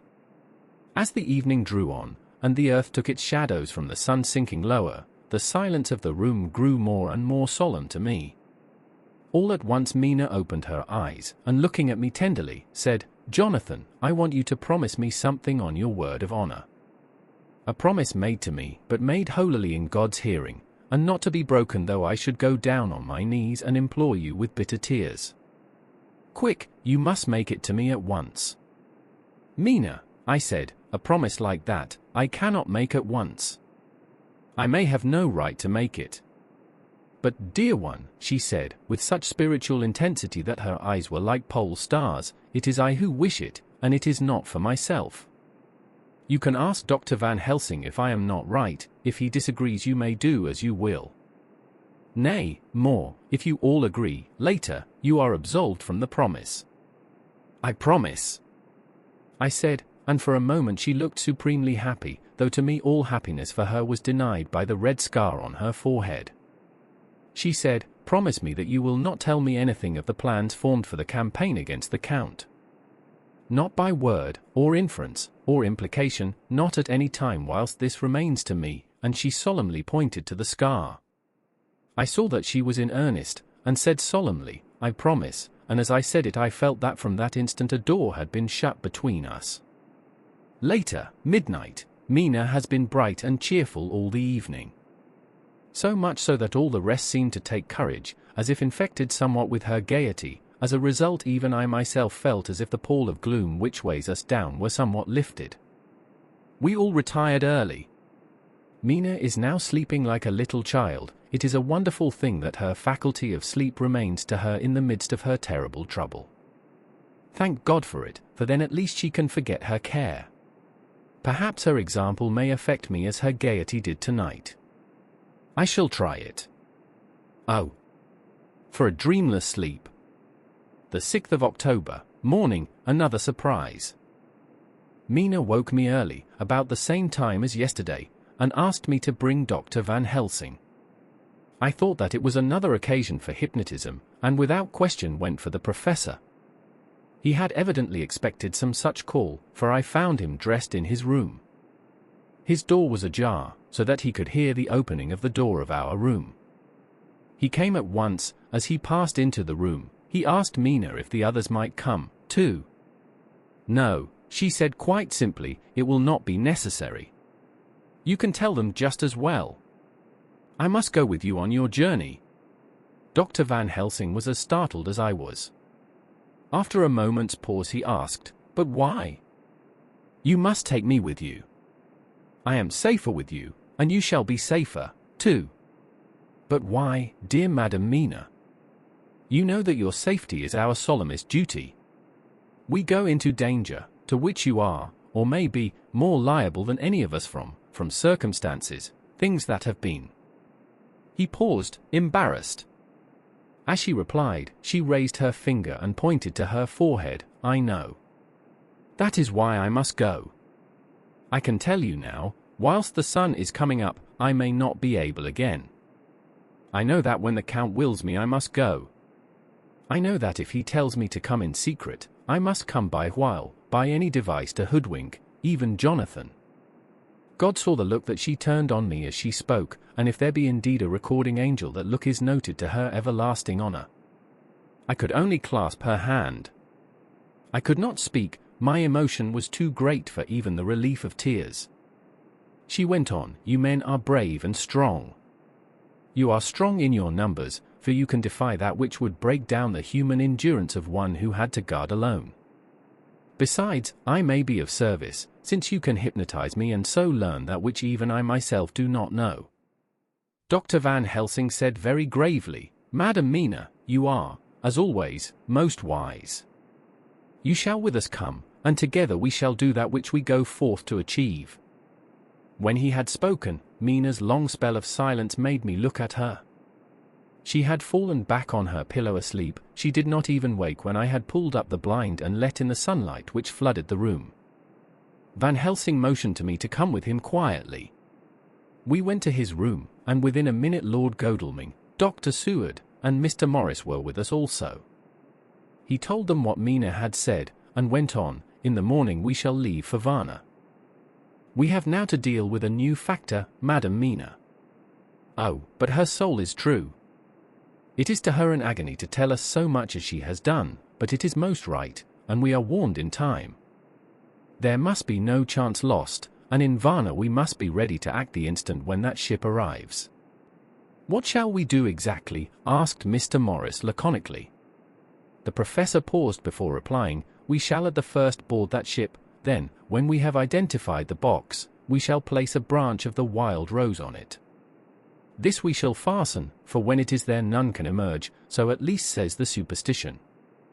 And to superstition must we trust at the first, it was man's faith in the early, and it have its root in faith still. Then, when we get the opportunity that we seek, when none are near to see, we shall open the box, and all will be well." "I shall not wait for any opportunity," said Morris.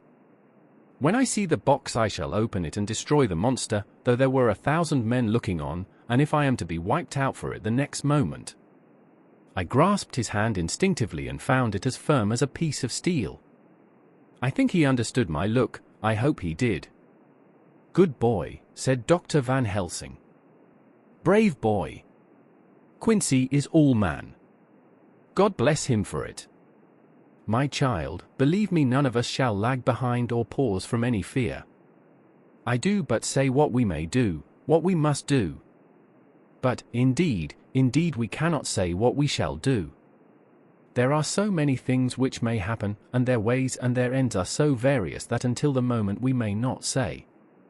We shall all be armed, in all ways, and when the time for the end has come, our effort shall not be lack. Now let us today put all our affairs in order. Let all things which touch on others dear to us, and who on us depend, be complete, for none of us can tell what, or when, or how, the end may be. As for me, my own affairs are regulate, and as I have nothing else to do, I shall go make arrangements for the travel. I shall have all tickets and so forth for our journey." There was nothing further to be said, and we parted. I shall now settle up all my affairs of earth, and be ready for whatever may come. Later, it is all done, my will is made, and all complete. Mina, if she survive, is my sole heir. If it should not be so, then the others who have been so good to us shall have remainder. It is now drawing towards the sunset. Mina's uneasiness calls my attention to it. I am sure that there is something on her mind which the time of exact sunset will reveal. These occasions are becoming harrowing times for us all, for each sunrise and sunset opens up some new danger, some new pain, which, however, may in God's will be means to a good end. I write all these things in the diary since my darling must not hear them now, but if it may be that she can see them again, they shall be ready.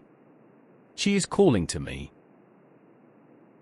The decision to leave Mina behind, despite the risks, underscores the difficult choices that the characters must make in the face of overwhelming danger. Chapter 25. Dr. Seward's Diary.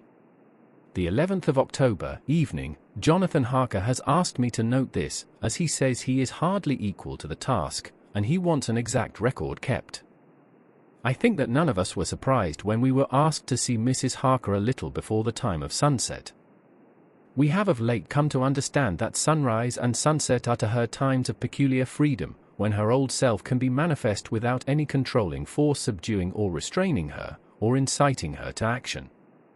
This mood or condition begins some half hour or more before actual sunrise or sunset, and lasts till either the sun is high, or whilst the clouds are still aglow with the rays streaming above the horizon. At first there is a sort of negative condition, as if some tie were loosened, and then the absolute freedom quickly follows. When, however, the freedom ceases, the change back or relapse comes quickly, preceded only by a spell of warning silence. Tonight, when we met, she was somewhat constrained, and bore all the signs of an internal struggle. I put it down myself to her making a violent effort at the earliest instant she could do so. A very few minutes, however, gave her complete control of herself. Then, motioning her husband to sit beside her on the sofa where she was half reclining, she made the rest of us bring chairs up close. Taking her husband's hand in hers, began, "We are all here together in freedom, for perhaps the last time. I know, dear, I know that you will always be with me to the end." This was to her husband, whose hand had, as we could see, tightened upon hers. In the morning we go out upon our task, and God alone knows what may be in store for any of us. "You are going to be so good to me as to take me with you. I know that all that brave earnest men can do for a poor weak woman, whose soul perhaps is lost, no, not yet, but is at any rate at stake, you will do. But you must remember that I am not as you are. There is a poison in my blood, in my soul, which may destroy me, which must destroy me, unless some relief comes to us. Oh, my friends, you know as well as I do, that my soul is at stake, and though I know there is one way out for me, you must not and I must not take it." She looked appealingly to us all in turn, beginning and ending with her husband. "What is that way?" asked Van Helsing in a hoarse voice. "What is that way, which we must not, may not, take?" "That I may die now, either by my own hand or that of another, before the greater evil is entirely wrought. I know, and you know, that were I once dead you could and would set free my immortal spirit, even as you did my poor Lucy's. Were death, or the fear of death, the only thing that stood in the way, I would not shrink to die here, now, amidst the friends who love me. But death is not all.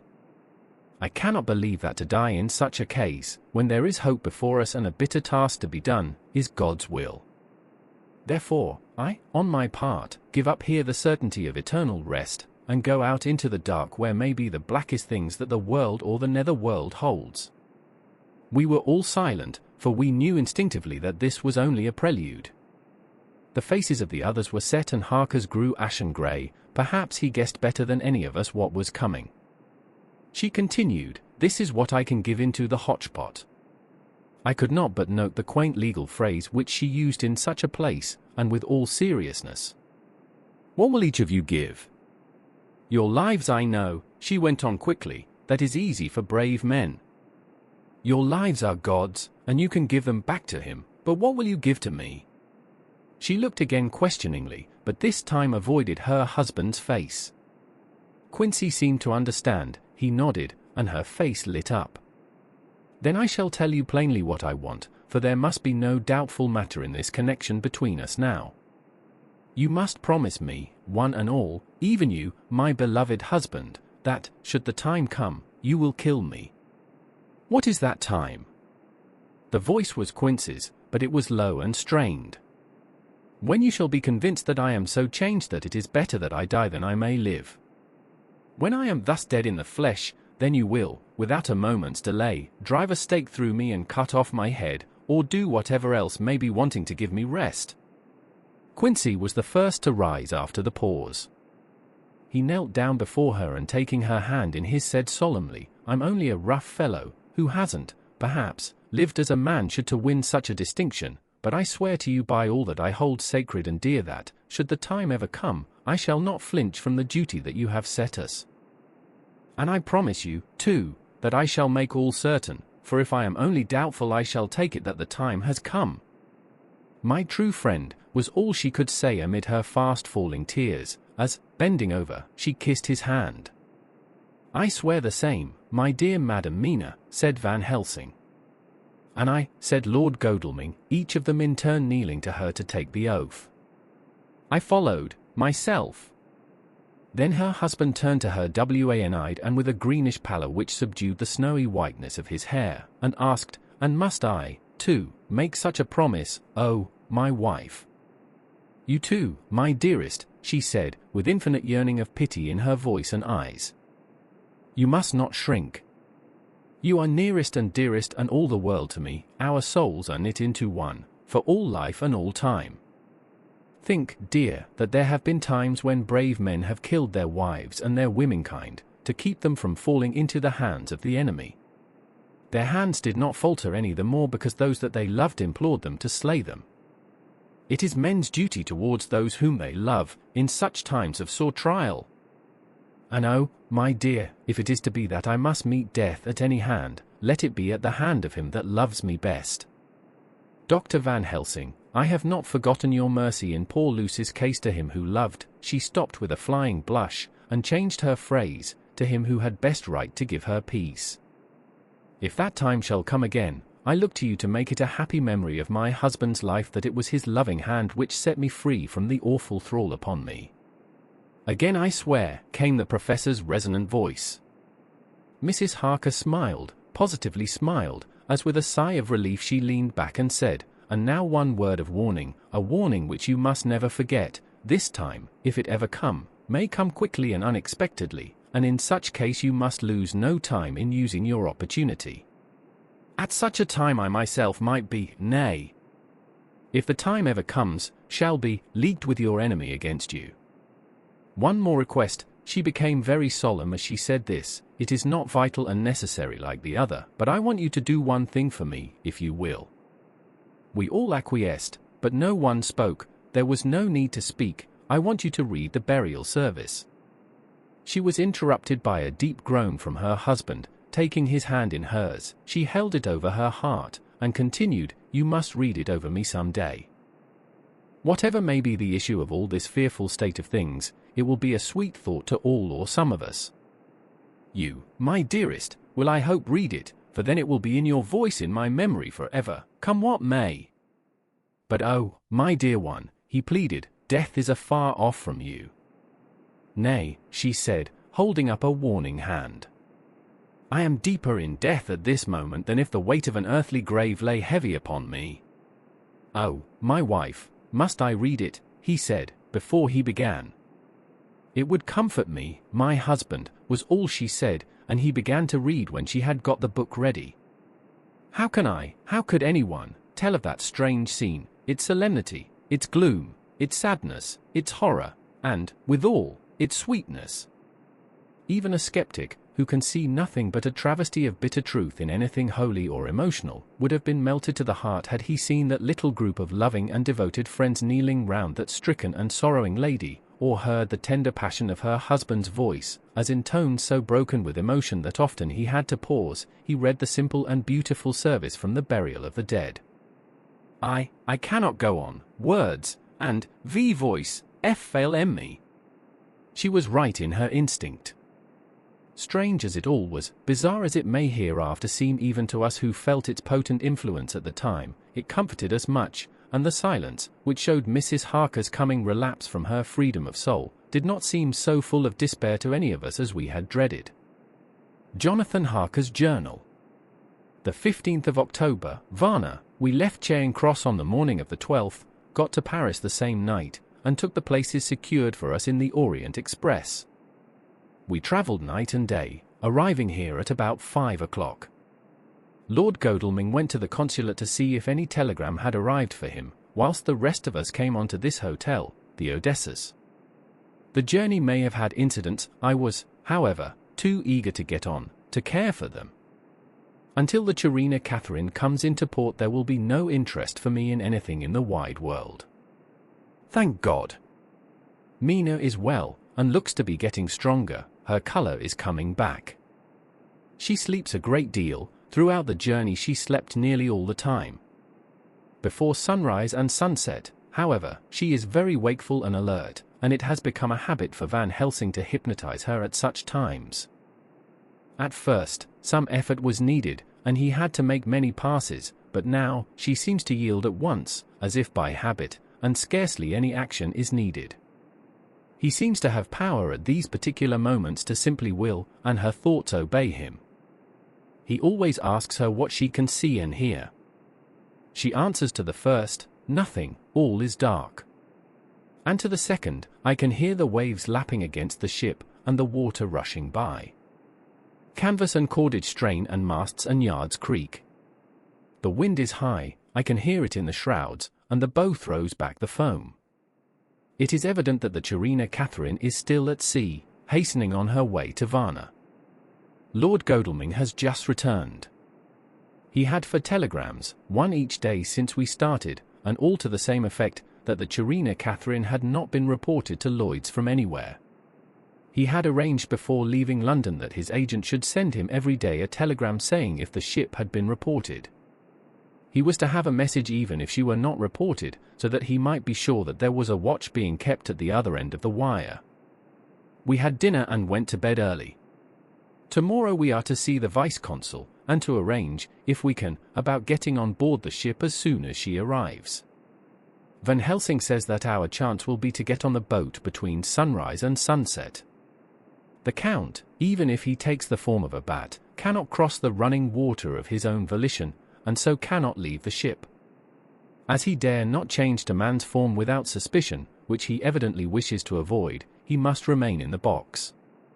If, then, we can come on board after sunrise, he is at our mercy, for we can open the box and make sure of him, as we did of poor Lucy, before he wakes. What mercy he shall get from us will not count for much. We think that we shall not have much trouble with officials or the seamen. Thank God! This is the country where bribery can do anything, and we are well supplied with money. We have only to make sure that the ship cannot come into port between sunset and sunrise without our being warned, and we shall be safe. Judge Moneybag will settle this case, I think. The 16th of October, Mina's report still the same, lapping waves and rushing water, darkness and favoring winds. We are evidently in good time, and when we hear of the Chirina Catherine we shall be ready. As she must pass the Dardanelles we are sure to have some report. The 17th of October, everything is pretty well fixed now, I think, to welcome the Count on his return from his tour.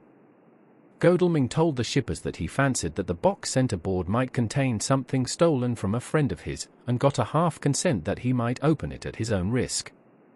The owner gave him a paper telling the captain to give him every facility in doing whatever he chose on board the ship, and also a similar authorization to his agent at Varna.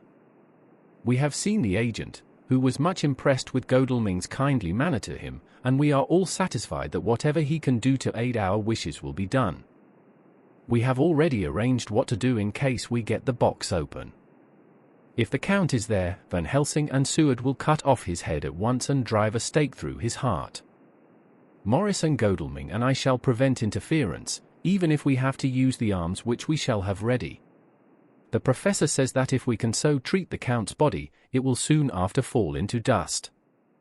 In such case there would be no evidence against us, in case any suspicion of murder were aroused.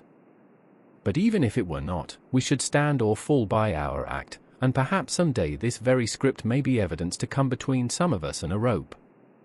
For myself, I should take the chance only too thankfully if it were to come. We mean to leave no stone unturned to carry out our intent. We have arranged with certain officials that the instant the Chirina Catherine is seen, we are to be informed by a special messenger. The 24th of October, a whole week of waiting. Daily telegrams to Godalming, but only the same story, not yet reported. Mina's morning and evening hypnotic answer is unvaried, lapping waves, rushing water, and creaking masts. Telegram, October 24th, Rufus Smith, Lloyd's, London, to Lord Godalming, care of H.B.M. Vice-Consul, Varna.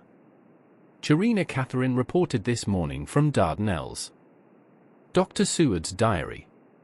The 25th of October, how I miss my phonograph. To write diary with a pen is irksome to me, but Van Helsing says I must. We were all wild with excitement yesterday when Godalming got his telegram from Lloyd's. I know now what men feel in battle when the call to action is heard. Mrs. Harker, alone of our party, did not show any signs of emotion. After all, it is not strange that she did not, for we took special care not to let her know anything about it, and we all tried not to show any excitement when we were in her presence. In old days she would, I am sure, have noticed, no matter how we might have tried to conceal it, but in this way she is greatly changed during the past 3 weeks. The lethargy grows upon her, and though she seems strong and well, and is getting back some of her color, Van Helsing and I are not satisfied. We talk of her often, we have not, however, said a word to the others. It would break poor Harker's heart, certainly his nerve, if he knew that we had even a suspicion on the subject. Van Helsing examines, he tells me, her teeth very carefully, whilst she is in the hypnotic condition, for he says that so long as they do not begin to sharpen there is no active danger of a change in her. If this change should come, it would be necessary to take steps. We both know what those steps would have to be, though we do not mention our thoughts to each other. We should neither of us shrink from the task, awful though it be to contemplate. Euthanasia is an excellent and a comforting word. I am grateful to whoever invented it. It is only about 24 hours' sail from the Dardanelles to here, at the rate the Churina Catherine has come from London. She should therefore arrive some time in the morning, but as she cannot possibly get in before then, we are all about to retire early. We shall get up at 1 o'clock, so as to be ready. The 25th of October, noon, no news yet of the ship's arrival. Mrs. Harker's hypnotic report this morning was the same as usual, so it is possible that we may get news at any moment. We men are all in a fever of excitement, except Harker, who is calm. His hands are cold as ice, and an hour ago I found him wetting the edge of the great Gothic knife which he now always carries with him. It will be a bad lookout for the Count if the edge of that cookery ever touches his throat, driven by that stern, ice-cold hand. Van Helsing and I were a little alarmed about Mrs. Harker today. About noon she got into a sort of lethargy which we did not like, although we kept silence to the others, we were neither of us happy about it. She had been restless all the morning, so that we were at first glad to know that she was sleeping.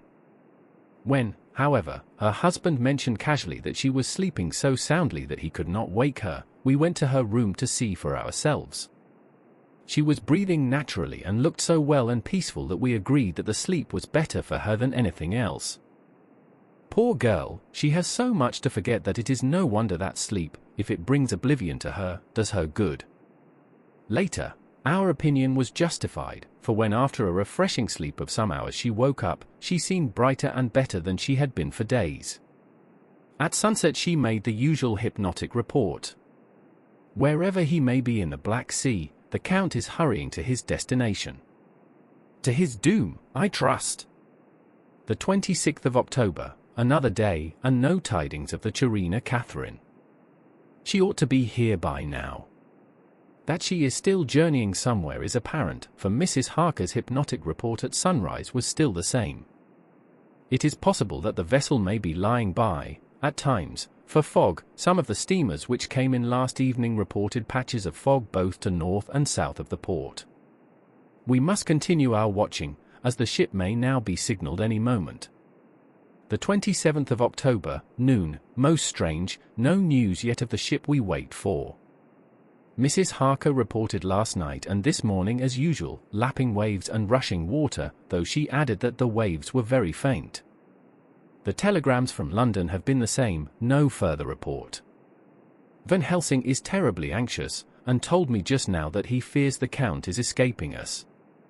He added significantly, I did not like that lethargy of Madame Mina's. Souls and memories can do strange things during trance. I was about to ask him more, but Harker just then came in, and he held up a warning hand. We must try tonight at sunset to make her speak more fully when in her hypnotic state. Asterisk the 28th of October, telegram. Rufus Smith, London, to Lord Godalming, Care H.B.M. Vice-Consul, Varna. Churina Catherine reported entering Galatz at 1 o'clock today. Dr. Seward's diary. The 28th of October, when the telegram came announcing the arrival in Galatz, I do not think it was such a shock to any of us as might have been expected. True, we did not know whence, or how, or when, the bolt would come, but I think we all expected that something strange would happen. The delay of arrival at Varna made us individually satisfied that things would not be just as we had expected. We only waited to learn where the change would occur. Nonetheless, however, was it a surprise? I suppose that nature works on such a hopeful basis that we believe against ourselves that things will be as they ought to be, not as we should know that they will be. Transcendentalism is a beacon to the angels, even if it be a will-o'-the-wisp to man. It was an odd experience and we all took it differently. Van Helsing raised his hand over his head for a moment, as though in remonstrance with the Almighty, but he said not a word, and in a few seconds stood up with his face sternly set. Lord Godalming grew very pale, and sat breathing heavily. I was myself half stunned and looked in wonder at one after another. Quincey Morris tightened his belt with that quick movement which I knew so well. In our old wandering days it meant action. Mrs. Harker grew ghastly white, so that the scar on her forehead seemed to burn, but she folded her hands meekly and looked up in prayer. Harker smiled, actually smiled, the dark, bitter smile of one who is without hope, but at the same time his action belied his words, for his hands instinctively sought the hilt of the great cookery knife and rested there. "When does the next train start for Galatz?" said Van Helsing to us generally. "At 6:30 tomorrow morning." We all started, for the answer came from Mrs. Harker. "How on earth do you know?" said Art. "You forget, or perhaps you do not know, though Jonathan does and so does Dr. Van Helsing, that I am the train fiend. At home in Exeter I always used to make up the timetables, so as to be helpful to my husband. I found it so useful sometimes, that I always make a study of the timetables now. I knew that if anything were to take us to Castle Dracula we should go by Galatz, or at any rate through Bucharest, so I learned the times very carefully. Unhappily there are not many to learn, as the only train tomorrow leaves as I say." "Wonderful woman," murmured the professor. "Can't we get a special?" asked Lord Godalming. Van Helsing shook his head. "I fear not. This land is very different from yours or mine. Even if we did have a special, it would probably not arrive as soon as our regular train. Moreover, we have something to prepare. We must think. Now let us organize. You, friend Arthur, go to the train and get the tickets and arrange that all be ready for us to go in the morning. Do you, friend Jonathan, go to the agent of the ship and get from him letters to the agent in Galatz, with authority to make search the ship just as it was here. Morris Quincey, you see the vice-consul, and get his aid with his fellow in Galatz and all he can do to make our way smooth, so that no times be lost when over the Danube. John will stay with Madam Mina and me, and we shall consult. For so if time be long you may be delayed, and it will not matter when the sun set, since I am here with Madam to make report." "And I," said Mrs. Harker brightly, and more like her old self than she had been for many a long day, "shall try to be of use in all ways, and shall think and write for you as I used to do. Something is shifting from me in some strange way, and I feel freer than I have been of late." The three younger men looked happier at the moment as they seemed to realize the significance of her words, but Van Helsing and I, turning to each other, met each a grave and troubled glance. We said nothing at the time, however. When the three men had gone out to their tasks, Van Helsing asked Mrs. Harker to look up the copy of the diaries and find him the part of Harker's journal at the castle. She went away to get it. When the door was shut upon her he said to me, "We mean the same. Speak out. There is some change. It is a hope that makes me sick, for it may deceive us." "Quite so. Do you know why I asked her to get the manuscript?" "No," said I, "unless it was to get an opportunity of seeing me alone." "You are in part right, friend John, but only in part. I want to tell you something. And oh, my friend, I am taking a terrible risk, but I believe it is right." In the moment when Madam Mina said those words that arrest both our understanding, an inspiration came to me. In the trance of 3 days ago the Count sent her his spirit to read her mind, or more like he took her to see him in his earth box in the ship with water rushing, just as it go free at rise and set of sun. He learned then that we are here, for she have more to tell in her open life with eyes to see and ears to hear than he, shut, as he is, in his coffin box. Now he make his most effort to escape us. At present he want her not. He is sure with his so great knowledge that she will come at his call, but he cut her off, take her, as he can do, out of his own power, that so she come not to him. Ah! There I have hope that our man-brains that have been of man so long and that have not lost the grace of God, will come higher than his child-brain that lie in his tomb for centuries, that grow not yet to our stature, and that do only work selfish and therefore small. Here comes Madam Mina, not a word to her of her trance. She know it not, and it would overwhelm her and make despair just when we want all her hope, all her courage, when most we want all her great brain which is trained like man's brain, but is of sweet woman and have a special power which the Count give her, and which he may not take away altogether, though he think not so. Hush! Let me speak, and you shall learn. Oh, John, my friend, we are in awful straits. I fear, as I never feared before. We can only trust the good God. Silence! Here she comes. I thought that the professor was going to break down and have hysterics, just as he had when Lucy died, but with a great effort he controlled himself and was at perfect nervous poise when Mrs. Harker tripped into the room, bright and happy-looking and, in the doing of work, seemingly forgetful of her misery. As she came in, she handed a number of sheets of typewriting to Van Helsing. He looked over them gravely, his face brightening up as he read. Then holding the pages between his finger and thumb he said, "Friend John, to you with so much of experience already, and you, too, dear Madam Mina, that are young, here is a lesson, do not fear ever to think. A half-thought has been buzzing often in my brain, but I fear to let him loose his wings. Here now, with more knowledge, I go back to where that half-thought come from and I find that he be no half-thought at all, that be a whole thought, though so young that he is not yet strong to use his little wings. Nay, like the ugly duck of my friend Hans Andersen, he be no duck thought at all, but a big swan thought that sail nobly on big wings, when the time come for him to try them. See, I read here what Jonathan have written, that other of his race who, in a later age, again and again, brought his forces over the great river into Turkey land, who, when he was beaten back, came again, and again, and again, though he had to come alone from the bloody field where his troops were being slaughtered, since he knew that he alone could ultimately triumph. What does this tell us? Not much? No. The Count's child thought see nothing, therefore he speaks so free. Your man thought see nothing, my man thought see nothing, till just now. No. But there comes another word from some one who speak without thought because she, too, know not what it mean, what it might mean. Just as there are elements which rest, yet when in nature's course they move on their way and they touch, then poof. And there comes a flash of light, heaven-wide, that blind and kill and destroy some, but that show up all earth below for leagues and leagues. Is it not so? Well, I shall explain. To begin, have you ever studied the philosophy of crime? Yes and no, you, John, yes, for it is a study of insanity.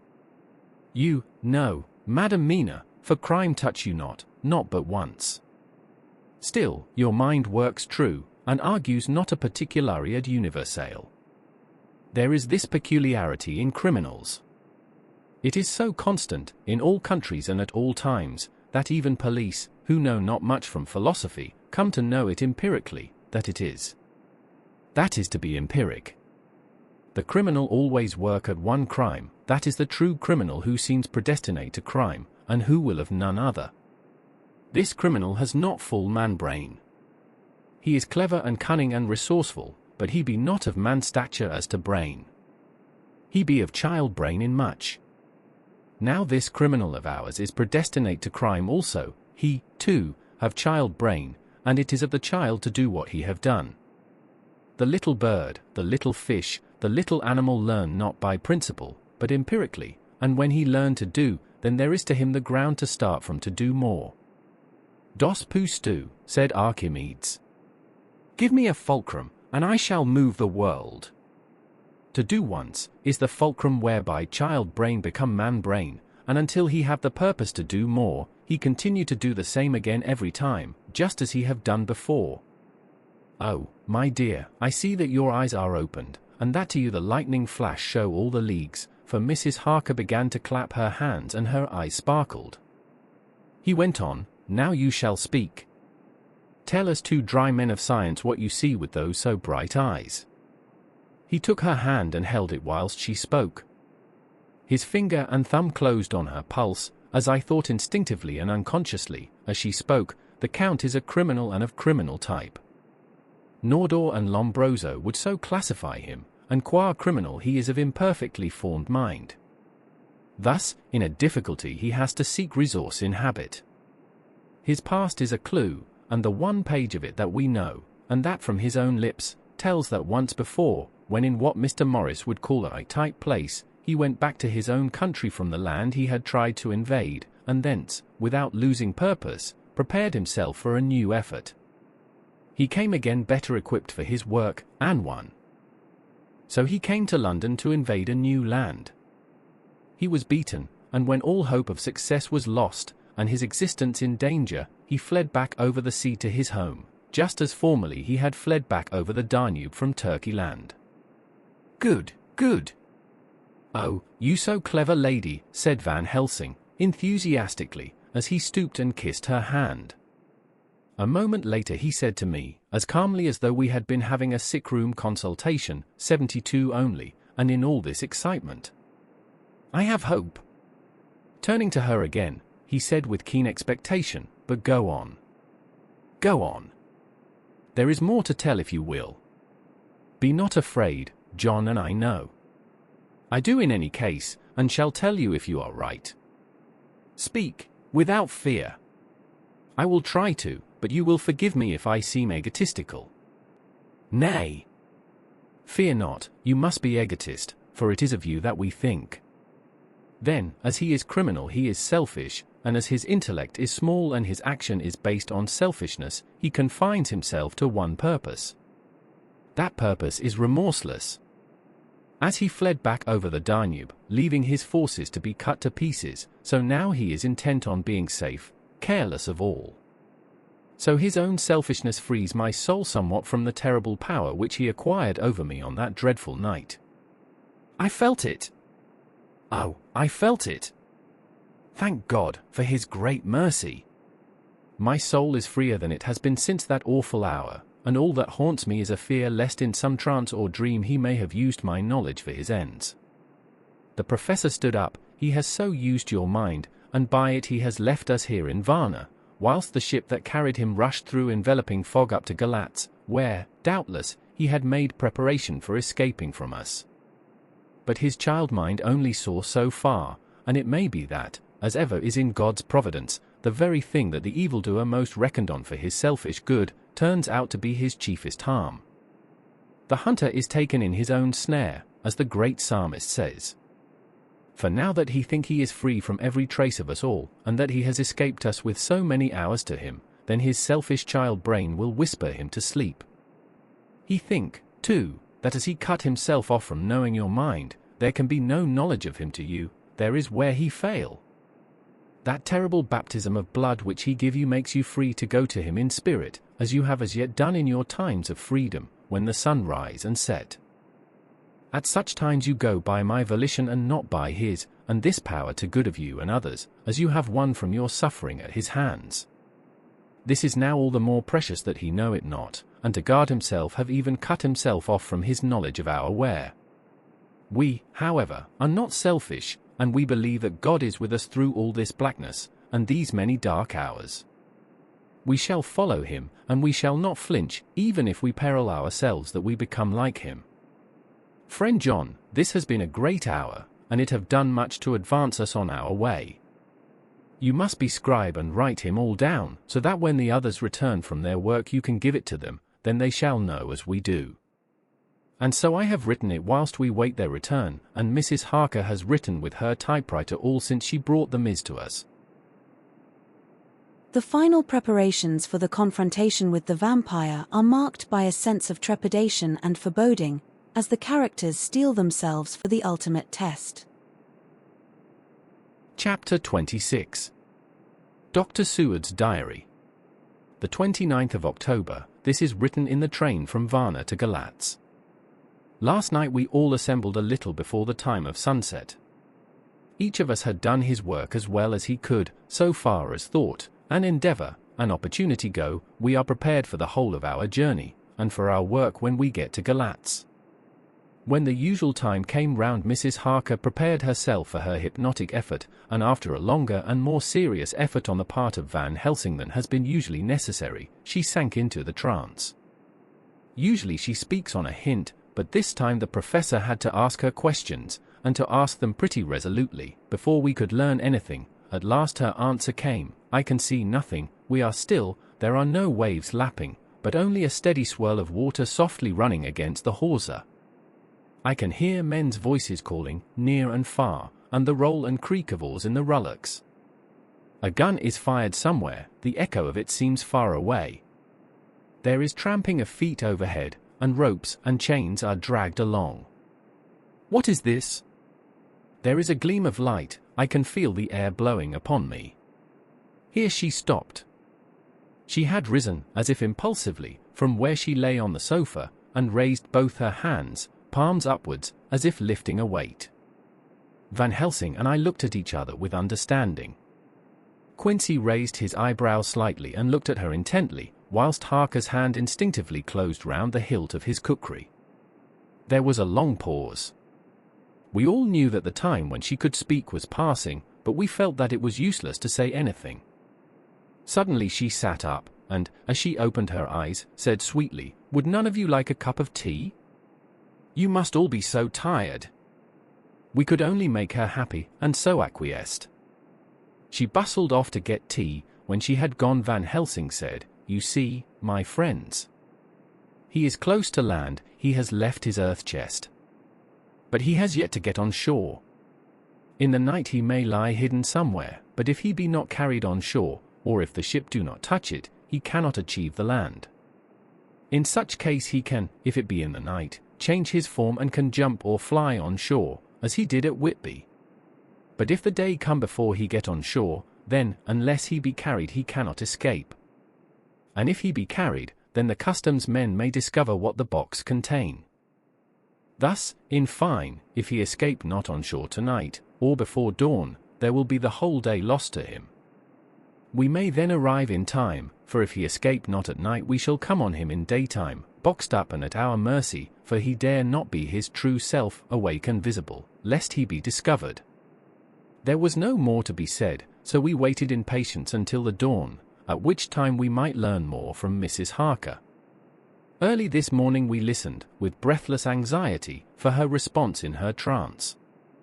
The hypnotic stage was even longer in coming than before, and when it came the time remaining until full sunrise was so short that we began to despair. Van Helsing seemed to throw his whole soul into the effort. At last, in obedience to his will, she made reply, "All is dark. I hear lapping water, level with me, and some creaking as of wood on wood." She paused, and the red sun shot up.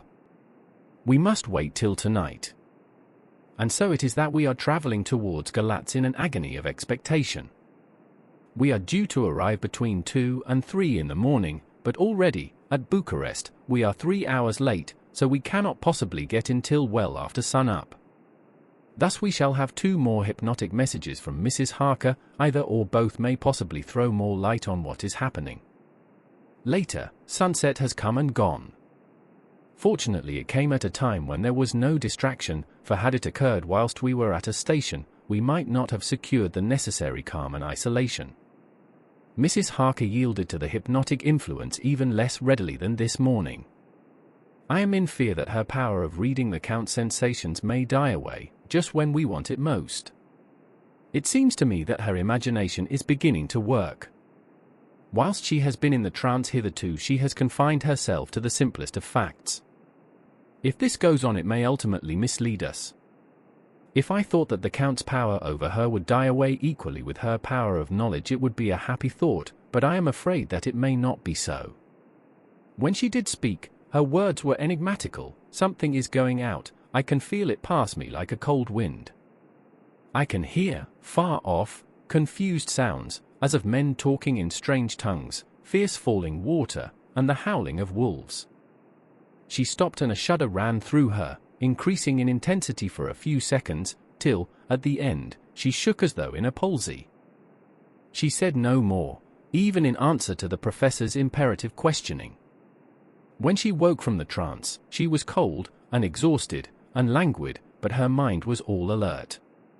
She could not remember anything, but asked what she had said. When she was told, she pondered over it deeply for a long time and in silence.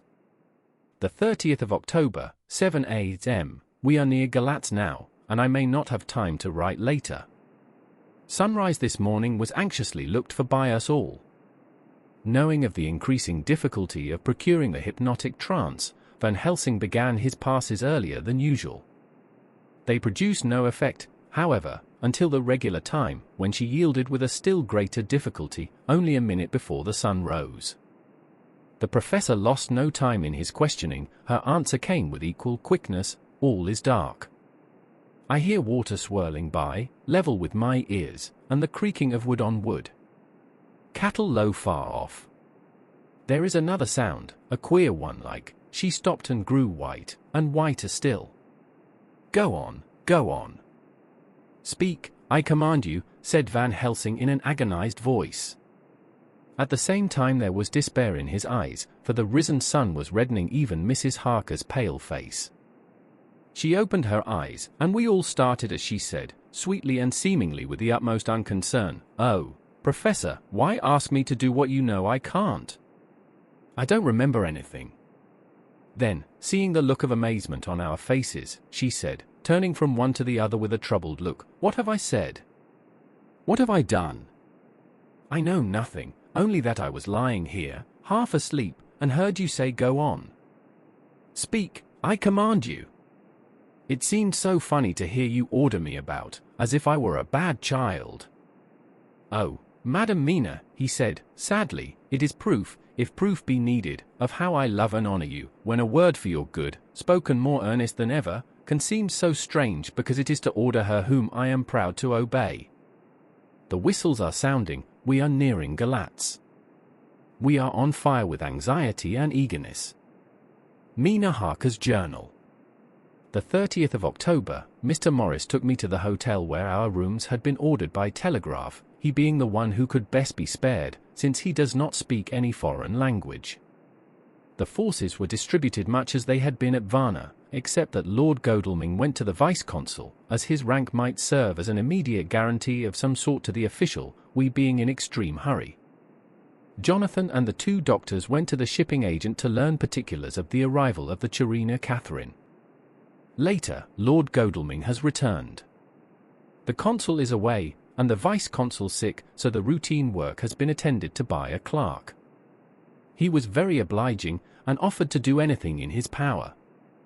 Jonathan Harker's Journal. The 30th of October, at 9 o'clock Dr. Van Helsing, Dr. Seward, and I called on Messrs. Mackenzie and Steinkorf, the agents of the London firm of Hapgood.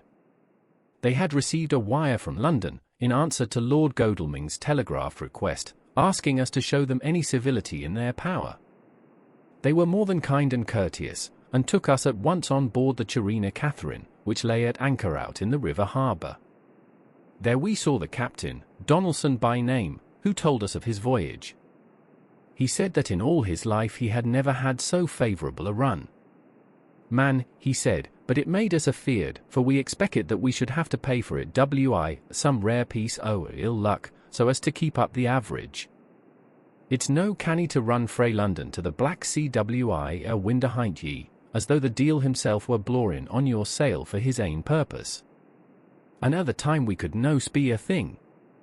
Gin we were nigh a ship, or a port, or a headland, a fog fell on us and travelled us, till when after it had lifted and we looked out, the deil a thing could we see.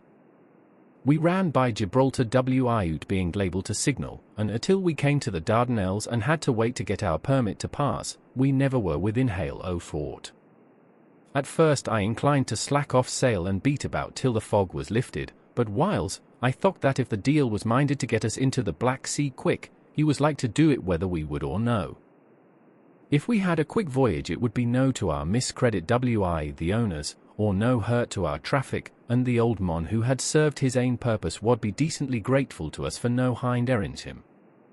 This mixture of simplicity and cunning, of superstition and commercial reasoning, aroused Van Helsing, who said, "Mine friend, the devil is more clever than he is thought by some, and he know when he meet his match."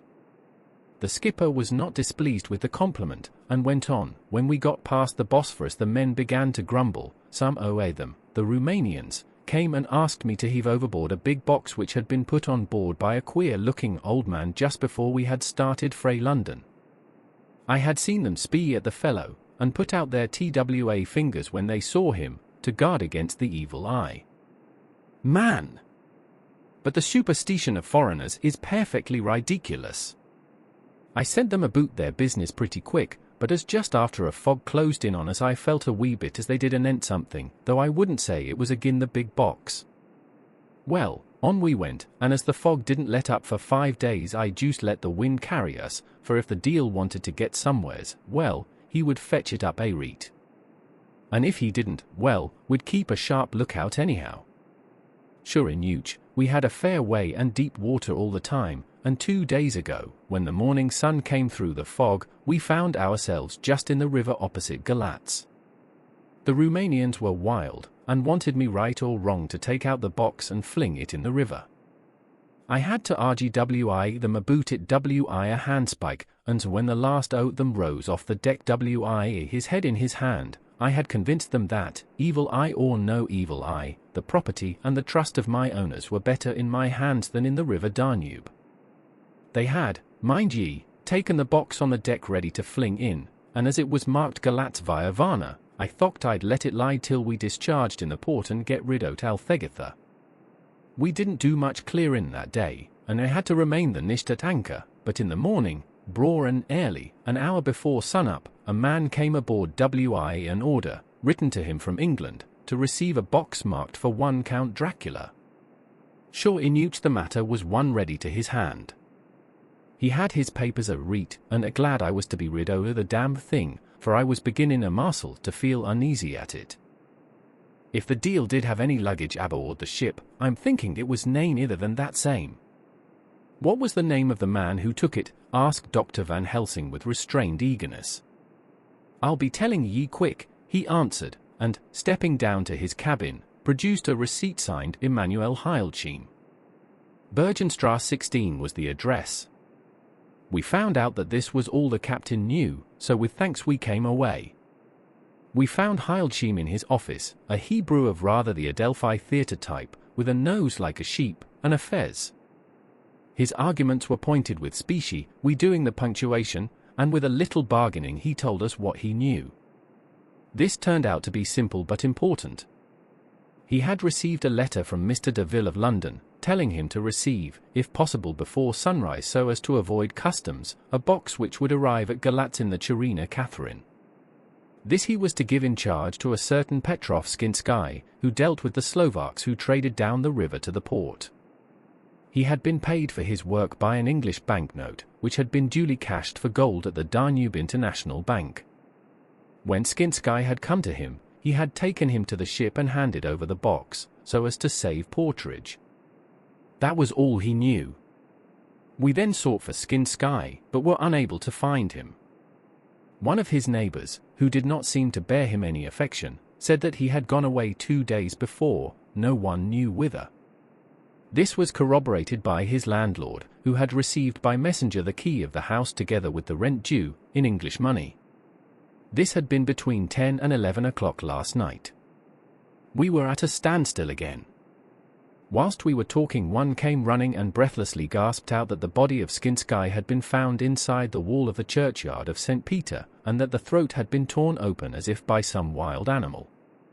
Those we had been speaking with ran off to see the horror, the women crying out, "This is the work of a Slovak." We hurried away lest we should have been in some way drawn into the affair and so detained. As we came home we could arrive at no definite conclusion.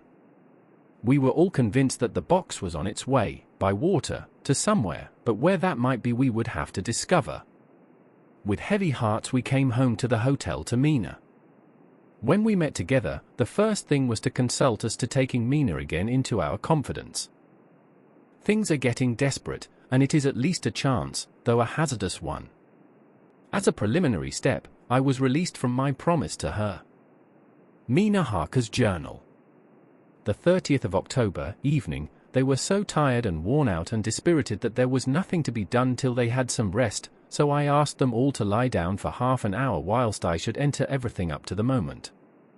I feel so grateful to the man who invented the traveller's typewriter, and to Mr. Morris for getting this one for me. I should have felt quite astray doing the work if I had to write with a pen.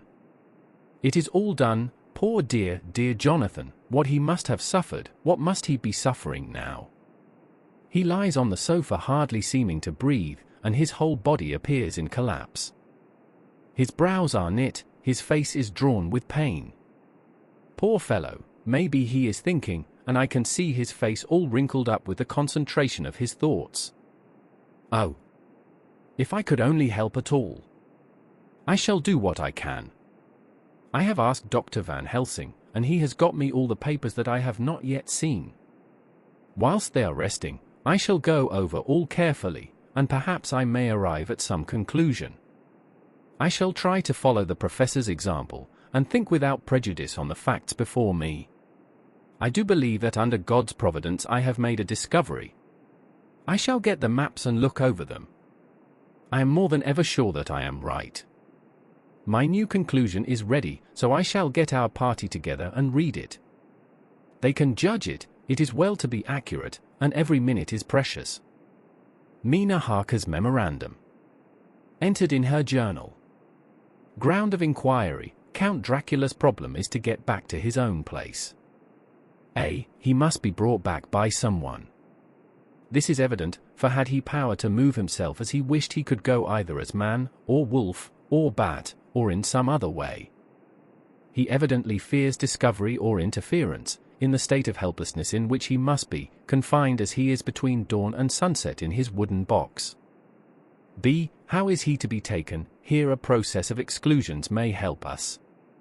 By road, by rail, by water? 1. By road, there are endless difficulties, especially in leaving the city. 10. There are people, and people are curious, and investigate.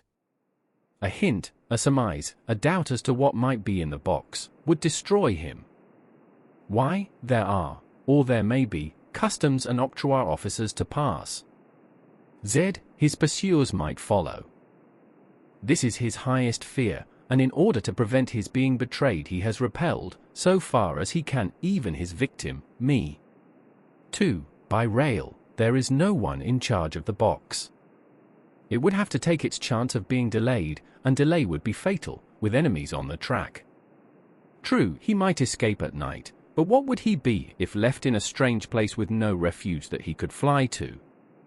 This is not what he intends, and he does not mean to risk it. 3. By water, here is the safest way, in one respect, but with most danger in another. On the water he is powerless except at night, even then he can only summon fog and storm and snow and his wolves.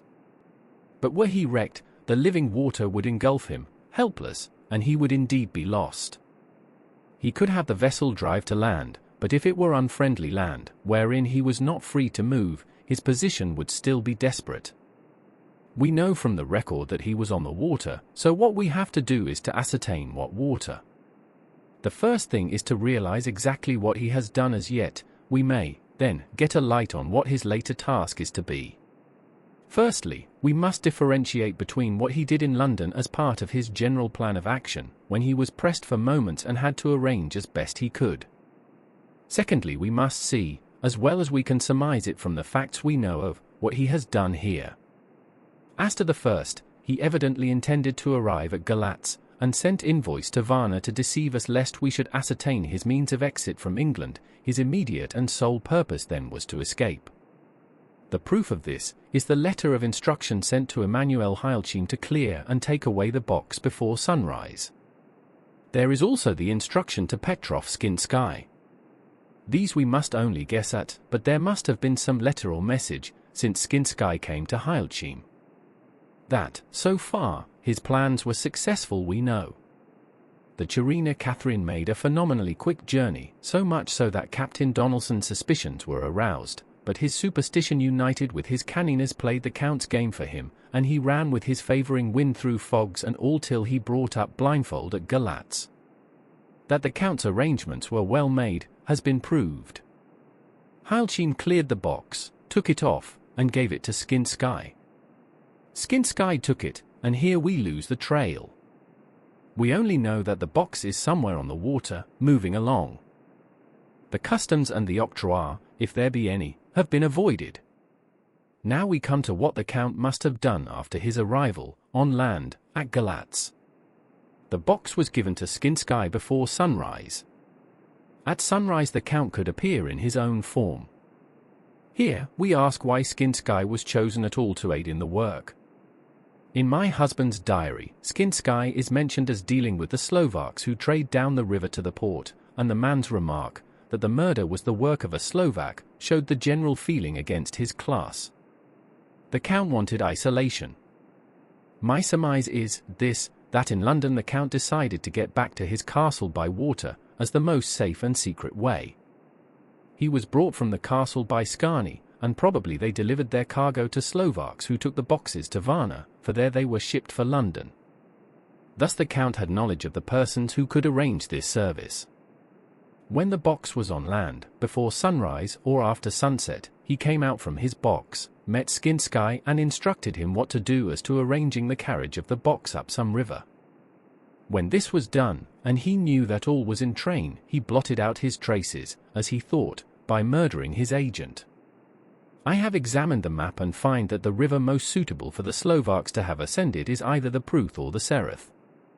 I read in the typescript that in my trance I heard cows low and water swirling level with my ears and the creaking of wood. The Count in his box, then, was on a river in an open boat, propelled probably either by oars or poles, for the banks are near and it is working against stream. There would be no such sound if floating downstream.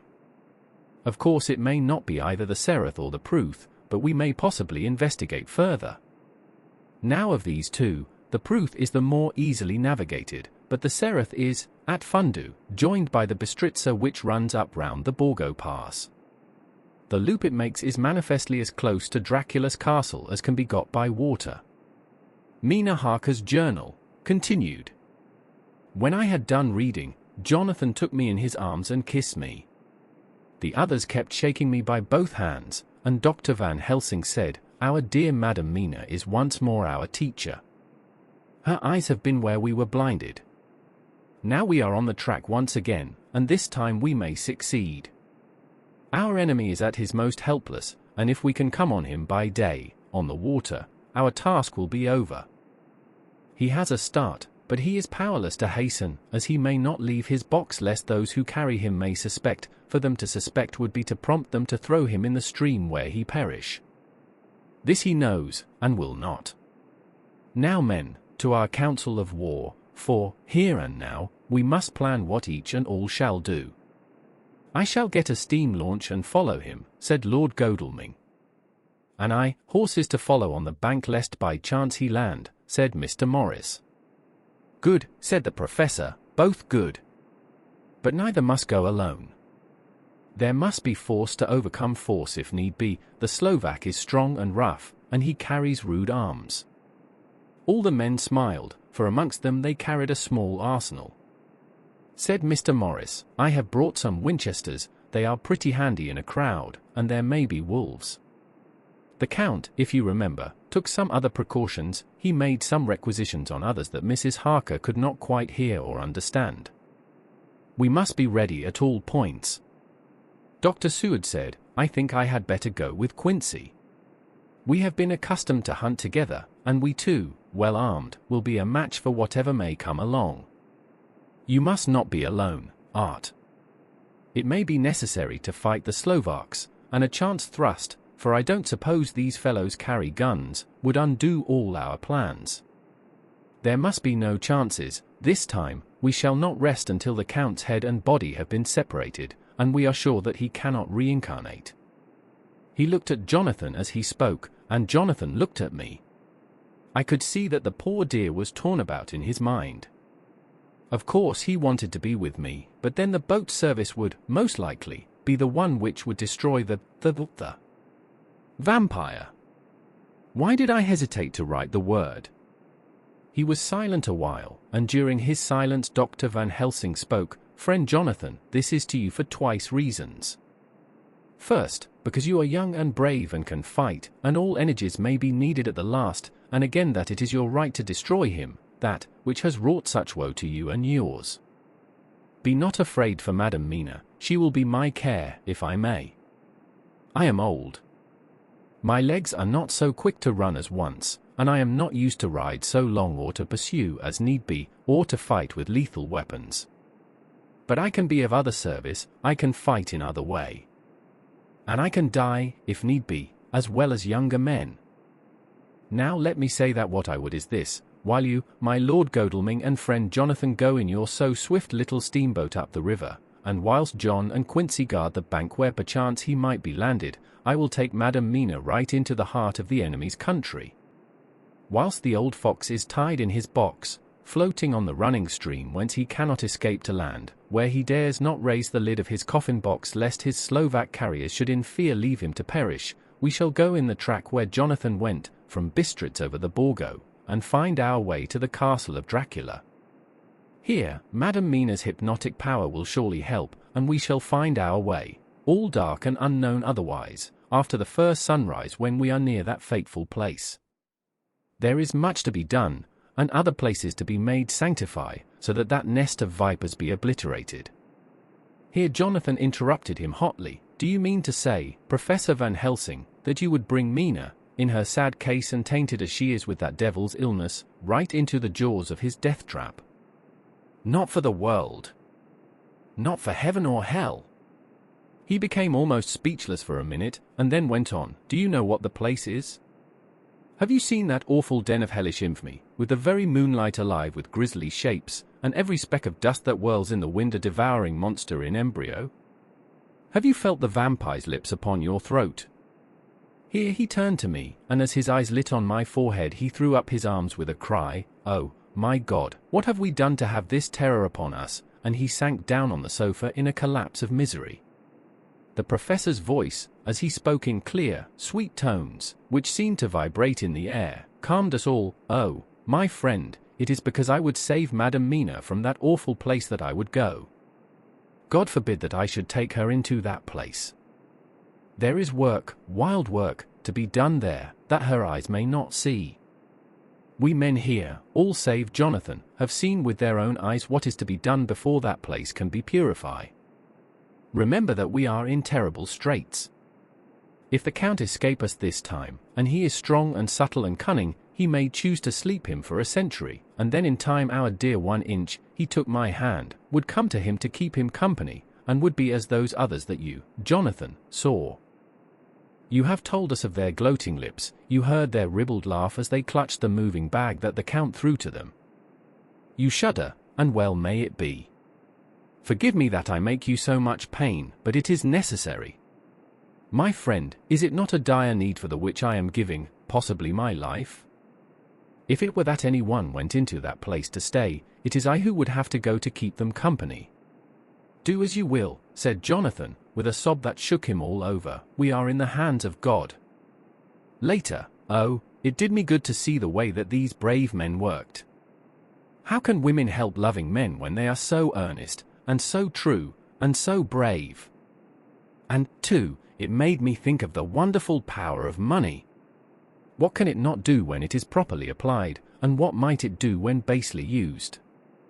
I felt so thankful that Lord Godalming is rich, and that both he and Mr. Morris, who also has plenty of money, are willing to spend it so freely. For if they did not, our little expedition could not start, either so promptly or so well equipped, as it will within another hour. It is not 3 hours since it was arranged what part each of us was to do, and now Lord Godalming and Jonathan have a lovely steam launch, with steam up ready to start at a moment's notice. Dr. Seward and Mr. Morris have 6 good horses, well appointed. We have all the maps and appliances of various kinds that can be had. Professor Van Helsing and I are to leave by the 11:40 train tonight for Veresti, where we are to get a carriage to drive to the Borgo Pass. We are bringing a good deal of ready money, as we are to buy a carriage and horses. We shall drive ourselves, for we have no one whom we can trust in the matter. The professor knows something of a great many languages, so we shall get on all right. We have all got arms, even for me a large bore revolver. Jonathan would not be happy unless I was armed like the rest. Alas! I cannot carry one arm that the rest do, the scar on my forehead forbids that. Dear Dr. Van Helsing comforts me by telling me that I am fully armed as there may be wolves. The weather is getting colder every hour, and there are snow flurries which come and go as warnings. Later, it took all my courage to say goodbye to my darling. We may never meet again. Courage, Mina. The professor is looking at you keenly, his look is a warning. There must be no tears now, unless it may be that God will let them fall in gladness. Jonathan Harker's Journal. October 30th.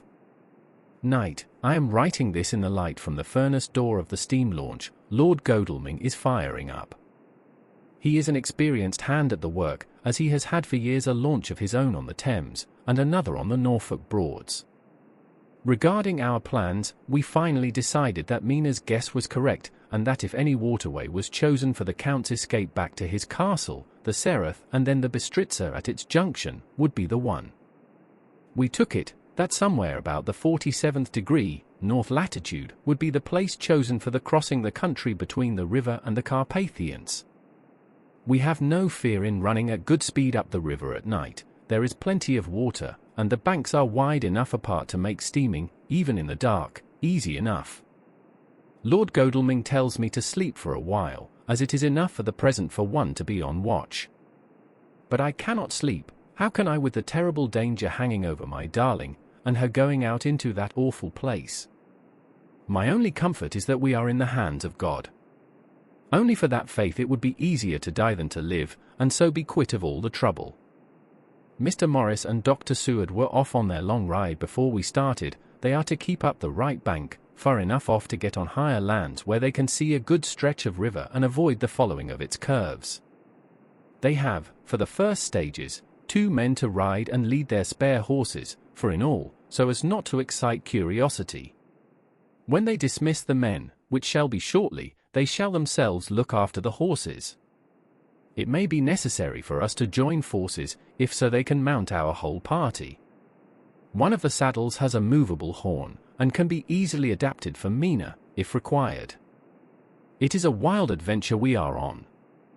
Here, as we are rushing along through the darkness, with the cold from the river seeming to rise up and strike us, with all the mysterious voices of the night around us, it all comes home.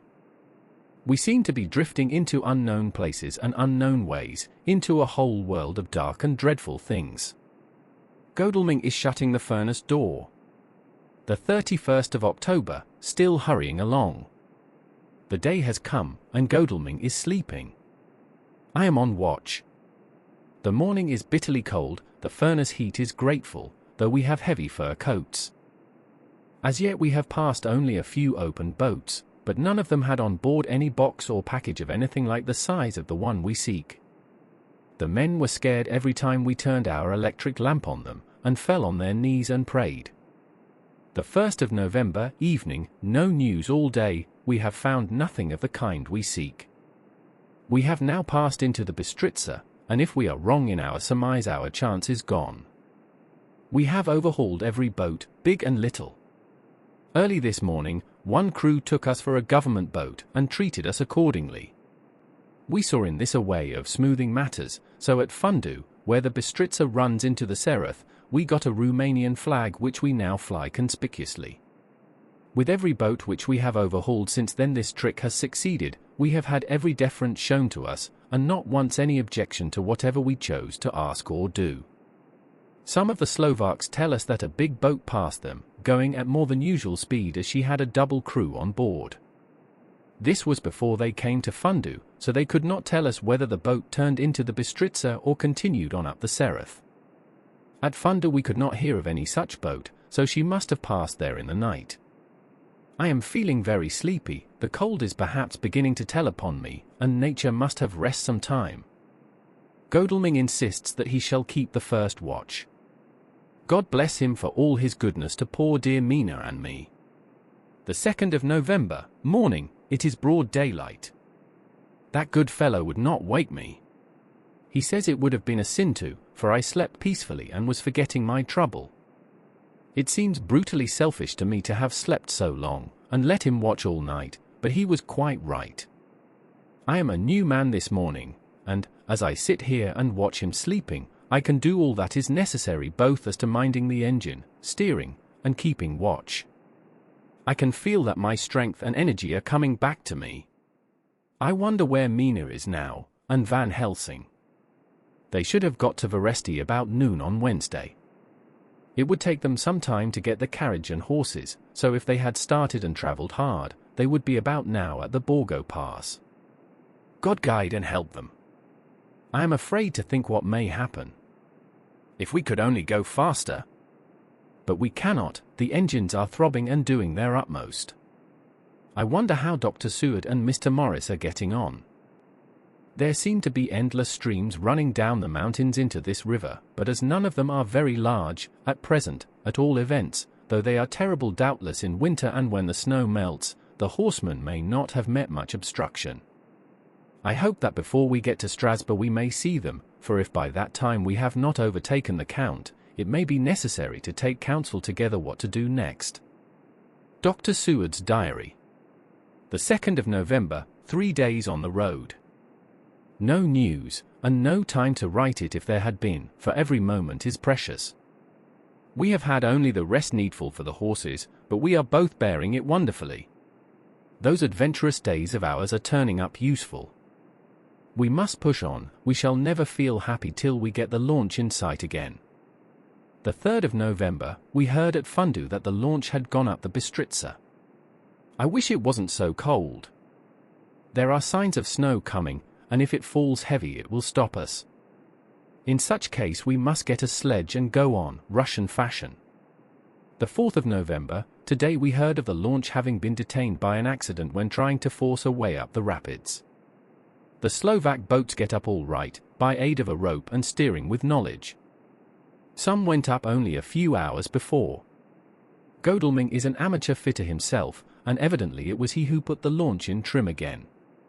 Finally, they got up the rapids all right, with local help, and are off on the chase afresh.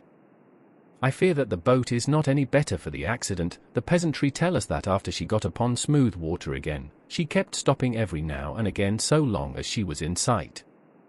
We must push on harder than ever, our help may be wanted soon. Mina Harker's Journal. The 31st of October, arrived at Veresti at noon. The professor tells me that this morning at dawn he could hardly hypnotize me at all, and that all I could say was, dark and quiet. He is off now buying a carriage and horses. He says that he will later on try to buy additional horses, so that we may be able to change them on the way. We have something more than 70 miles before us. The country is lovely, and most interesting. If only we were under different conditions, how delightful it would be to see it all. If Jonathan and I were driving through it alone, what a pleasure it would be. To stop and see people, and learn something of their life, and to fill our minds and memories with all the color and picturesqueness of the whole wild, beautiful country and the quaint people.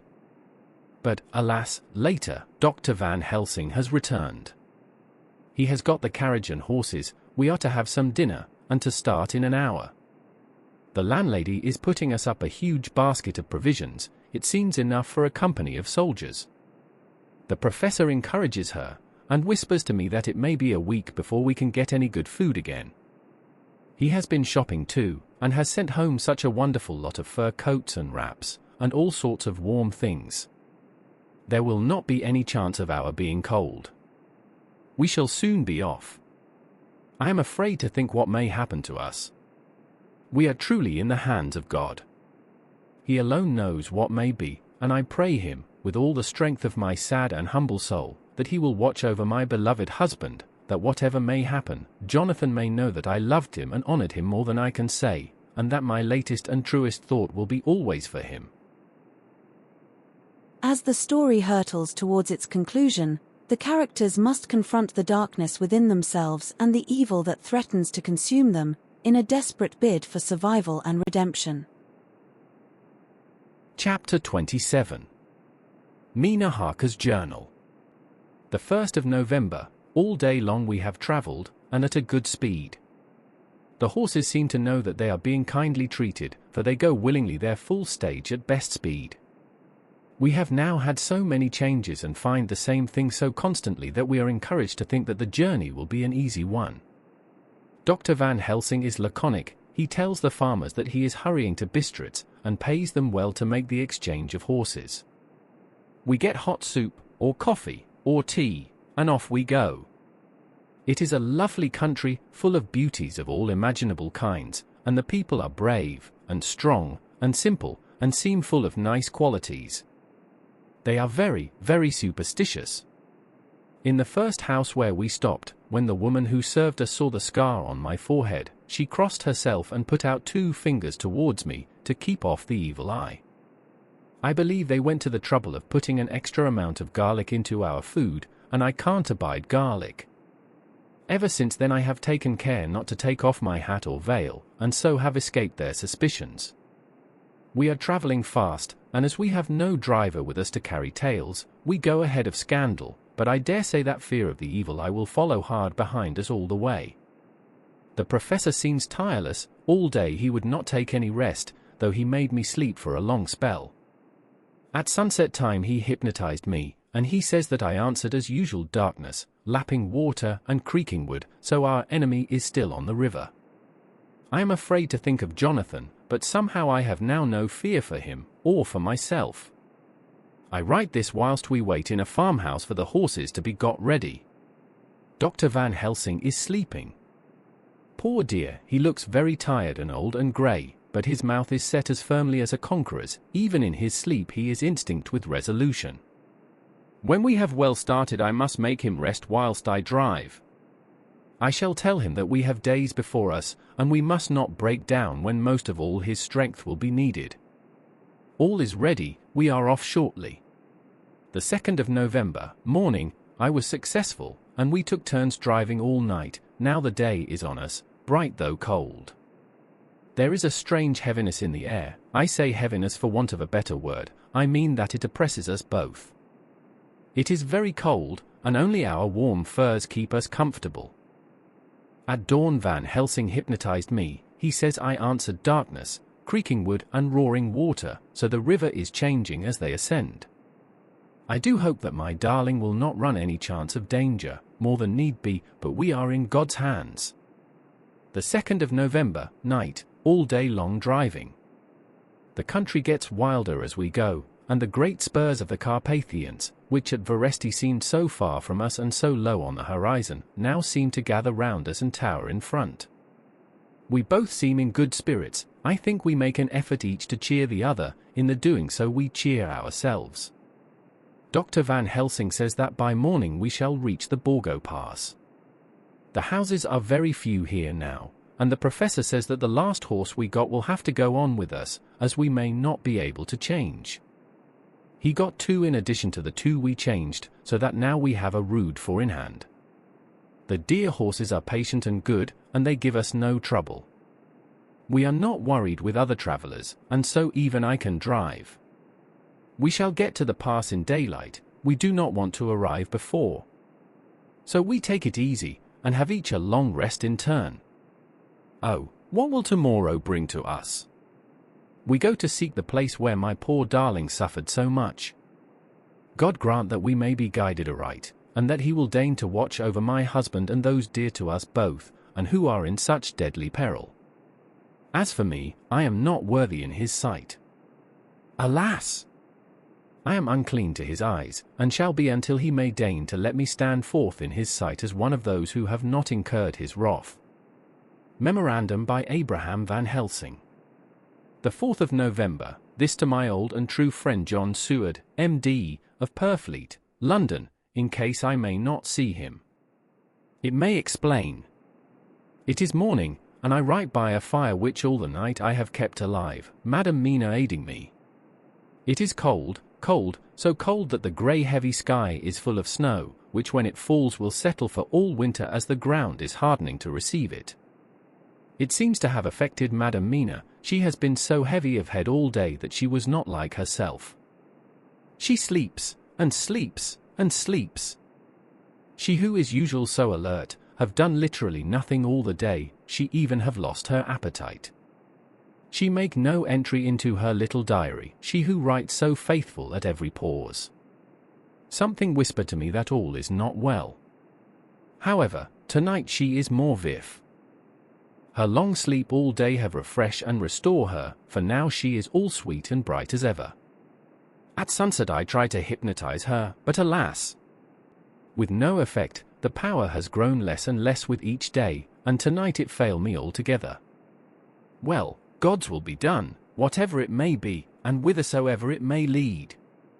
Now to the historical, for as Madam Mina write not in her stenography, I must, in my cumbrous old fashion, that so each day of us may not go unrecorded. We got to the Borgo Pass just after sunrise yesterday morning. When I saw the signs of the dawn I got ready for the hypnotism. We stopped our carriage, and got down so that there might be no disturbance.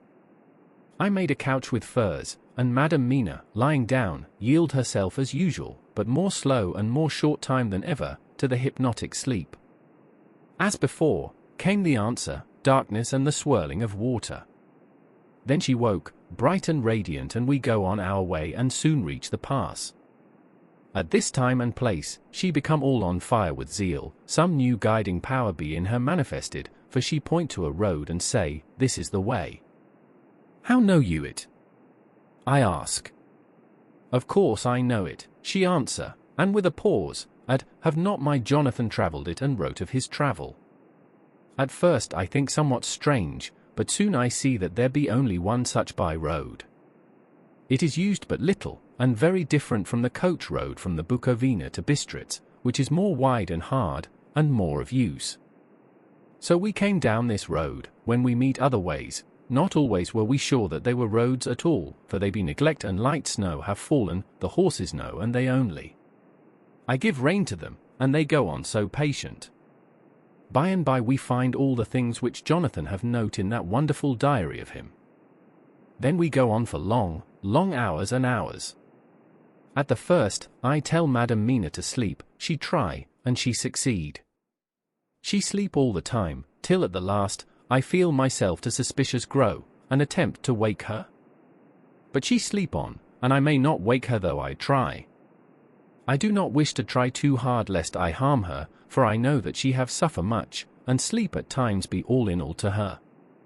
I think I drowse myself, for all of sudden I feel guilt, as though I have done something. I find myself bolt up, with the reins in my hand, and the good horses go along jog, jog, just as ever.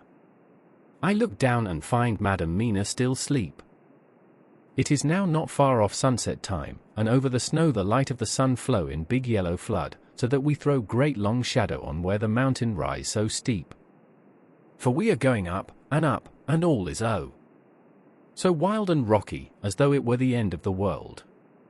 Then I arouse Madam Mina. This time she wake with not much trouble, and then I try to put her to hypnotic sleep. But she sleep not, being as though I were not. Still I try, till all at once I find her and myself in dark, so I look round, and find that the sun have gone down. Madam Mina laugh, and I turn and look at her. She is now quite awake, and looks so well as I never saw her since that night at Carfax when we first entered the Count's house.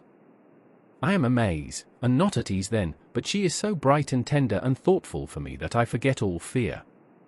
I light a fire, for we have brought supply of wood with us, and she prepare food while I undo the horses and set them, tethered in shelter, to feed. Then when I return to the fire she have my supper ready. I go to help her, but she smile, and tell me that she have eat already, that she was so hungry that she would not wait. I like it not, and I have grave doubts, but I fear to affright her, and so I am silent of it.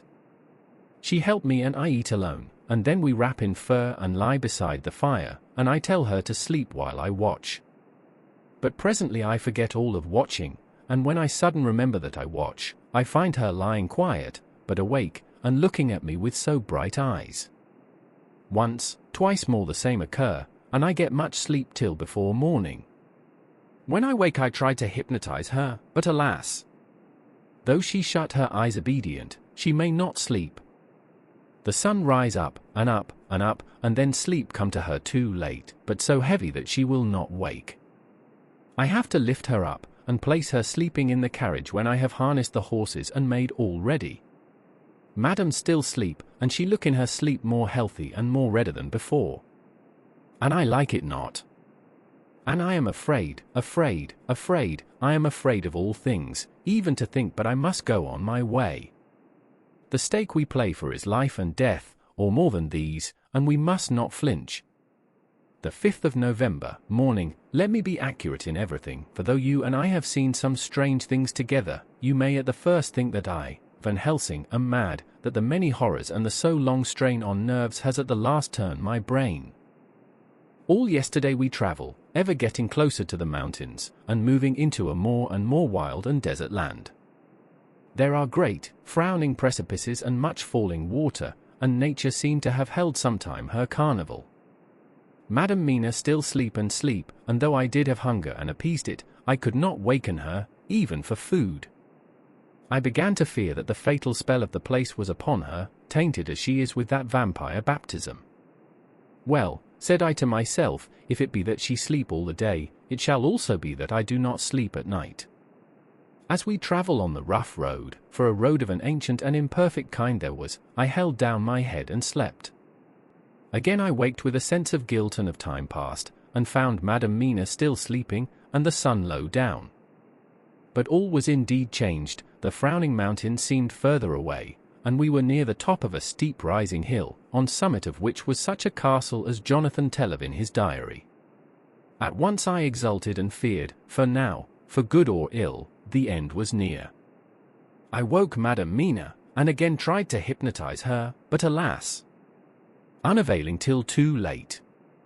Then, ere the great dark came upon us, for even after down sun the heavens reflected the gone sun on the snow, and all was for a time in a great twilight, I took out the horses and fed them in what shelter I could. Then I make a fire, and near it I make Madam Mina, now awake and more charming than ever, sit comfortable amid her rugs.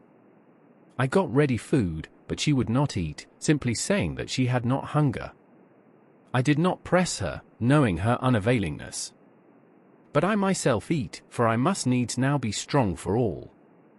Then, with a fear on me of what might be, I drew a ring so big for her comfort, round where Madam Mina sat, and over the ring I passed some of the wafer, and I broke it fine so that all was well guarded. She sat still all the time, so still as one dead, and she grew whiter and ever whiter till the snow was not more pale, and no word she said. But when I drew near, she clung to me, and I could know that the poor soul shook her from head to feet with a tremor that was pain to feel. I said to her presently, when she had grown more quiet, "Will you not come over to the fire?" for I wished to make a test of what she could. She rose obedient, but when she had made a step she stopped, and stood as one stricken. "Why not go on?" I asked. She shook her head, and, coming back, sat down in her place. Then, looking at me with open eyes, as of one waked from sleep, she said simply, "I cannot," and remained silent. I rejoiced, for I knew that what she could not, none of those that we dreaded could. Though there might be danger to her body, yet her soul was safe. Presently the horses began to scream, and tore at their tethers till I came to them and quieted them. When they did feel my hands on them, they whinnied low as in joy, and licked at my hands and were quiet for a time. Many times through the night did I come to them, till it arrived to the cold hour when all nature is at lowest, and every time my coming was with quiet of them. In the cold hour the fire began to die, and I was about stepping forth to replenish it, for now the snow came in flying sweeps and with it a chill mist. Even in the dark there was a light of some kind, as there ever is over snow, and it seemed as though the snow flurries and the wreaths of mist took shape as of women with trailing garments. All was in dead, grim silence, only that the horses whinnied and cowered, as if in terror of the worst. I began to fear, horrible fears, but then came to me the sense of safety in that ring wherein I stood. I began, too, to think that my imaginings were of the night, and the gloom, and the unrest that I have gone through, and all the terrible anxiety. It was as though my memories of all Jonathan's horrid experience were befooling me, for the snowflakes and the mist began to wheel and circle round, till I could get as though a shadowy glimpse of those women that would have kissed him. And then the horses cowered lower and lower, and moaned in terror as men do in pain. Even the madness of fright was not to them, so that they could break away. I feared for my dear Madam Mina when these weird figures drew near and circled round. I looked at her, but she sat calm, and smiled at me. When I would have stepped to the fire to replenish it, she caught me and held me back, and whispered, like a voice that one hears in a dream, so low it was, "No. No. Do not go without. Here you are safe." I turned to her, and looking in her eyes, said, "But you? It is for you that I fear," whereat she laughed, a laugh, low and unreal, and said, "Fear for me? Why fear for me? None safer in all the world from them than I am." And as I wondered at the meaning of her words, a puff of wind made the flame leap up, and I see the red scar on her forehead. Then, alas! I knew. Did I not, I would soon have learned, for the wheeling figures of mist and snow came closer, but keeping ever without the holy circle. Then they began to materialize till, if God have not taken away my reason, for I saw it through my eyes, there were before me in actual flesh the same 3 women that Jonathan saw in the room, when they would have kissed his throat. I knew the swaying round forms, the bright hard eyes, the white teeth, the ruddy color, the voluptuous lips. They smiled ever at poor dear Madam Mina, and as their laugh came through the silence of the night, they twined their arms and pointed to her, and said in those so sweet tingling tones that Jonathan said were of the intolerable sweetness of the water glasses, "Come, sister. Come to us. Come. Come." In fear I turned to my poor Madam Mina, and my heart with gladness leapt like flame, for oh! the terror in her sweet eyes, the repulsion, the horror, told a story to my heart that was all of hope. God be thanked she was not, yet, of them. I seized some of the firewood which was by me, and holding out some of the wafer, advanced on them towards the fire. They drew back before me, and laughed their low horrid laugh. I fed the fire, and feared them not, for I knew that we were safe within our protections. They could not approach me whilst so armed, nor Madam Mina whilst she remained within the ring, which she could not leave no more than they could enter. The horses had ceased to moan, and lay still on the ground. The snow fell on them softly, and they grew whiter. I knew that there was for the poor beasts no more of terror. And so we remained till the red of the dawn to fall through the snow gloom. I was desolate and afraid, and full of woe and terror, but when that beautiful sun began to climb the horizon, life was to me again. At the first coming of the dawn the horrid figures melted in the whirling mist and snow, the wreaths of transparent gloom moved away towards the castle, and were lost. Instinctively, with the dawn coming, I turned to Madam Mina, intending to hypnotize her, but she lay in a deep and sudden sleep, from which I could not wake her. I tried to hypnotize through her sleep, but she made no response, none at all, and the day broke. I fear yet to stir. I have made my fire and have seen the horses, they are all dead. Today I have much to do here, and I keep waiting till the sun is up high, for there may be places where I must go, where that sunlight, though snow and mist obscure it, will be to me a safety. I will strengthen me with breakfast, and then I will to my terrible work. Madam Mina still sleeps, and, God be thanked, she is calm in her sleep. Jonathan Harker's Journal. The 4th of November, evening. The accident to the launch has been a terrible thing for us. Only for it we should have overtaken the boat long ago, and by now my dear Mina would have been free. I fear to think of her, off on the wolds near that horrid place. We have got horses, and we follow on the track. I note this whilst Godalming is getting ready. We have our arms. The Scarni must look out if they mean fight. Oh, if only Morris and Seward were with us. We must only hope. If I write no more, goodbye, Mina. God bless and keep you. Dr. Seward's diary. The 5th of November, with the dawn we saw the body of Scarney before us dashing away from the river with their lighter wagon. They surrounded it in a cluster, and hurried along as though beset. The snow is falling lightly and there is a strange excitement in the air. It may be our own feelings, but the depression is strange. Far off I hear the howling of wolves, the snow brings them down from the mountains, and there are dangers to all of us, and from all sides. The horses are nearly ready, and we are soon off. We ride to death of someone. God alone knows who, or where, or what, or when, or how it may be. Dr. Van Helsing's memorandum. The 5th of November, afternoon, I am at least sane. Thank God for that mercy at all events, though the proving it has been dreadful. When I left Madam Mina sleeping within the holy circle, I took my way to the castle.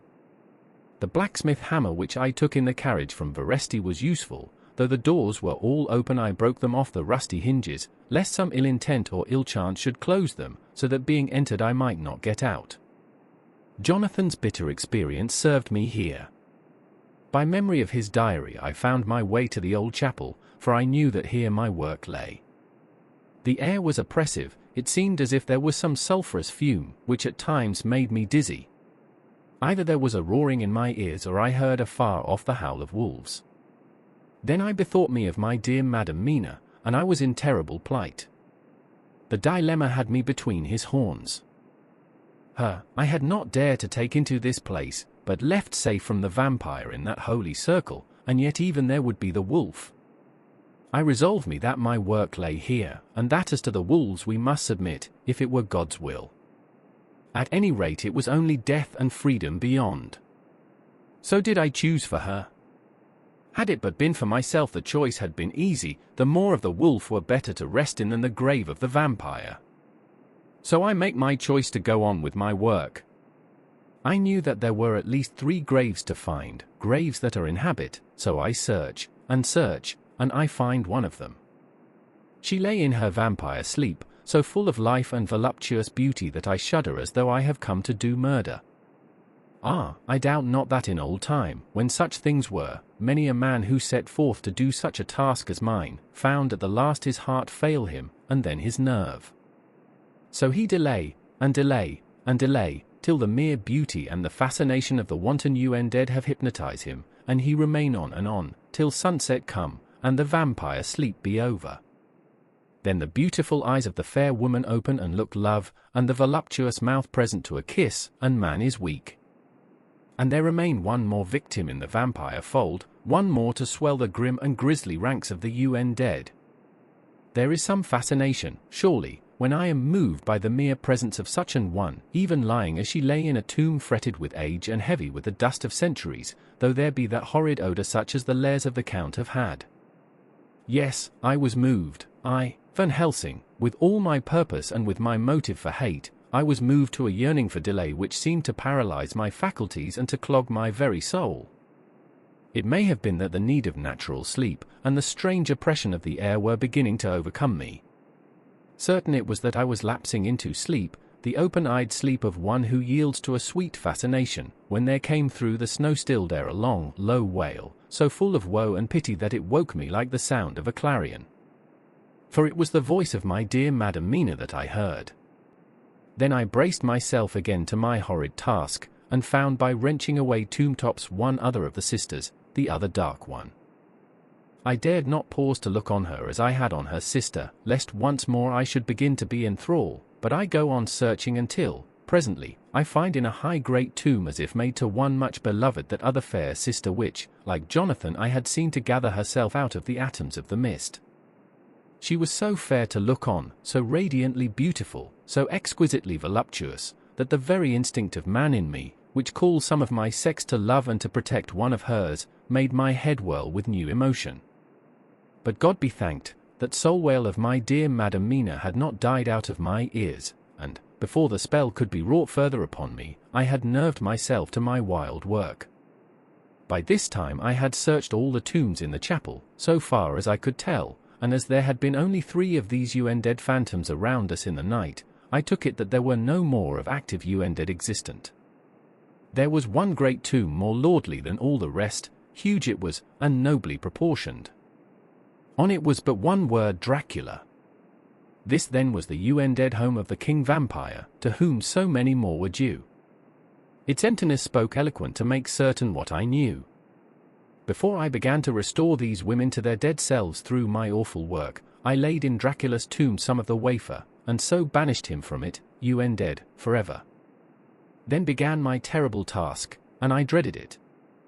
Had it been but one, it had been easy, comparative. But three.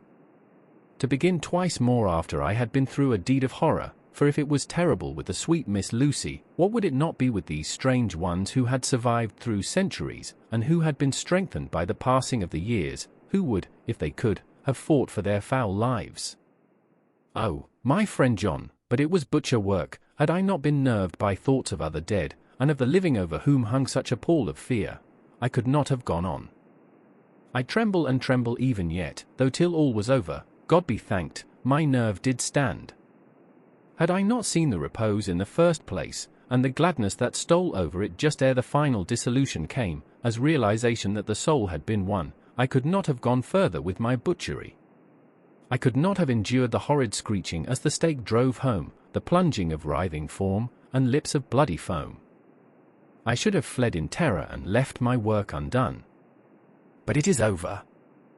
And the poor souls, I can pity them now and weep, as I think of them placid each in her full sleep of death for a short moment ere fading. For, friend John, hardly had my knife severed the head of each, before the whole body began to melt away and crumble into its native dust, as though the death that should have come centuries ago had at last assert himself and say at once and loud, I am here. Before I left the castle I so fixed its entrances that never more can the Count enter there dead. When I stepped into the circle where Madam Mina slept, she woke from her sleep, and, seeing me, cried out in pain that I had endured too much. Come, she said, come away from this awful place. Let us go to meet my husband who is, I know, coming towards us. She was looking thin and pale and weak, but her eyes were pure and glowed with fervor. I was glad to see her paleness and her illness, for my mind was full of the fresh horror of that ruddy vampire sleep. And so with trust and hope, and yet full of fear, we go eastward to meet our friends, and him, whom Madam Mina tell me that she know are coming to meet us. Mina Harker's Journal. The 6th of November, it was late in the afternoon when the Professor and I took our way towards the east whence I knew Jonathan was coming. We did not go fast, though the way was steeply downhill, for we had to take heavy rugs and wraps with us. We dared not face the possibility of being left without warmth in the cold and the snow. We had to take some of our provisions, too, for we were in a perfect desolation, and, so far as we could see through the snowfall, there was not even the sign of habitation. When we had gone about a mile, I was tired with the heavy walking and sat down to rest. Then we looked back and saw where the clear line of Dracula's castle cut the sky, for we were so deep under the hill whereon it was set that the angle of perspective of the Carpathian mountains was far below it. We saw it in all its grandeur, perched 1,000 feet on the summit of a sheer precipice, and with seemingly a great gap between it and the steep of the adjacent mountain on any side. There was something wild and uncanny about the place. We could hear the distant howling of wolves. They were far off, but the sound, even though coming muffled through the deadening snowfall, was full of terror. I knew from the way Dr. Van Helsing was searching about that he was trying to seek some strategic point, where we would be less exposed in case of attack. The rough roadway still led downwards, we could trace it through the drifted snow. In a little while the Professor signaled to me, so I got up and joined him. He had found a wonderful spot, a sort of natural hollow in a rock, with an entrance like a doorway between two boulders. He took me by the hand and drew me in. See, he said, here you will be in shelter, and if the wolves do come I can meet them one by one. He brought in our furs, and made a snug nest for me, and got out some provisions and forced them upon me. But I could not eat. To even try to do so was repulsive to me, and, much as I would have liked to please him, I could not bring myself to the attempt. He looked very sad, but did not reproach me. Taking his field glasses from the case, he stood on the top of the rock, and began to search the horizon. Suddenly he called out, "Look! Madam Mina, look! Look!" I sprang up and stood beside him on the rock. He handed me his glasses and pointed. The snow was now falling more heavily, and swirled about fiercely, for a high wind was beginning to blow. However, there were times when there were pauses between the snow flurries and I could see a long way round. From the height where we were it was possible to see a great distance, and far off, beyond the white waste of snow, I could see the river lying like a black ribbon in kinks and curls as it wound its way. Straight in front of us and not far off, in fact, so near that I wondered we had not noticed before, came a group of mounted men hurrying along. In the midst of them was a cart, a long lighter wagon which swept from side to side, like a dog's tail wagging, with each stern inequality of the road. Outlined against the snow as they were, I could see from the men's clothes that they were peasants or gypsies of some kind. On the cart was a great square chest. My heart leaped as I saw it, for I felt that the end was coming. The evening was now drawing close, and well I knew that at sunset the thing, which was till then imprisoned there, would take new freedom and could in any of many forms elude all pursuit. In fear I turned to the professor. To my consternation, however, he was not there. An instant later, I saw him below me. Round the rock he had drawn a circle, such as we had found shelter in last night. When he had completed it he stood beside me again, saying, "At least you shall be safe here from him." He took the glasses from me, and at the next lull of the snow swept the whole space below us. "See," he said, "they come quickly, they are flogging the horses, and galloping as hard as they can." He paused and went on in a hollow voice, "They are racing for the sunset. We may be too late. God's will be done." Down came another blinding rush of driving snow, and the whole landscape was blotted out. It soon passed, however, and once more his glasses were fixed on the plain. Then came a sudden cry, "Look! Look! Look! See, 2 horsemen follow fast, coming up from the south. It must be Quincy and John. Take the glass. Look before the snow blots it all out." I took it and looked. The 2 men might be Dr. Seward and Mr. Morris. I knew at all events that neither of them was Jonathan. At the same time I knew that Jonathan was not far off. Looking around I saw on the north side of the coming party 2 other men, riding at breakneck speed. One of them I knew was Jonathan, and the other I took, of course, to be Lord Godalming. They, too, were pursuing the party with the cart. When I told the professor he shouted in glee like a schoolboy, and, after looking intently till a snowfall made sight impossible, he laid his Winchester rifle ready for use against the boulder at the opening of our shelter. "They are all converging," he said. "When the time comes we shall have gypsies on all sides." I got out my revolver ready to hand, for whilst we were speaking the howling of wolves came louder and closer. When the snowstorm abated a moment we looked again. It was strange to see the snow falling in such heavy flakes close to us, and beyond, the sun shining more and more brightly as it sank down towards the far mountain tops. Sweeping the glass all around us I could see here and there dots moving singly and in 2s and 3s and larger numbers. The wolves were gathering for their prey. Every instant seemed an age whilst we waited. The wind came now in fierce bursts, and the snow was driven with fury as it swept upon us in circling eddies. At times we could not see an arm's length before us, but at others, as the hollow-sounding wind swept by us, it seemed to clear the airspace around us so that we could see afar off. We had of late been so accustomed to watch for sunrise and sunset, that we knew with fair accuracy when it would be, and we knew that before long the sun would set. It was hard to believe that by our watches it was less than an hour that we waited in that rocky shelter before the various bodies began to converge close upon us.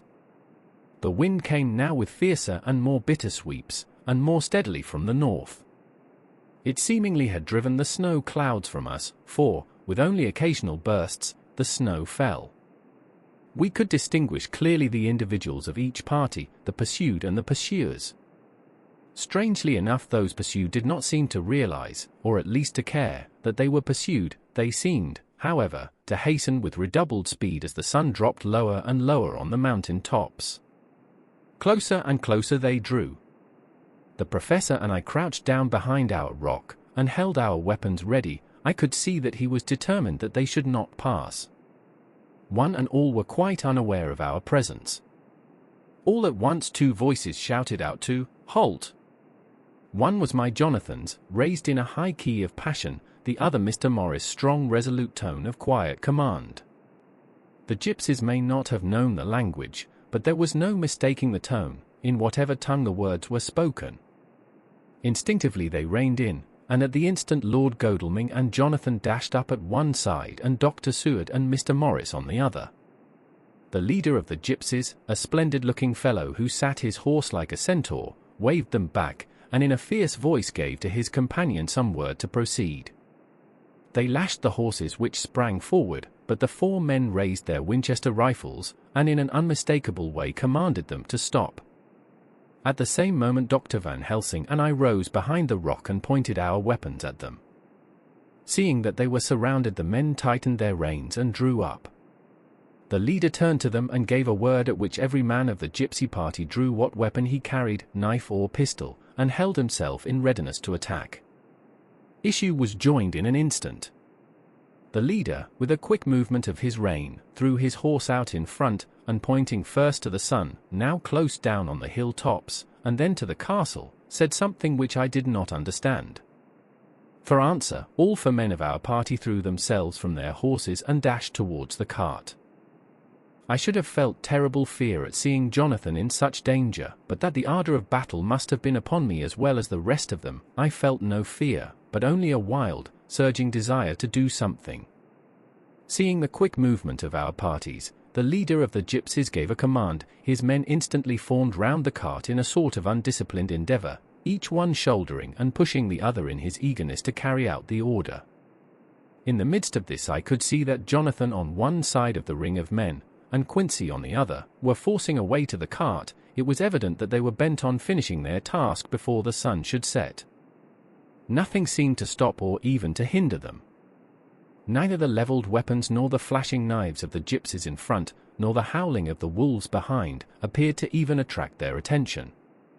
Jonathan's impetuosity, and the manifest singleness of his purpose, seemed to overawe those in front of him. Instinctively they cowered aside and let him pass. In an instant he had jumped upon the cart, and, with a strength which seemed incredible, raised the great box, and flung it over the wheel to the ground. In the meantime, Mr. Morris had had to use force to pass through his side of the ring of Scarney. All the time I had been breathlessly watching Jonathan. I had, with the tail of my eye, seen him pressing desperately forward, and had seen the knives of the gypsies flash as he won a way through them, and they cut at him. He had parried with his great bowie knife, and at first I thought that he too had come through in safety, but as he sprang beside Jonathan, who had by now jumped from the cart, I could see that with his left hand he was clutching at his side, and that the blood was spurting through his fingers. He did not delay notwithstanding this, for as Jonathan, with desperate energy, attacked one end of the chest, attempting to prise off the lid with his great cookery knife, he attacked the other frantically with his bowie. Under the efforts of both men the lid began to yield, the nails drew with a quick screeching sound, and the top of the box was thrown back. By this time the gypsies, seeing themselves covered by the Winchesters, and at the mercy of Lord Godalming and Dr. Seward, had given in and made no resistance. The sun was almost down on the mountain tops, and the shadows of the whole group fell long upon the snow. I saw the Count lying within the box upon the earth, some of which the rood falling from the cart had scattered over him. He was deathly pale, just like a waxen image, and the red eyes glared with the horrible vindictive look which I knew too well. As I looked, the eye saw the sinking sun, and the look of hate in them turned to triumph. But, on the instant, came the sweep and flash of Jonathan's great knife. I shrieked as I saw it shear through the throat, whilst at the same moment Mr. Morris's bowie knife plunged into the heart. It was like a miracle, but before our very eyes, and almost in the drawing of a breath, the whole body crumbled into dust and passed from our sight. I shall be glad as long as I live that even in that moment of final dissolution, there was in the face a look of peace, such as I never could have imagined might have rested there. The castle of Dracula now stood out against the red sky, and every stone of its broken battlements was articulated against the light of the setting sun. The gypsies, taking us as in some way the cause of the extraordinary disappearance of the dead man, turned, without a word, and rode away as if for their lives. Those who were unmounted jumped upon the lighter wagon and shouted to the horsemen not to desert them. The wolves, which had withdrawn to a safe distance, followed in their wake, leaving us alone. Mr. Morris, who had sunk to the ground, leaned on his elbow, holding his hand pressed to his side, the blood still gushed through his fingers. I flew to him, for the holy circle did not now keep me back, so did the two doctors. Jonathan knelt behind him and the wounded man laid back his head on his shoulder. With a sigh he took, with a feeble effort, my hand in that of his own which was unstained. He must have seen the anguish of my heart in my face, for he smiled at me and said, "I am only too happy to have been of any service." "Oh, God," he cried suddenly, struggling up to a sitting posture and pointing to me, "it was worth for this to die. Look! Look!" The sun was now right down upon the mountain top, and the red gleams fell upon my face, so that it was bathed in rosy light. With one impulse the men sank on their knees and a deep and earnest amen broke from all as their eyes followed the pointing of his finger. The dying man spoke, "Now God be thanked that all has not been in vain. See! The snow is not more stainless than her forehead.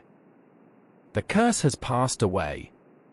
And, to our bitter grief, with a smile and in silence, he died, a gallant gentleman. Note: 7 years ago we all went through the flames, and the happiness of some of us since then is, we think, well worth the pain we endured. It is an added joy to Mina and to me that our boy's birthday is the same day as that on which Quincy Morris died.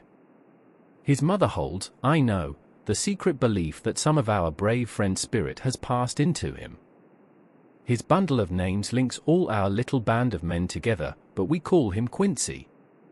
In the summer of this year we made a journey to Transylvania, and went over the old ground which was, and is, to us so full of vivid and terrible memories. It was almost impossible to believe that the things which we had seen with our own eyes and heard with our own ears were living truths. Every trace of all that had been was blotted out. The castle stood as before, reared high above a waste of desolation. When we got home we were talking of the old time, which we could all look back on without despair, for Godalming and Seward are both happily married. I took the papers from the safe where they had been ever since our return so long ago. We were struck with the fact that in all the mass of material of which the record is composed, there is hardly one authentic document, nothing but a mass of typewriting, except the later notebooks of Mina and Seward and myself, and Van Helsing's memorandum. We could hardly ask anyone, even did we wish to accept these as proofs of so wild a story. Van Helsing summed it all up as he said, with our boy on his knee, "We want no proofs, we ask none to believe us." This boy will some day know what a brave and gallant woman his mother is. Already he knows her sweetness and loving care, later on he will understand how some men so loved her, that they did dare much for her sake. Jonathan Harker. The END. There's more to follow. More stories of the sort you like, more, probably, by the author of this one, more than 500 titles all told by writers of worldwide reputation, in the author's alphabetical list which you will find on the reverse side of the wrapper of this book.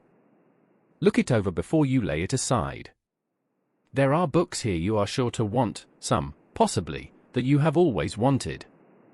It is a selected list, every book in it has achieved a certain measure of success. The Grosset and Dunlap list is not only the greatest index of good fiction available, it represents in addition a generally accepted standard of value.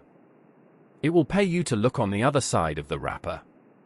In case the wrapper is lost, write to the publishers for a complete catalogue * detective stories by J.S. Fletcher may be had wherever books are sold.